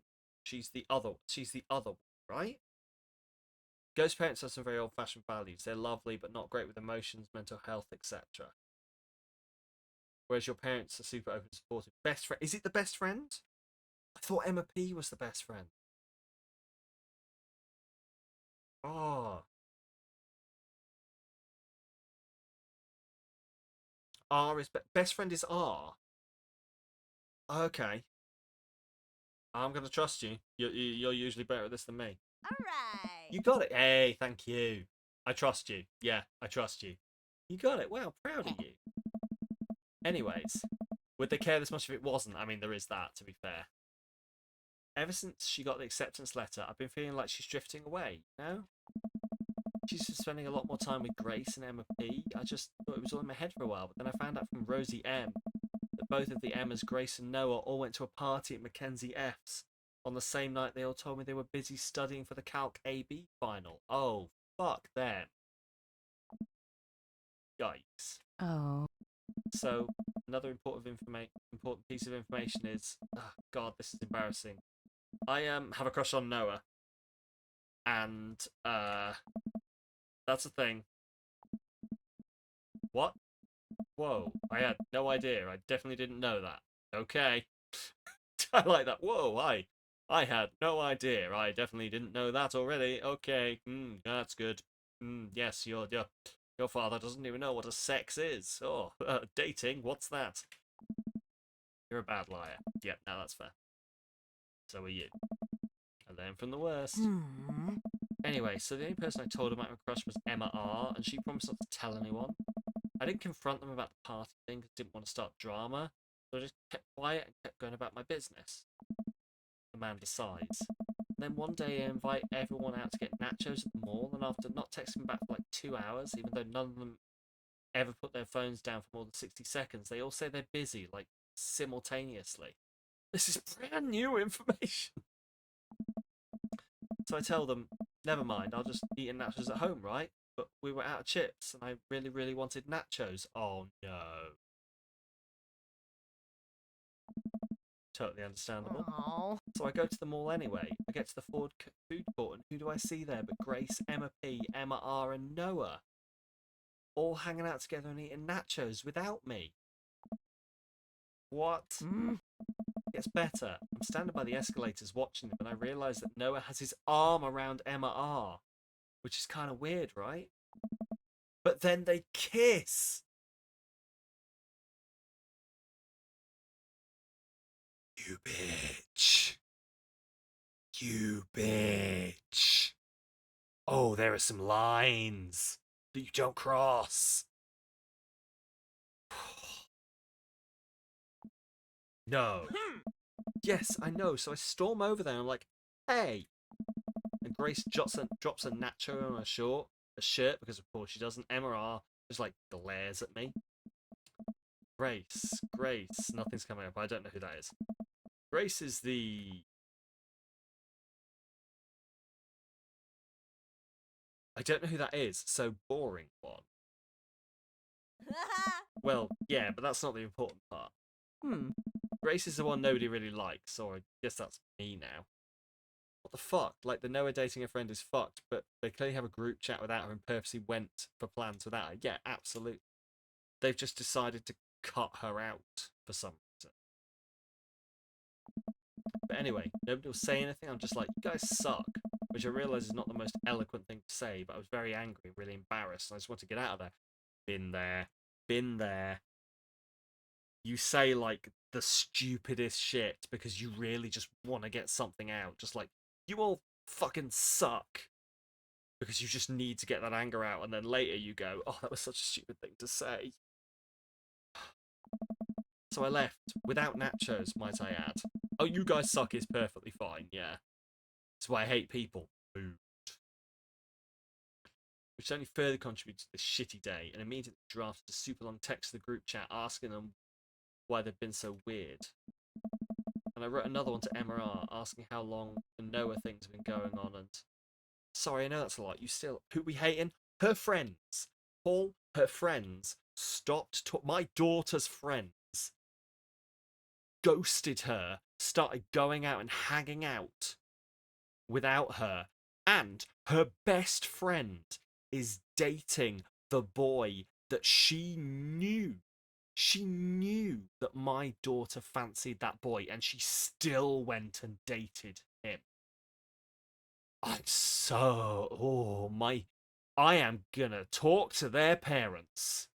Because you're not allowed to punch a child. What a cunt indeed. Yes. So fucking mad.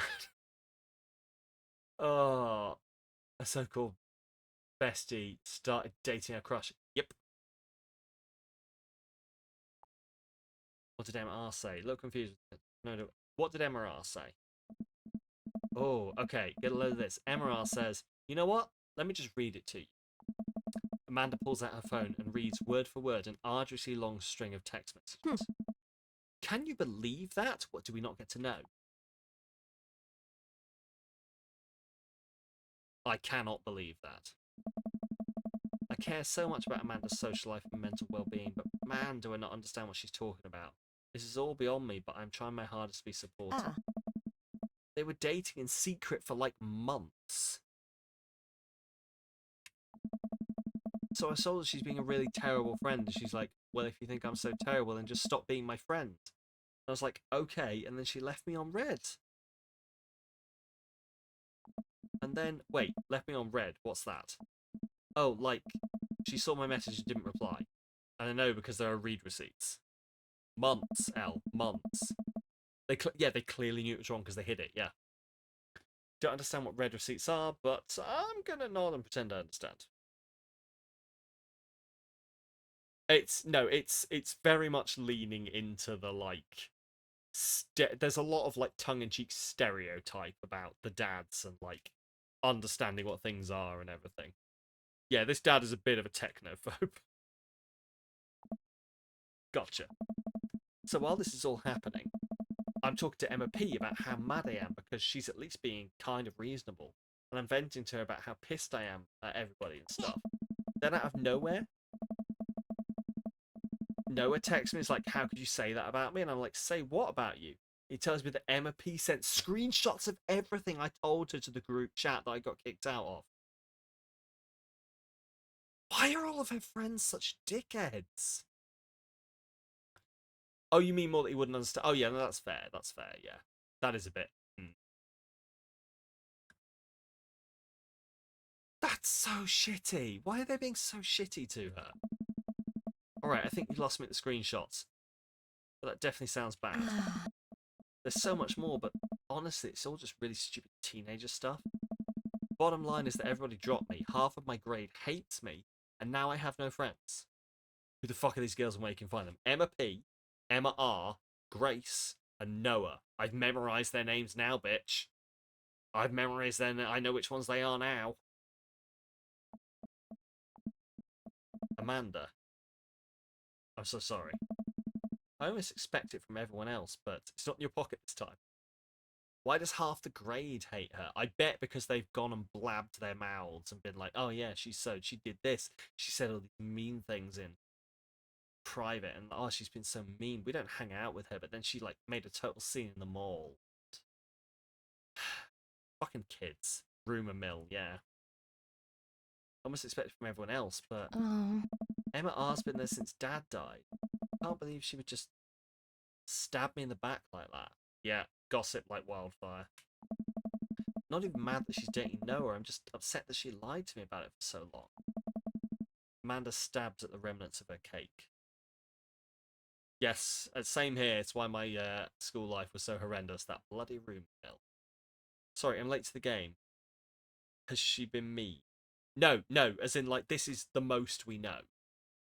But, like, they've obviously cut her out for some reason. And then they've done this whole thing where they, like, clearly have, like, they cut her out of the group chat. They've been doing stuff without her.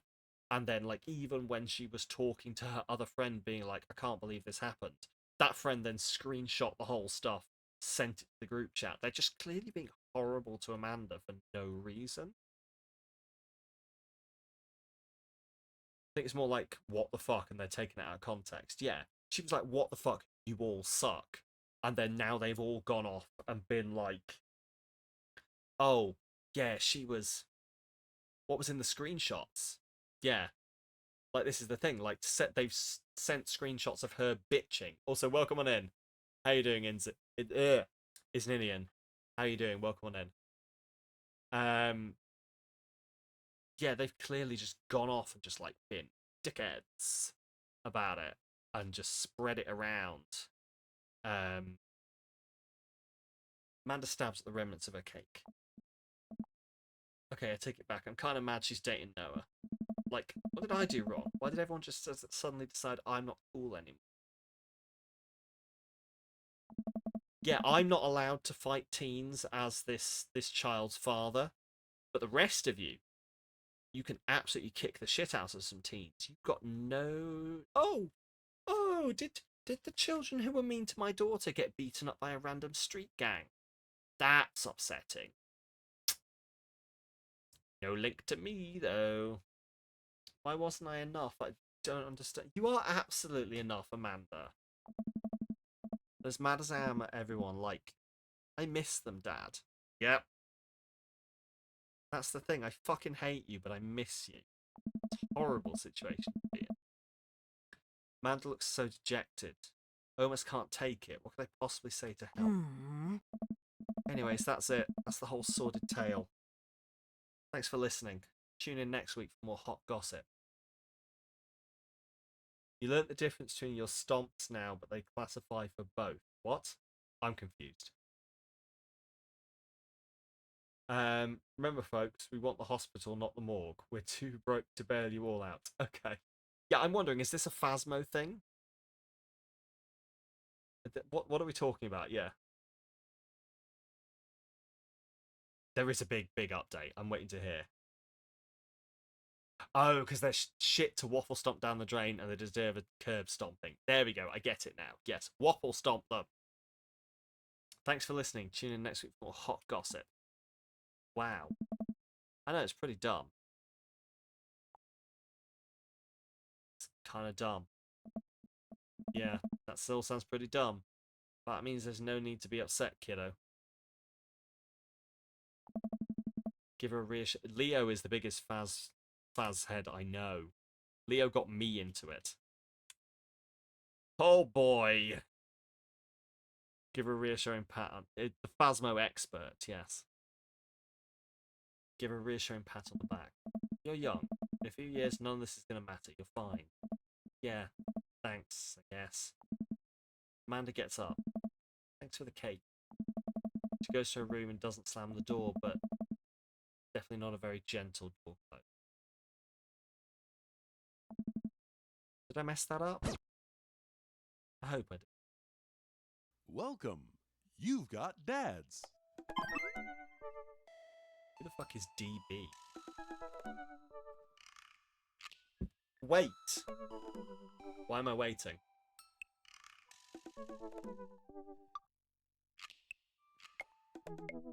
What did you say? I didn't say anything. I just... Dumbo.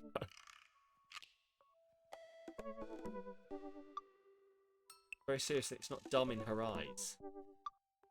No, but I thought she said it's really dumb, and I thought they were dumb. I thought it was saying they were dumb. That they're being really fucking dumb and stupid. Is that not what I said? Fuck. That's what I meant.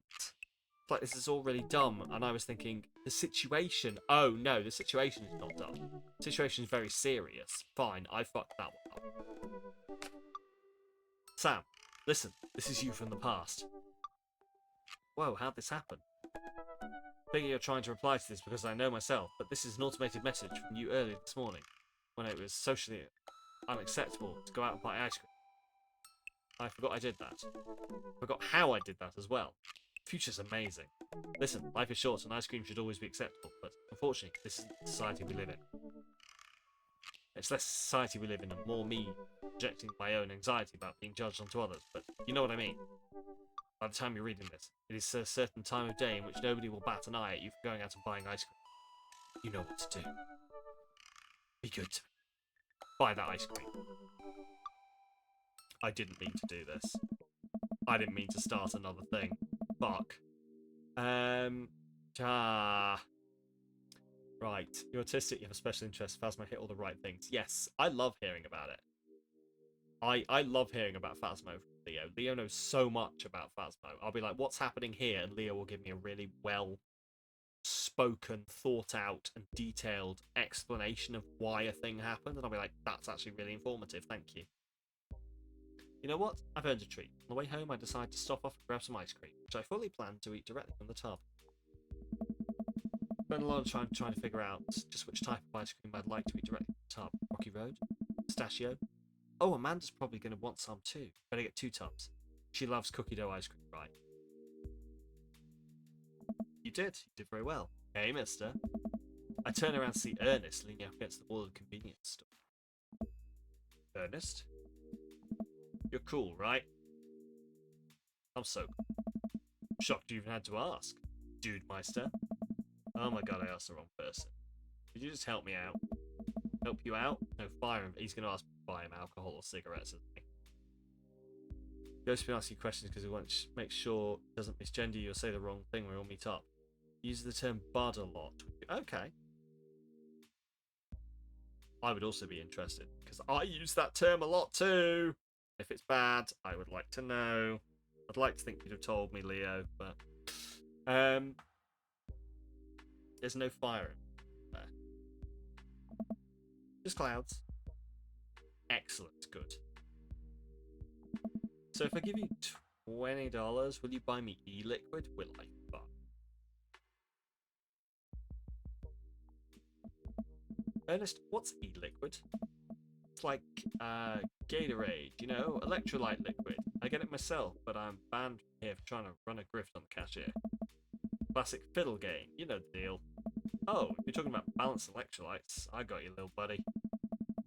I didn't know you played the fiddle. Yeah, it's an e-cig, absolutely. Just ask the clerk for a blue Grand Razapple Vortex. He'll know what it is. I pick up a tub of pistachio ice cream for myself and a tub of cookie dough for Amanda. I search around for some blue Brazen Void Starer, but can't seem to find any. I turn to the cashier. Say, where's your finest e-liquid? Behind the counter. Got an ID? First of all, my daughter is older than you. Second of all, I'm flattered I switched shampoo recently. It's taking some years off. Look, you need to be 21 to buy vapes. Your hair doesn't look a day over 20.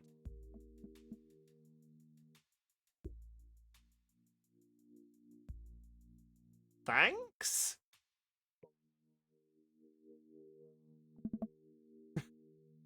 Wait a minute. You're just trying to butter me up to get me to buy more ice cream because it's working. Struggle with the trans envy stuff we got together, but your friend Alex is such an open book. He asks the questions other might find offensive. That's fair. Why did Sam do the same face as the avatar?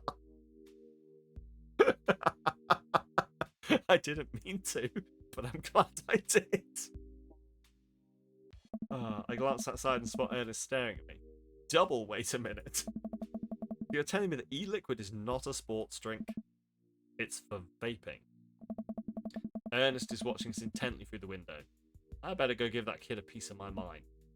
I see. Oh, finish it, Elle. What's the worst that can happen? Okay, look, I'm going to pretend that you didn't try to trick me into buying you the old Baphomet's cough syrup. Excellent. And then go inside here to purchase my ice cream. I won't tell your dad if you promise to scram. Stop vaping, you'll get popcorn lung. What if I give you $25? Go home, Ernest. Baphomet's cough syrup. As I'm walking back inside, Ernest calls out, "You can get popcorn lung from microwave popcorn, you know." I no longer trust this child, but the mere notion strikes fear in my heart. I go back inside to complete my purchase with a good cashier. Thank you, kind sir, for your time and generous hair compliments. Yeah, shut the fuck up, Ernest. You got it, Bob. I glance out the window a while to see Ernest still outside. Looks like he's talking to mother, poor sap. Guess I should go outside and save this other guy some grief. Wait a second, that's definitely a cop. Oh boy. I grab my tubs of ice cream and bolt outside. Ernest is already face down on the hood of a squad car. Not my business. Buy him some hooch or WKD, he'll be fine. Ernest, did you seriously just try to get a cop to buy you e-liquid? You know this kid? Friends with his dad. Live in the same cul-de-sac, I know his dad. Listen, he's a good kid and... I'm this boy's father. I turn around and see Robert walking up the street and towards the convenience store. Hmm? Ernest, what are you doing? I want a lawyer. Oh. First of all, good first instinct. Remember that you're not required to answer any questions from a police officer without a lawyer present. This is not his father. Why is Robert covering for him? The teacher is his dad, yes. You're this boy's father? Yes, sir. Ernest likes to lash out at me like this ever since the accident. Oh, I don't like talking about it. That's fine. Robert gets a wistful twinkle in his eye. Hey. It all started 7 summers ago. My hair was long then. New metal was still in style. Ernest and I were down in Florida swampland scavenging for... You were like, why would Robert name his kid Ernest Hemingway? Yeah. No, he's... But why is... Like, I guess to some degree, like, I do remember parents vouching for us and, like, pretending and lying and be like, oh, no, this is my kids, they can do this. But that was, like, in stuff where it's like, oh, you can't go on this ride without parental permission. Oh, you can't do this fun thing unless your parent says so. And then the parent would... Then the parent of the other person would go, oh, yeah, these are all my kids. I give them all permission. Robert's having fun with the cop, probably. Doesn't... Yeah, it's good friends would teach him because all the dads are friends, so it's just probably trying to get in. We haven't met Robert's kid, no, haven't. Sir, can I leave you to take him from here? Sounds good. Thanks, officer. Ernest, come along now. You'll be cleaning grout from the rain gutter for a week thanks to this transgression. Police officer gets in his car and drives off. I'm stunned by how cool Robert just was here. Thanks. I want to say... Richard? Ouch. Don't mention it, Hemingway. Got in trouble plenty of times in my life. Just trying to do a good deed for the day. Robert, impregnate me, please. Al, I love you on wine. Can I just, like, feed you wine when I meet you? Just be like, so tell me more, Al. Tell me more. Give me more. Tell me more things. Buy me e-liquid, I give you $20. Child, I will end you. Hey, Sam, will you walk Ernest home with me? Sure. Ernest runs ahead, presumably so he won't be seen with it, which is the thing I think kids do. I'll drink anything, Leo, so... I am also a wine drinker. Or an anything drinker. Brings wine to meet up. There we go. Apparently you're now a lightweight on wine. Ah, You do not wish to be pregs. Too bad. You've been pregnant just from Robert being in the room with you or something. We're all pregnant now. Congratulations. Reminds me a lot of myself when I was his age. Well, maybe I wasn't as dumb. Seems like he tortures his dad. Oh. Seems like he tortures just about everybody. Even stole your wallet.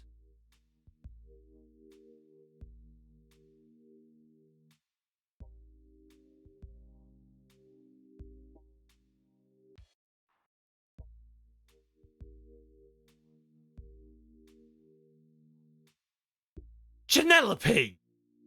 My god!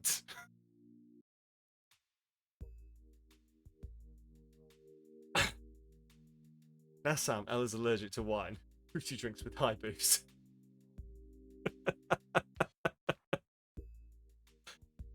Good lord. Okay. It wasn't what I was expecting to see when I turned around. I appreciate it, but good lord. You normally drink gin. Oh dear. Seems like he tortured just about everybody. Even stole your wallet. What? No, he did. I pat my back pocket. I feel like you should be modding this chat heavier, but you're not sure how. You're gonna have to confess this mess to Ghost. So, Ghost, listen. There was this virtual man, and he's very sexy. He has a small dog. I'm pregnant. But don't worry. I took the extra sperm from my American friend Drissy, and now I have this sperm too. So it's all good. I'm double pregnant. There we go. You think Ghost would understand? The only one I'm not surprised by Elle's reaction. No, I'm not. I'm not surprised. I was just like, the wording was fantastic. Yeah, let's go back to hitting children. Let's go back to hitting children. Oh. Right. Moss watches your streams more than most. He knows your nonsense. This is true. Right. Pat my back pocket. Pat the rest of my pocket. You stole my wallet. Why are you doing this to yourself? What? Robert points at my tubs of ice cream. One of them's for Amanda. Hey. I have no qualms with the quantity of ice cream I purchased. It's a perfectly respectable amount of ice cream. It's the quality I'm talking about. You work hard, Sam. You're a good dad. Do you think you deserve top shelf ice cream? But these are on sale. Huh. You're gonna treat yourself. Go big or go home. Real vanilla bean. Real pistachio. You deserve it. There. I agree too. We arrive at the cul-de-sac and Ernest runs into his home. That boy is the reason we don't have prizes in cereal anymore. Hey. Catch you around, Sam. Robert tosses me my wallet. I catch it with a surprised look on my face. I stole it back. Keep it in your front pocket or use a chain like back in your Scar days. Smell you later. See you, Robert. I go back inside my home, ready to spend the rest of the night with 2 tubs of ice cream and also Amanda. Okay. Welcome. And now I will You've got absolutely dads. end. Now we will absolutely end. Ugh. Cool. Yeah, chains on wallets. Those were the days. Oh. Oh, the jeans that were basically like 2 massive tubes that would just get all wet and torn up and you cannot be contained. Oh, God. Oh. Oh, those days probably are back, to be fair, yeah. Right. So. Would I be correct in thinking that potentially people would like to see more of this game? Just out of interest. I'm bringing it back. Fireball.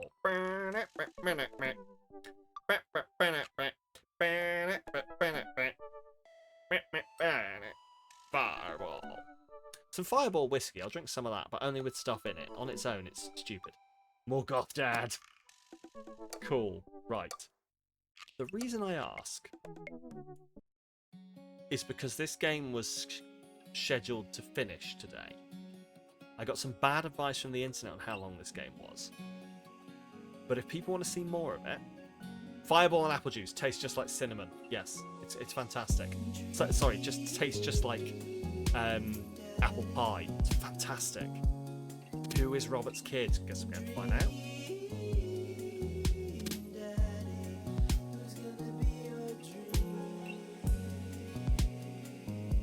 No, Fireball is awful. Why are we stopping? Sad. Okay, but like, we won't stop.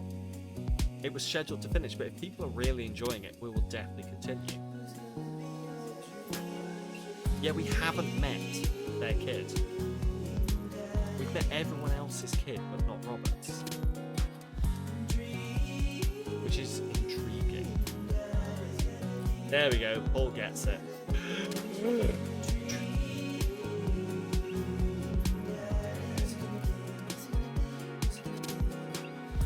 Right, well, I guess we're going to play more of this game then. Don't use metal utensils on non-stick frying pans. Remember that. Remember that, everyone. Liquor before beef, you're in the clear. That said beef, not beer. Drink plenty of water. Kind of neutral in the game yourself, but a good portion of people are enjoying. Yeah, it's the usual dating game horny nonsense, isn't it?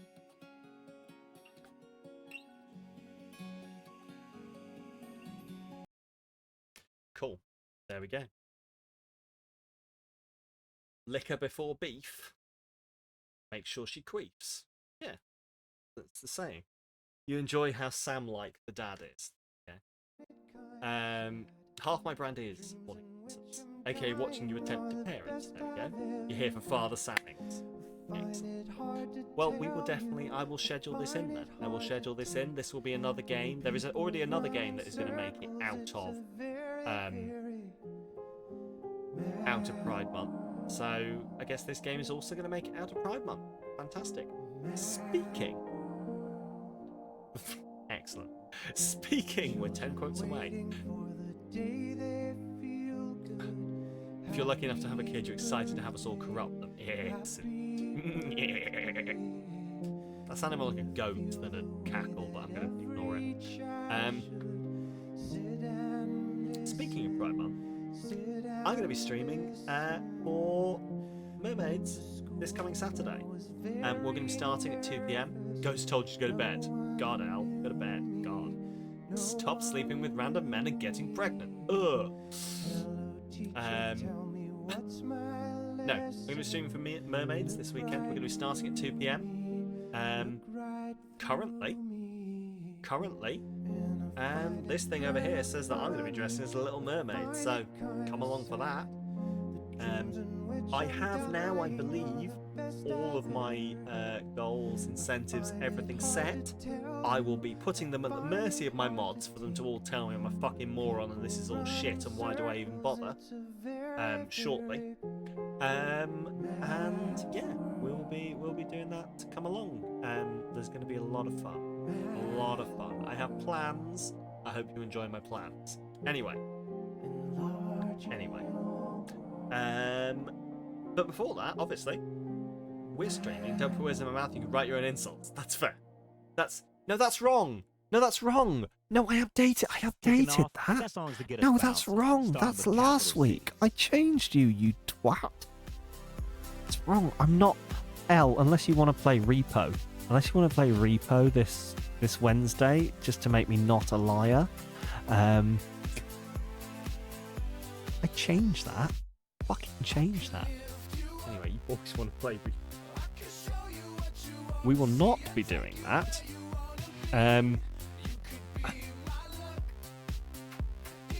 See you tomorrow. I have a charity stream to plan for.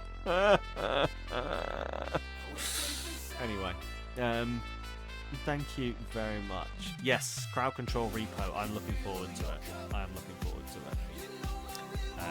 For charity, indeed. For this charity, funnily enough. Just make sure you don't spend all of your money on Paul. I got some shit that you need to torment with too. Equal tormenting. Anyway. But no.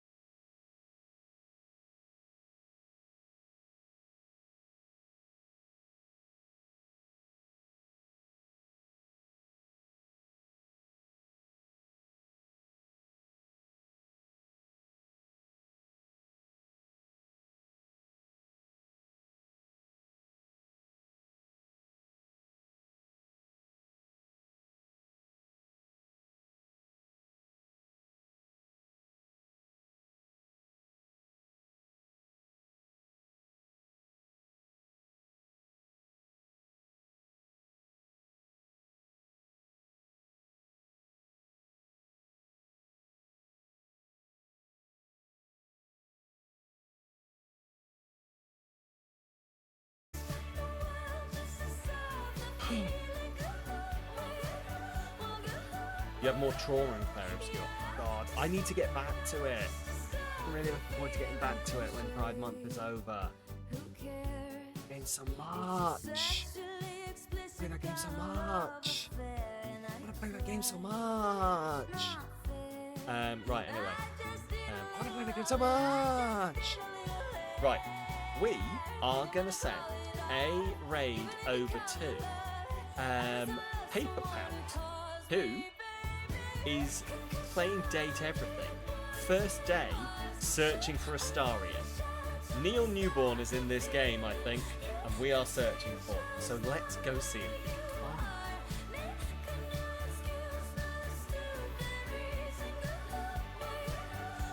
How long has that been happening?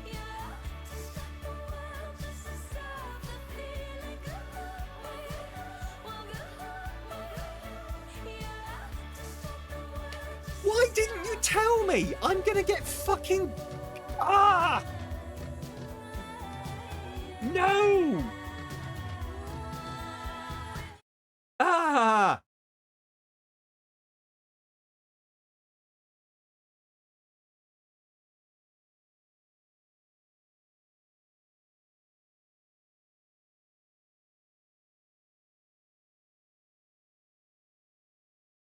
It will absolutely just get muted, yes. So all of that shit I've just said is gone.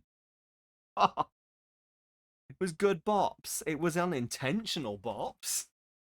Shit. Okay, cool. Well, on that fucking note, let's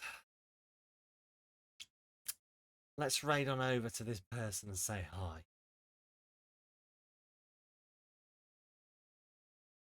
Everyone have a lovely time. You were just vibing, having a dance. Say it all again. No.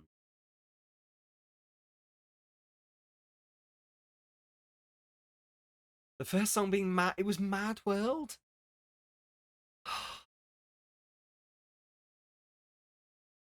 Just as a general note, I am not smooth enough to pull that shit off. And if Spotify starts playing, I haven't done it on purpose. Anyway, we're going to send a raid on over to Paper Pout. Please grab a raid message. They're going up in chat now. Join the stream next time. Grab one of those fucking raid messages. I don't have Spotify open. That's the weird thing. I think my headphones... I think these headphones must have... you know, that button that is coded to just when you hit it, it opens Spotify. I think they must have that coded thing in them, which is really annoying. I didn't know that. Dream Daddy to Mad World. What? Do you not know that there's some headphones that just like have they have a setting where they will, like whatever they're connected to, they'll open Spotify. Leo's got this on their headphones. There's no sub-raid message. Interesting.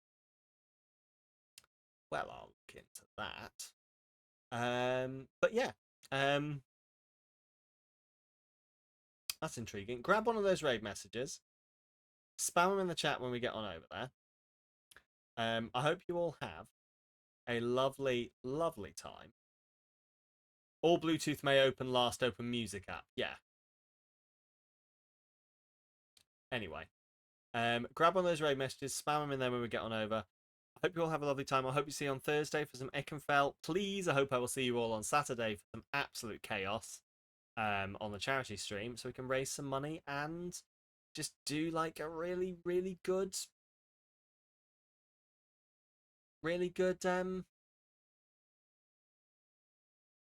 thing for chat. I've lost my words. It's do the good money ups for the trans and non-binary kids. Yes, good. Great. Raid now before I get any more fucking embarrassed. Jesus Christ. I'll see you soon.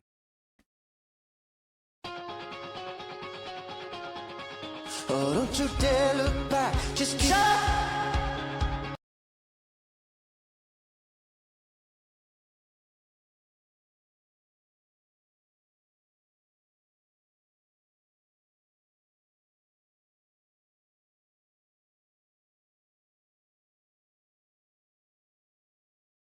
to next, or what object you want to speak to next. Oh my gosh, hi guys!